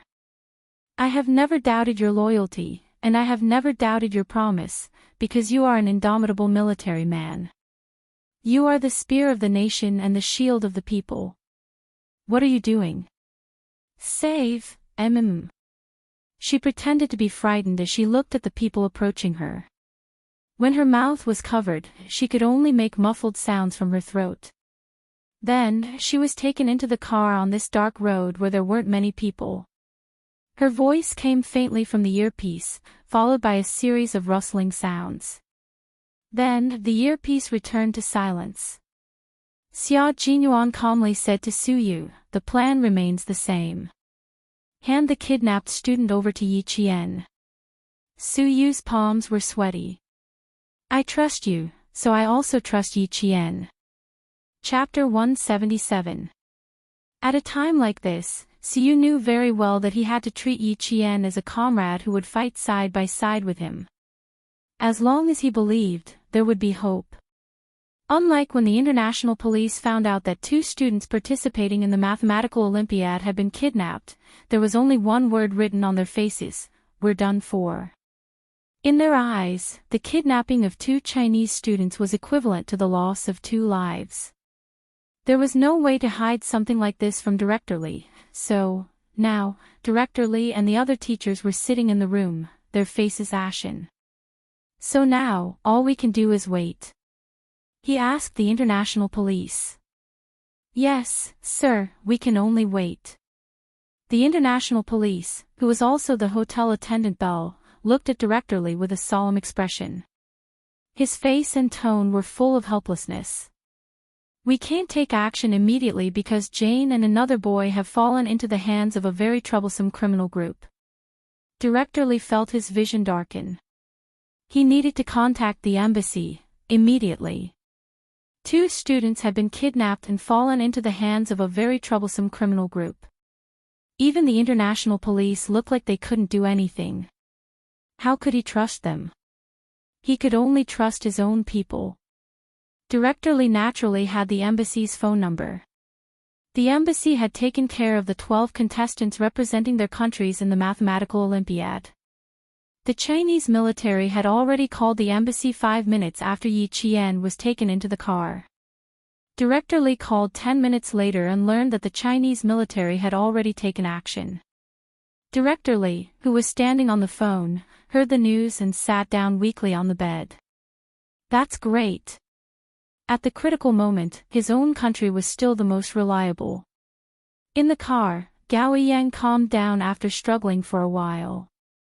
When he saw Yi Qian, who was also taken into the car, he knew that it was useless for him to struggle now.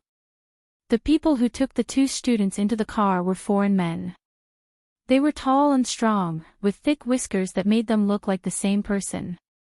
They did not pay any attention to the students who were taken into the car. Once they got into the car, they chatted unscrupulously. They spoke Australian English with a strong local accent, which made it convenient for Gao Yang and Yi Jian to communicate secretly. Gao Yang, who was close to Yi Qian, pursed his lips and whispered in Chinese, "Don't be afraid, they want money. Don't make a fuss at any time. If you want to cry, wait until they leave. Let's see where they take us first." After he calmed down, he still didn't understand that his kidnapping had nothing to do with money. However, for someone who had been kidnapped before, the scene in front of him was very similar. It was reasonable for him to think that he had been kidnapped for money. His calmness made Yi Qian look at him in a new light.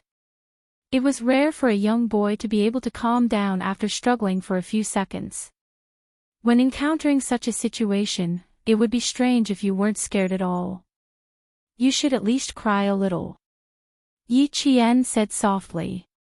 Her voice was muffled and sounded like she was about to cry. For a moment, Gao Yang could not tell if she was afraid or not. There were 4 kidnappers and a driver in the car. In addition, there was a man in the front passenger seat who had been talking to someone since he got on the car. The 6 people's attention was not on the 2 students. After the car door closed, they started chatting among themselves. Chapter 178. Yi Qian recognized the voice of the foreign man in the front passenger seat. It was the man she had bumped into when she was pushing the dining cart out of the elevator. He was one of the suspects wanted by the international police. Yes, it's a bit bad, but we're lucky it's just 2 students. Yes, that's right, we'll proceed according to the original plan. I don't want to wait any longer. Let Red Scorpion worry about the rest, ha ha ha. The man on the phone didn't try to hide anything. He said whatever he wanted to say and spoke in English. He wasn't afraid that the 2 kidnapped students would understand. Yi Qian's eyes darkened. The other party didn't care at all, which meant he wasn't afraid that they would spill the beans. Because dead people don't talk. She wasn't afraid. In her past life, she was bullied by Yi Ying until her guts were as hard as stone. She only knew how to survive and didn't know fear. In this life, at this moment, she really wanted to thank Yi Ying for what she had done to her in her past life. That was why Yi Qian was who she was today. Fearless, fearless. A pair of slender but cold hands quietly grasped her hand. Yi Qian instinctively wanted to shake it off, but the owner of the hand tightened his grip. It was so tight that she could feel the sweat in his palm on the back of her hand. They didn't want money. Gao Yang's voice was trembling. Even though he was speaking in a muffled voice, Yi Qian could clearly feel the tremor in his voice. No matter how calm a 15-year-old boy was, he would still be afraid. Because he also understood why the man on the phone was so unscrupulous.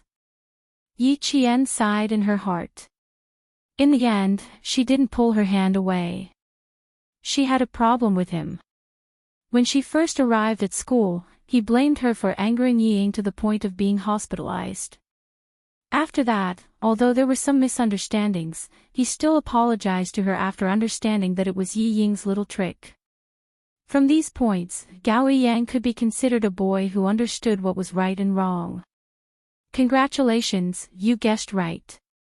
So we can only wait for the right time. Yi Qian sighed softly, but she still slowly withdrew her hand. She was not used to holding it like this. Let's see where they take us first. At least for now, we're not in any danger. The plan did not change, which meant that the deal would still go on. Before the deal was completed, smart people would not do anything that would complicate matters, such as immediately killing the 2 contestants who came to Australia to participate in the Mathematical Olympiad. The Mathematical Olympiad was something that the entire state of Australia was paying attention to. No matter how arrogant the criminals were, it was impossible for them to commit crimes so arrogantly. Money was their priority. On the other hand, the 2 lives that were already in their hands could be dealt with at any time. Gao Yang had already pursed his lips into a straight line. He vaguely guessed that this kidnapping had something to do with the Vietnamese boy just now. If that was the case, then in the end, he had implicated Yi Qian. He glanced at Yi Qian slightly. Her long hair covered her dimples and all the expressions on her face. He couldn't see her expression clearly, and he couldn't guess what she was thinking. The only thing he knew was that she was not afraid and did not need to rely on him. From the moment she pulled her hand out without hesitation, he knew that she did not need his comfort at all. This Yi Qian was so unfamiliar, but so outstanding. The night was still dark. Nothing had changed because of some people or some things. As Director Li waited anxiously, Gao Yang was pushed out of the car. Chapter 179. When it was Yi Jian's turn to get out of the car, the bag she had been holding in her hand was grabbed by a pair of hairy hands. Yi Jian, who did not let go, directly took out a pack of sanitary pads from the bag. Crying and shy, she stuttered in English and said in fear, "Do you, a man, need this? You. Do you need it?" When the other 3 kidnappers saw it clearly, they burst into laughter. The man who grabbed the bag also laughed.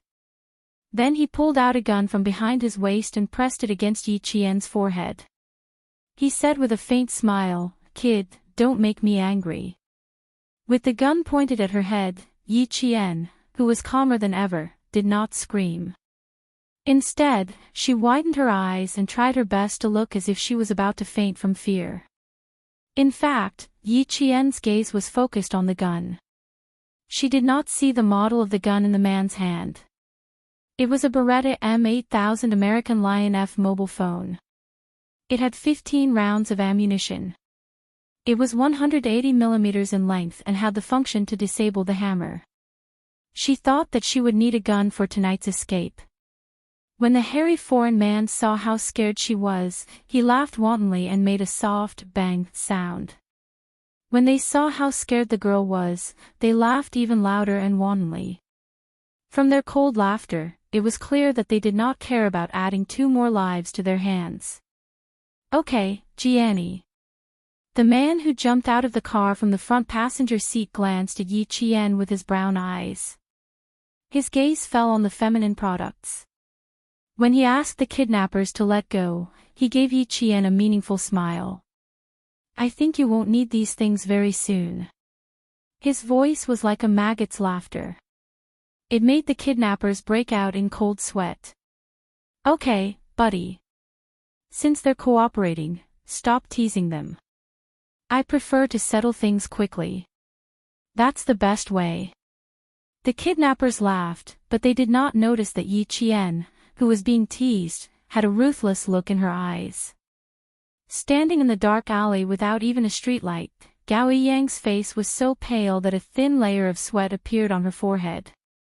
Creak, creak, creak. A rusty iron door slowly opened. The silent night seemed to have been torn apart, and deafening heavy metal music rushed into the room. The 2 of them were pushed into a colorful world. The dance floor was filled with people who were crazily rocking to the music. The dazzling lights kept flashing, and the waves of music seemed to overturn the entire KTV. No one noticed the group of people appearing in the bar.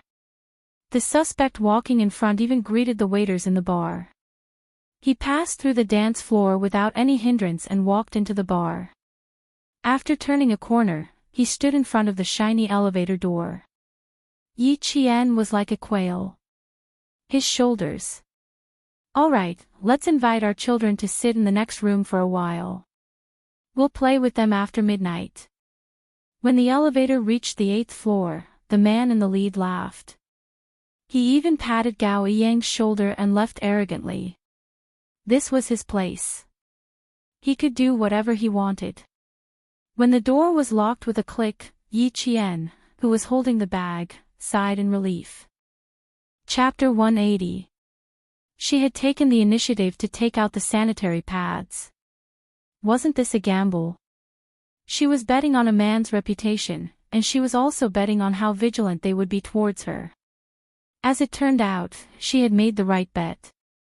With his back against the cold wall, Yi Qian let out a long sigh of relief. The locator and communication device were on him, so all that was left was to send the location to Xia Jinyuan. The international police. She really couldn't trust them. On the other side, Gao Yang was already looking around to see if there was an escape window. With a whoosh, he pulled open a thick curtain and saw a brown sliding glass window. He could vaguely see the street lights outside through it. Delighted, he immediately reached out to push the window, but the sliding window didn't budge at all. It was obviously sealed shut. Yi Qian, come here. Not giving up, he turned around and said to Yi Qian, who was leaning against the wall, glass, we have to find a way to pry it open. Gao Yang wasn't panicking, nor was he panicking. He still knew how to look for an escape. His performance undoubtedly made Yi Qian feel a little more at ease. There were no cameras in the room, so he didn't feel like he was being watched. With his back facing Gao Yang, Yi Qian put on the headset that was too far away and had no signal source. He then took out the locator that was smaller than the palm of his hand and entered a string of signals. Soon, there was a DDD sound. The code that was sent out went through a series of processing and transcoding before finally appearing on the server of Bell's laptop. Xia, over here. Bell was able to become the police officer who contacted Yi Qian at the hotel because he had worked with the Chinese military before. This time, when no one else was willing to step forward, he volunteered to cooperate with the Chinese military. Xia Jinyuan and Suyu were both in the room. When they heard the sound coming from the server, the two of them rushed to the computer at almost the same time. They clicked, zoomed in, located, confirmed. It only took them 2 minutes to confirm Yi Qian's location. It's the King's Cross district, a place where drugs, brothels, and gangs run rampant. Damn it, it's all their own people there. It'll be difficult to save Jane. After Bell saw the location clearly, he clenched his fists and slammed them on the table. He said in annoyance, you still need to capture Red Scorpion. Xia, leave Jane's matter to us. After confirming Yi Qian's specific location, Xia Jinyuan secretly, he sighed and said to Suyu, we'll leave in 3 minutes. He then said to Bell, thank you, friend. However, we can handle this matter. Let's deal with Red Scorpion first. Bell was not a frontline police officer, so it was impossible for him to go with Xia Jinyuan. Hearing this, he said worriedly, you need to be careful. The Sydney police have mobilized a lot of police forces here, but they still haven't succeeded. After thinking for a while, he took out a pistol from under the pillow on his bed. Take it, buddy. It'll definitely come in handy. Xia Jinyuan and Suyu had guns, but Yi Qian did not. Xia Jinyuan took the gun that was thrown to him and popped open the magazine to take a look. It was fully loaded with 15 bullets.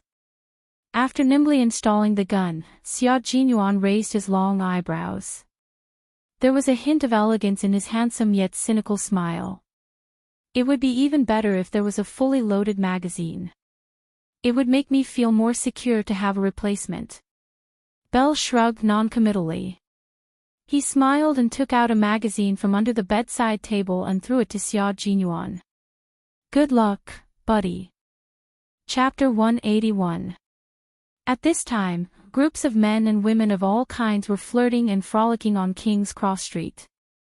There were young men in short shirts and shorts, bare-chested women in sexy clothes, and office workers in suits and shiny leather shoes. They were also flirting with sexy women. Glasses of beer were not meant to be drunk, but to be drunk. Therefore, from time to time, one could see drunk Westerners singing and making a ruckus on the streets. Some of them even hugged a tree while twisting their waists and swaying their buttocks. It looked very ugly, but no one would laugh at them. This was a famous red light district. No matter what kind of behavior people did, they would be tolerated because it was not strange. The room was soundproof. No matter how noisy it was outside, the room was still quiet. After Yi Qian sent out the signal, she quietly waited for Xia Jinyuan's next instructions. He knew where she was and would definitely rush over. She trusted him so much. Take a break. We'll talk later. After she was done, she saw that Gao Yang was still trying to figure out how to open the window. Yi Qian sat on the floor and said calmly, take a break first. What are you in such a hurry for? After Gao Yang failed to open the window for the 4th time, he sat down. He did not sit close to her, but sat across from her. He frowned and stared at Yi Qian. You don't seem to be afraid at all. Aren't you the same? You're not afraid. Yi Qian smiled faintly. She had always maintained absolute calmness and composure. You don't have to be afraid of things that have already happened and things that can be resolved. It's useless to be afraid of the unknown before it happens.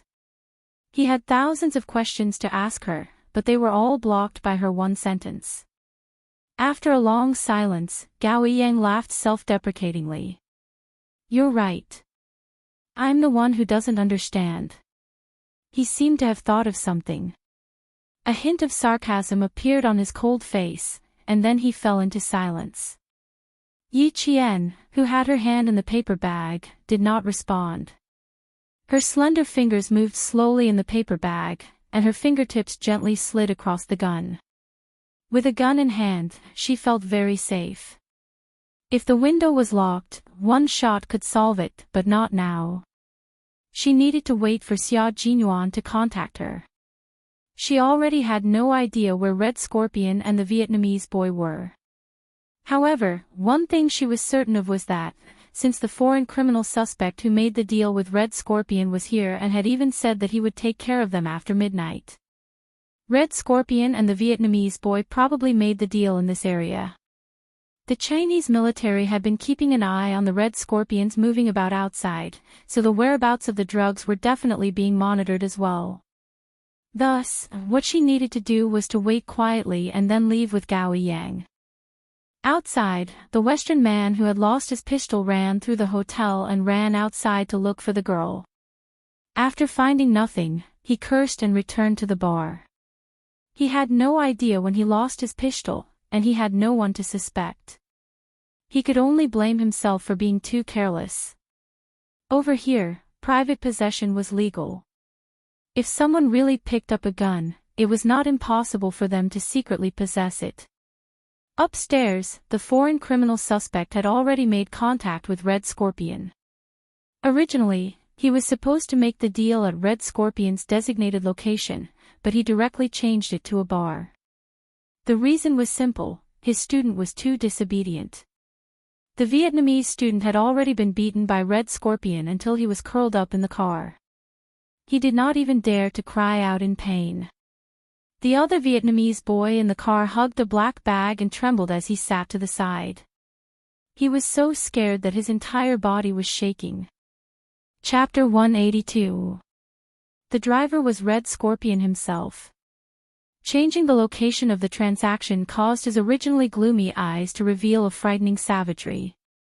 Without sparing the two students another glance, he stepped on the accelerator and headed straight for King's Cross Street. A pickup truck was even faster than him. With a rumble, it overtook him, then with a beautiful drift, it cut in front of him. It seemed like it was intentional, but also unintentional. It blocked Red Scorpion's fast-moving car. Ji King, it's your turn. On the pickup truck, Xia Jinyuan had a faint smile in the corner of his eyes. It was as if he was leisurely playing a car race, and he informed Jean Tu, who was moving with him, to overtake him. With a rumble, another pickup truck overtook Red Scorpion's car, then drifted directly in front of Xia Jinyuan. The expressionless Red Scorpion glanced at the pickup truck that kept overtaking and drifting in front of him. He stepped on the accelerator and turned into the outermost lane, turning into another road that led to King Cross Street. When Xia Jinyuan saw that he had successfully forced the other party onto a road that was not a shortcut, the faint smile between his brows gradually disappeared. His cold, dark eyes looked ahead with a sharpness as sharp as a sword, and he headed towards Yi Qian's location. The various men and women in the KTV were still dancing wildly and drinking in large mouthfuls. No one cared about the transaction in the dark, and even if they did, they wouldn't pay much attention to it.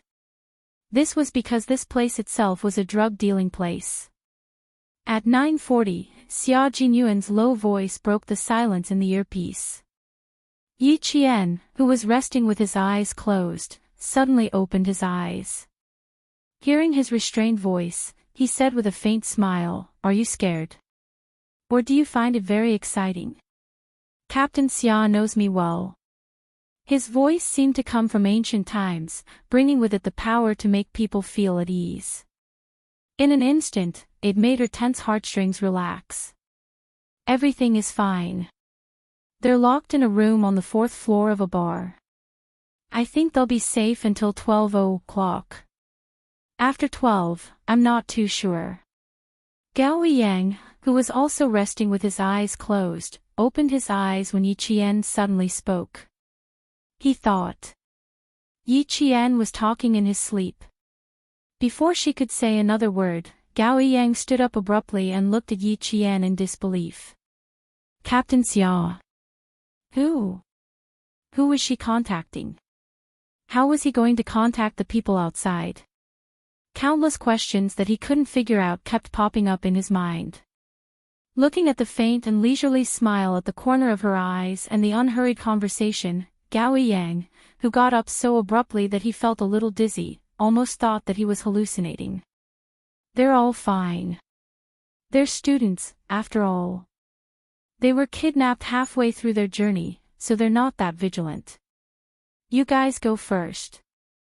I still have the ability to protect myself.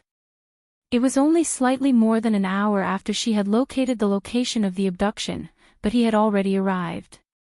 It could be seen that he did not waste even a minute. She knew that he would definitely come. She had never doubted it. When Xia Jinyuan heard her slightly immature but exceptionally calm voice, he knew that his little fox was safe and sound. His cold, handsome face revealed a faint and warm smile. Okay, wait for my good news. We'll meet before 12. He was telling Yi Qian that he would not let her wait until the moment of danger. He would definitely meet up with her before the danger came. A man's promise didn't require a solemn vow. It was more reassuring when it came inadvertently. If I could get out on my own, I wouldn't have troubled you to come. Yi Qian, whose smile had not faded, replied with curved eyes. Her bright crescent-shaped eyes were like those of a cunning fox, full of spirit. This is a rare opportunity for actual combat. I want to participate in it myself. Chapter 183. What a bold little fox. She wasn't afraid at all. Xia Jinyuan, who was hiding in the dark and waiting for the net to be reaped, gave a low laugh. His elegant eyebrows were relaxed. Okay, be careful. Since she wanted to fight her way out, he would give her a chance to do so. He would clear the obstacles outside and ensure her safety before she came out. Gao Yang had already moved closer to Yi Jian's left side and slowly sat down. His gaze fell on her ear as he stared at it closely. You can contact the outside world. It was a completely affirmative sentence. Yes, I can. Yi Qian lifted her long black hair, revealing a small black earpiece. It's our military personnel. They're outside now. They'll come find us after they've dealt with the outside before midnight. Gao Yang trembled slightly and closed his eyes. When he opened them again, his handsome eyes were filled with self-mockery. So, all we have to do now is wait, right? Then why did you say that if you could, you wanted to go out by yourself? He wanted to ask, but he couldn't. She could contact the outside, but during this hour of torment, she kept silent and didn't tell him. What did this mean? That she didn't trust him? Or was it that he wasn't even worth a single word from her? That kind of helplessness made Gao Yang feel deeply frustrated. Not only was there helplessness in his tone, but there was also a trace of anger. Yi Qian narrowed her eyes slightly and looked at him indifferently. She chuckled. I didn't tell you because if you didn't contact us, you would only feel more uneasy. I'm not hiding anything from you now. I've already told you that someone will come to save us. You just have to wait patiently. She paused. Seeing that he was trying his best to hide his fluctuating emotions with indifference, her cold smile deepened. If no one contacts me, this communication device is useless. What she meant was, rather than letting him have hope in the beginning, why not give up hope in the beginning? Because when hope was shattered, he would be the one hurt in the end. Gao Yang's expression froze. He suddenly lowered his gaze weakly, and his straight shoulders slumped lightly. He had nothing to say. What she considered was far beyond what he could have thought of at that time. She still knew how to take care of her own feelings at a time like this when she was about to break down. Gao Yang lowered his head and smiled bitterly. Just as his father had said, his so-called intelligence and inviolable self-esteem were just a joke in the eyes of others. He didn't ask any more questions, and Yi Qian didn't say anything either. Whether or not he could understand was his business. He had already made it clear enough. Time passed bit by bit, and at 10:30, Red Scorpion appeared near the KTV. Beside him was a student who trembled as he walked. Pass through here. Remember, one hand for the goods, and the other for the money. If you don't get the money, you don't have to come back. The boy's lips trembled slightly. He still wanted to say something, but when he saw the ferocious look on Red Scorpion's face, he hugged the black bag in his hand and walked step by step towards the end filled with evil. He couldn't turn back, and Red Scorpion, who had never personally come forward to trade, definitely wouldn't allow him to turn back. Here we are, Nick. Someone closed the open window and informed Nick, who was waiting for the goods in the KTV. He was the #1 target that the international police had to capture. Red Scorpion still had his student deliver the goods. Nick, who was smoking a cigar, took a deep breath. His rugged face revealed a ferocious look. He crossed his muscular arms over his chest, revealing the green beast head tattoo on the side of his arm. Tell him that my patience is limited. This meant that he wanted Red Scorpion to personally deliver the goods. Chapter 184. They were all venomous snakes, so they carefully exited their holes and revealed their fangs. The entire process was done in an extremely secretive manner, leaving no traces and no one would be able to catch them. But for Nick, after what the Vietnamese student did, he didn't want a third party to be involved in the transaction. Red Scorpion didn't want to leave any evidence, and he didn't want to lose the goods either. The heavy metal music continued. Some people came in and some left. Xia Jinyuan and Su Yu, who were proficient in Japanese, entered the colorful dance floor, which was filled with perfume and sweat. Red Scorpion's figure was right in front of them, and in front of him was his own student. Underage children entering the adult world didn't seem to attract much attention. Outside, the international police were dispatched. Less than 2 minutes after Red Scorpion went in, Xia Jinyuan appeared in the kitchen of the bar. He was like a cheetah that had walked out of the grassland. He silently knocked down a large pastry chef wearing a long white chef's hat. When he came out again, he was also wearing a white chef's outfit, a white apron around his waist, and a long white hat. He lightly patted the chef who was fiddling with a plate of desserts on the shoulder. Hey, is this done? Okay. The pastry chef who was about to turn around suddenly felt a heavy blow on the back of his neck. Another pastry chef was knocked unconscious and finished off the job. A fire alarm suddenly rang, and thick smoke rose from the kitchen. Several pastry chefs in the bar all fainted on the ground, waiting for the international police to drag them away. Elimination complete. In the kitchen, Xia Jinyuan took off his white chef's outfit, crumpled it into a ball, and threw it directly into a pot of boiling water. His hat was also thrown into the pot. Disinfecting and erasing evidence, it was a very good method.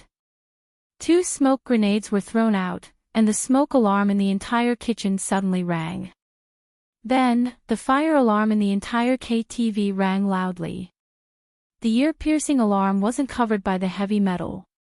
A towel soaked in alcohol was ignited and thrown in the passageway leading to the kitchen door. The dancing men and women heard the fire alarm and smelled the burning smell.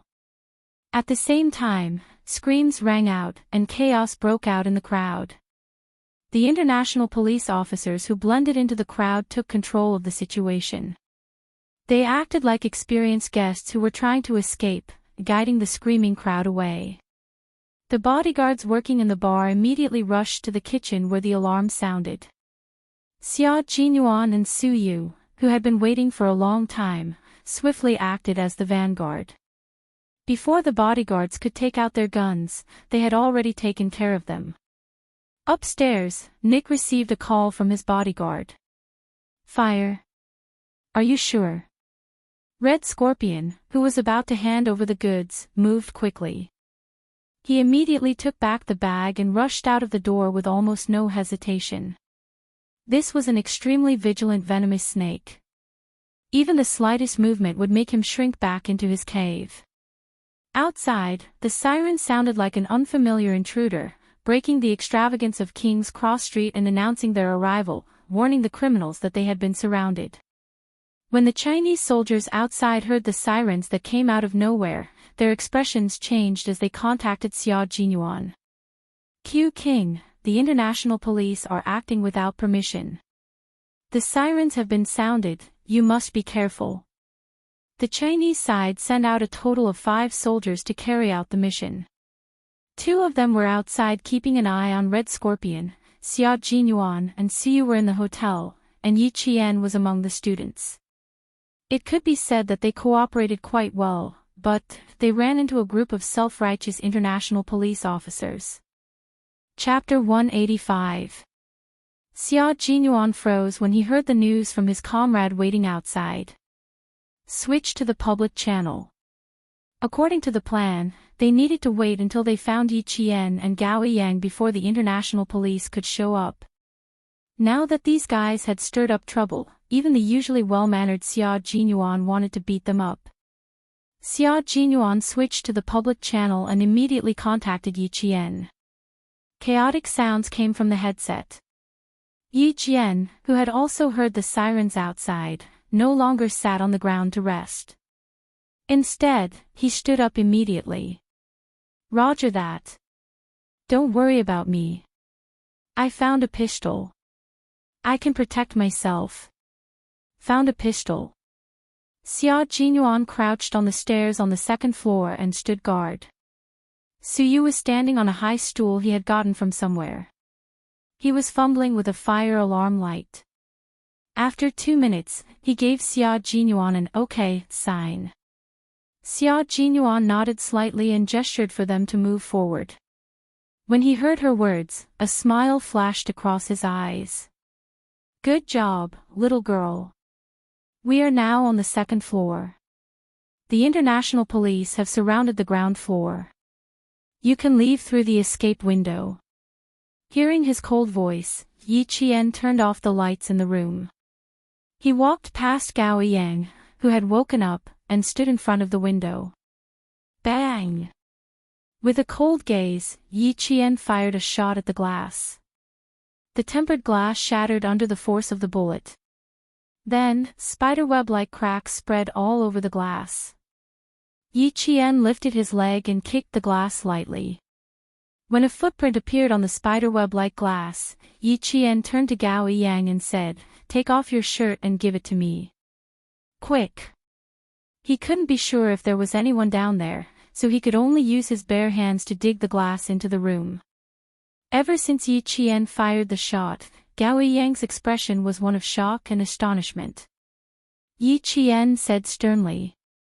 He had no choice but to obey. After he took off his short-sleeved uniform, he saw her wrap her hand with the uniform. She put a finger through the bullet hole and hooked it into the room. With a few clattering sounds, Yi Qian's gentle hooking force shattered the entire piece of glass in the room, leaving only a frame that only one person could pass through. Outside, there was no anti-theft net installed like in China. The flashing police lights illuminated the room. Yi Qian shouted at the motionless Gao Yang, "Quick, jump out of the window." Gao Yang, who had been stunned by the gunshot, heard her shout and quickly rushed over. "Okay, follow me closely. Put on your clothes." Yi Qian didn't say much. He just threw the clothes back. "Move quickly. Don't panic. There are international police officers outside." Suddenly, the sound of footsteps came from outside, followed by 2 gunshots. The shots hit the door lock and made it fall off. Seeing that something was wrong, Yi Jian quickly loaded her pistol and pulled Gao Yang behind the door. The room was dark. When the enemy kicked the door open, a figure rushed in with a murderous aura. He rushed to the window that only had a frame left. After taking a quick look, he cursed, "Fuck you." He turned his head and shouted at his partner standing at the door, "Damn it. They escaped." He cursed and rushed out again. The man standing at the door quietly raised his hand and pointed behind the door. After counting from 1 to 3, he suddenly turned the light switch back on. The dark room was lit up again. Chapter 186. The man who hadn't left the room pulled the door open and saw the 2 students he thought had escaped standing against the wall. With a furious expression, he raised his hand and slapped Yi Qian without hesitation. "Fuck you." Gao Yang saw this and didn't have time to be afraid of the gun in the man's hand. He instinctively raised his hand to block the slap aimed at Yi Qian's face. Bang! A familiar gunshot suddenly rang out. The man who had raised his hand to hit Yi Qian suddenly froze and fell to the ground with a loud thud. Only 30 seconds had passed. When the man at the door heard this, his expression changed. He quickly dodged outside and fired randomly into the room. Gao Yang was so shocked that he felt like his soul had left his body. He heard the gunshot and saw someone fall to the ground. Large amounts of blood began to flow out of his chest. The Western man who had wanted to kill Yi Qian a moment ago had become a bloody man. His fingers were still trembling and his eyes hadn't even closed. Blood flowed out of his mouth and flowed down his neck, wetting the man's thick beard. Multiple bullets were fired into the room. Gao Yang's eyes were wide open as he forcefully pulled his gaze away from the bloody man, and forced himself to look at the bullet hole on the floor. His hands were tightly clenched into fists. He used so much strength that he couldn't stop his body from trembling. Yi Qian didn't have time to pay attention to his expression. There were only 15 bullets in the gun. Her gaze fell on the dead man's hand. He still had a gun in his hand. She needed this gun. After the random gunshot stopped, Yi Qian turned her head to look at Gao Yang, who was so shocked that his pupils were dilated. "I'm going to shoot outside now. Pick up the gun and give it to me." Gao Yang didn't know how many more times he was going to be scared tonight. He slowly shifted his gaze and looked at Yi Qian. Just now, he saw with his own eyes Yi Qian shoot one of the kidnappers without even blinking. She was so calm and practiced, it was as if she had done this countless times before. Her movements were swift and fierce, and her eyes were ice cold. Her entire body was emitting an aura that made his heart tremble. Even if she ordered him to pick up the gun, he couldn't refuse. "Okay." She nodded lightly and answered dryly. She trusted Yi Qian quite a bit. Yi Qian calculated the trajectory of the bullets in his mind, then looked at the closed door and said, "You've learned Taekwondo before. Show some dexterity. When I count to 3, roll over and pick up the gun." "All right." Gao Yang swallowed his saliva. His cold expression had already cracked. Under Yi Qian's cold and sharp gaze, he nodded solemnly. "Okay. Shooting, killing." Yi Qian didn't give Gao Yang a chance to accept it. At a time like this, every second was the key. After counting from 1 to 3, she lifted her leg and kicked the door open again. At the same time, she dodged to the side of the door and fired 3 shots outside. The bullets pierced through the door and into the kidnapper's left shoulder. A scream came from outside. Gao Yang was so nervous that his palms were covered in cold sweat. He picked up the gun and rolled over to Yi Qian's side. Gunshots came from outside the room again. Chaotic footsteps passed through the bullet-holed wooden door and clearly reached Yi Qian's ears. Chapter 187.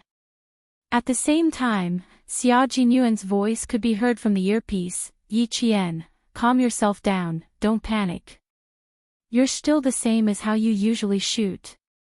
Okay, I still have someone ambushing me outside, let's get my classmate to leave first.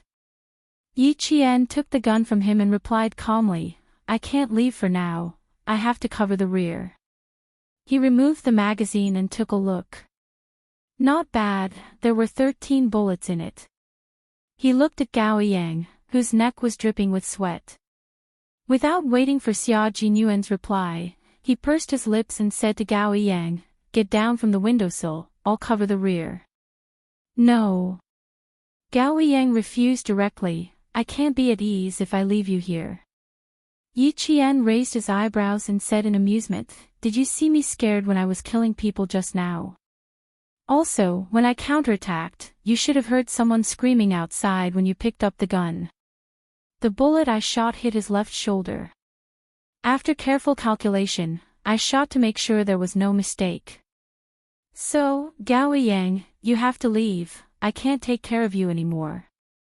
Xia Jinyuan and the others were still in the bar. She could roughly tell from the public channel that the international police did not care about the lives of the Chinese soldiers and directly took action. There was no movement outside, but they couldn't stay put and not leave.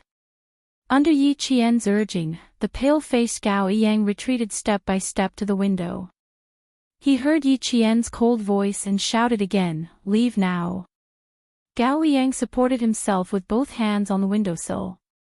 His actions seemed to be instinctive as he propped himself up and left the room. Even when the glass pierced his palms and the sharp pain stimulated his nerves, he did not wake up from his daze. From holding the hose down to sliding to the ground, to being rescued by the police in the car, it was as if his entire being had been emptied. Upstairs, Yi Qian held 2 pistols and forcefully pulled open the door. After shooting randomly, she saw the bullet holes on the ground increase. After seeing the bullet specifications, Yi Qian gently curved the corners of her mouth. The USM-9 pistol produced by the Meberetta company had 9 by 19 mm ammunition and 15+1 rounds loaded. Now that the bullet holes on the ground increased to 12 rounds, there was a short pause. This is the moment. While the other party was reloading, Yi Qian rolled on the ground a few times. Lying on her back on the floor of the corridor, she fired her gun at an extremely fast speed. She fired 2 shots consecutively with both hands, destroying the lights in the corridor. Following the trajectory of the bullets, Yi Qian calmly fired a shot in the direction where the bullets came from. There was a muffled sound, followed by a plop sound. Someone had already fallen to the ground. She was on the 4th floor, while Xia Jinyuan was on the 2nd floor. Yi Qian did not know how many targets there were on the 4th floor. After taking care of 2 burly men with guns, Yi Qian spoke to Xia Jinyuan. 2 targets eliminated on the 4th floor. The exact number of targets is unknown. On the 2nd floor, Xia Jinyuan heard the gunshots through his earpiece and knew that she had taken action. It would be a lie to say that he was not worried. The target is on the 6th floor. Girl, you must remember to hide on the ceiling above the corridor. I'll come and find you. No matter how worried Xia Jinyuan was, he did not show it in his words. He also did not tell Yi Qian that he and Suyu were the only ones who entered the KTV. He also did not tell Yi Qian that their combat style was actually assassination and shooting. Chapter 188.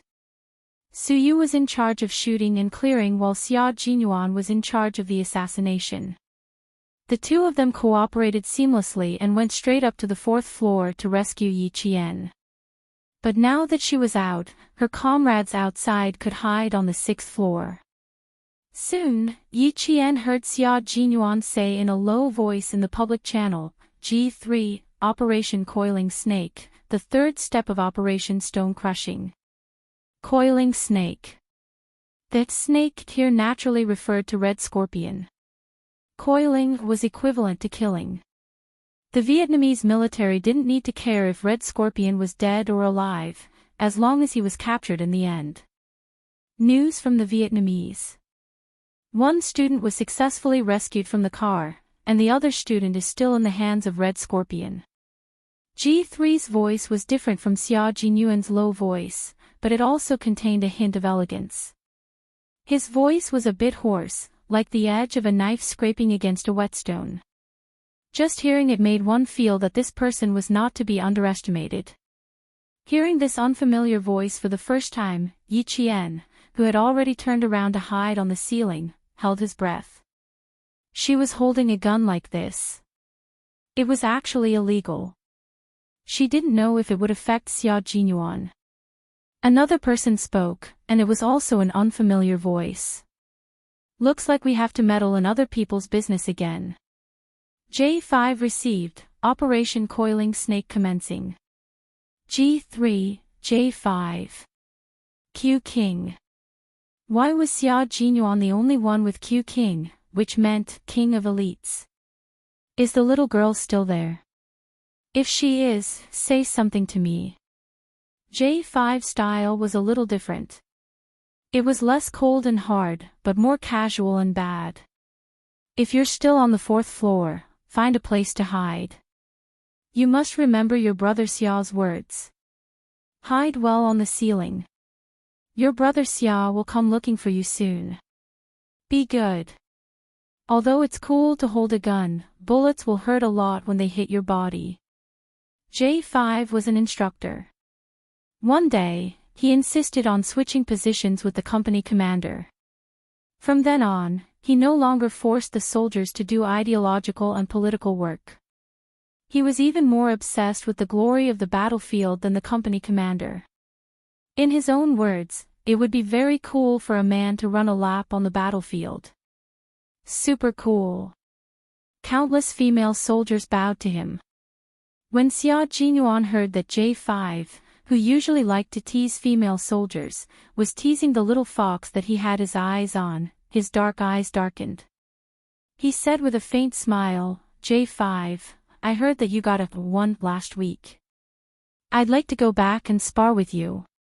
Please enlighten me, student Yi Qian, please be careful. Believe in the People's Liberation Army and believe in Captain Xia. They will definitely save you. Also, look for me if you don't have enough bullets. Over. The J5 style changed again. It was full of coldness, and the sharpness of a soldier was fully displayed in its words. As the subject of their conversation, Yi Qian felt that there was no need for her to remain silent any longer. She hid her emotions well and smiled faintly. Thank you for your concern. They say that it's better to rely on yourself than on others. I've always liked to help myself. You have backbone. Not bad. G3 laughed. In the darkness, his and J5's hidden figures were like fierce beasts on the hunt. He threw out a climbing rope and hooked it onto a building. He gestured to J5. He grabbed the rope with both hands and agilely climbed up to the 7th floor in an instant. After confirming that the surroundings were safe, he replied to J5, who was covering the rear downstairs, with a strange sound that sounded like a rock falling on plastic. J5 put the submachine gun behind his back and nimbly climbed up to the 7th floor. Done, brothers. Wait for our good news. J5 was a soldier who was relaxed at all times. He had a small personality that was different from ordinary soldiers. After he finished speaking, he didn't forget to say to Yi Qian, Student Yi, G3 rarely praises people. Q King was the first to be praised by him. You're the second. Not bad, good luck.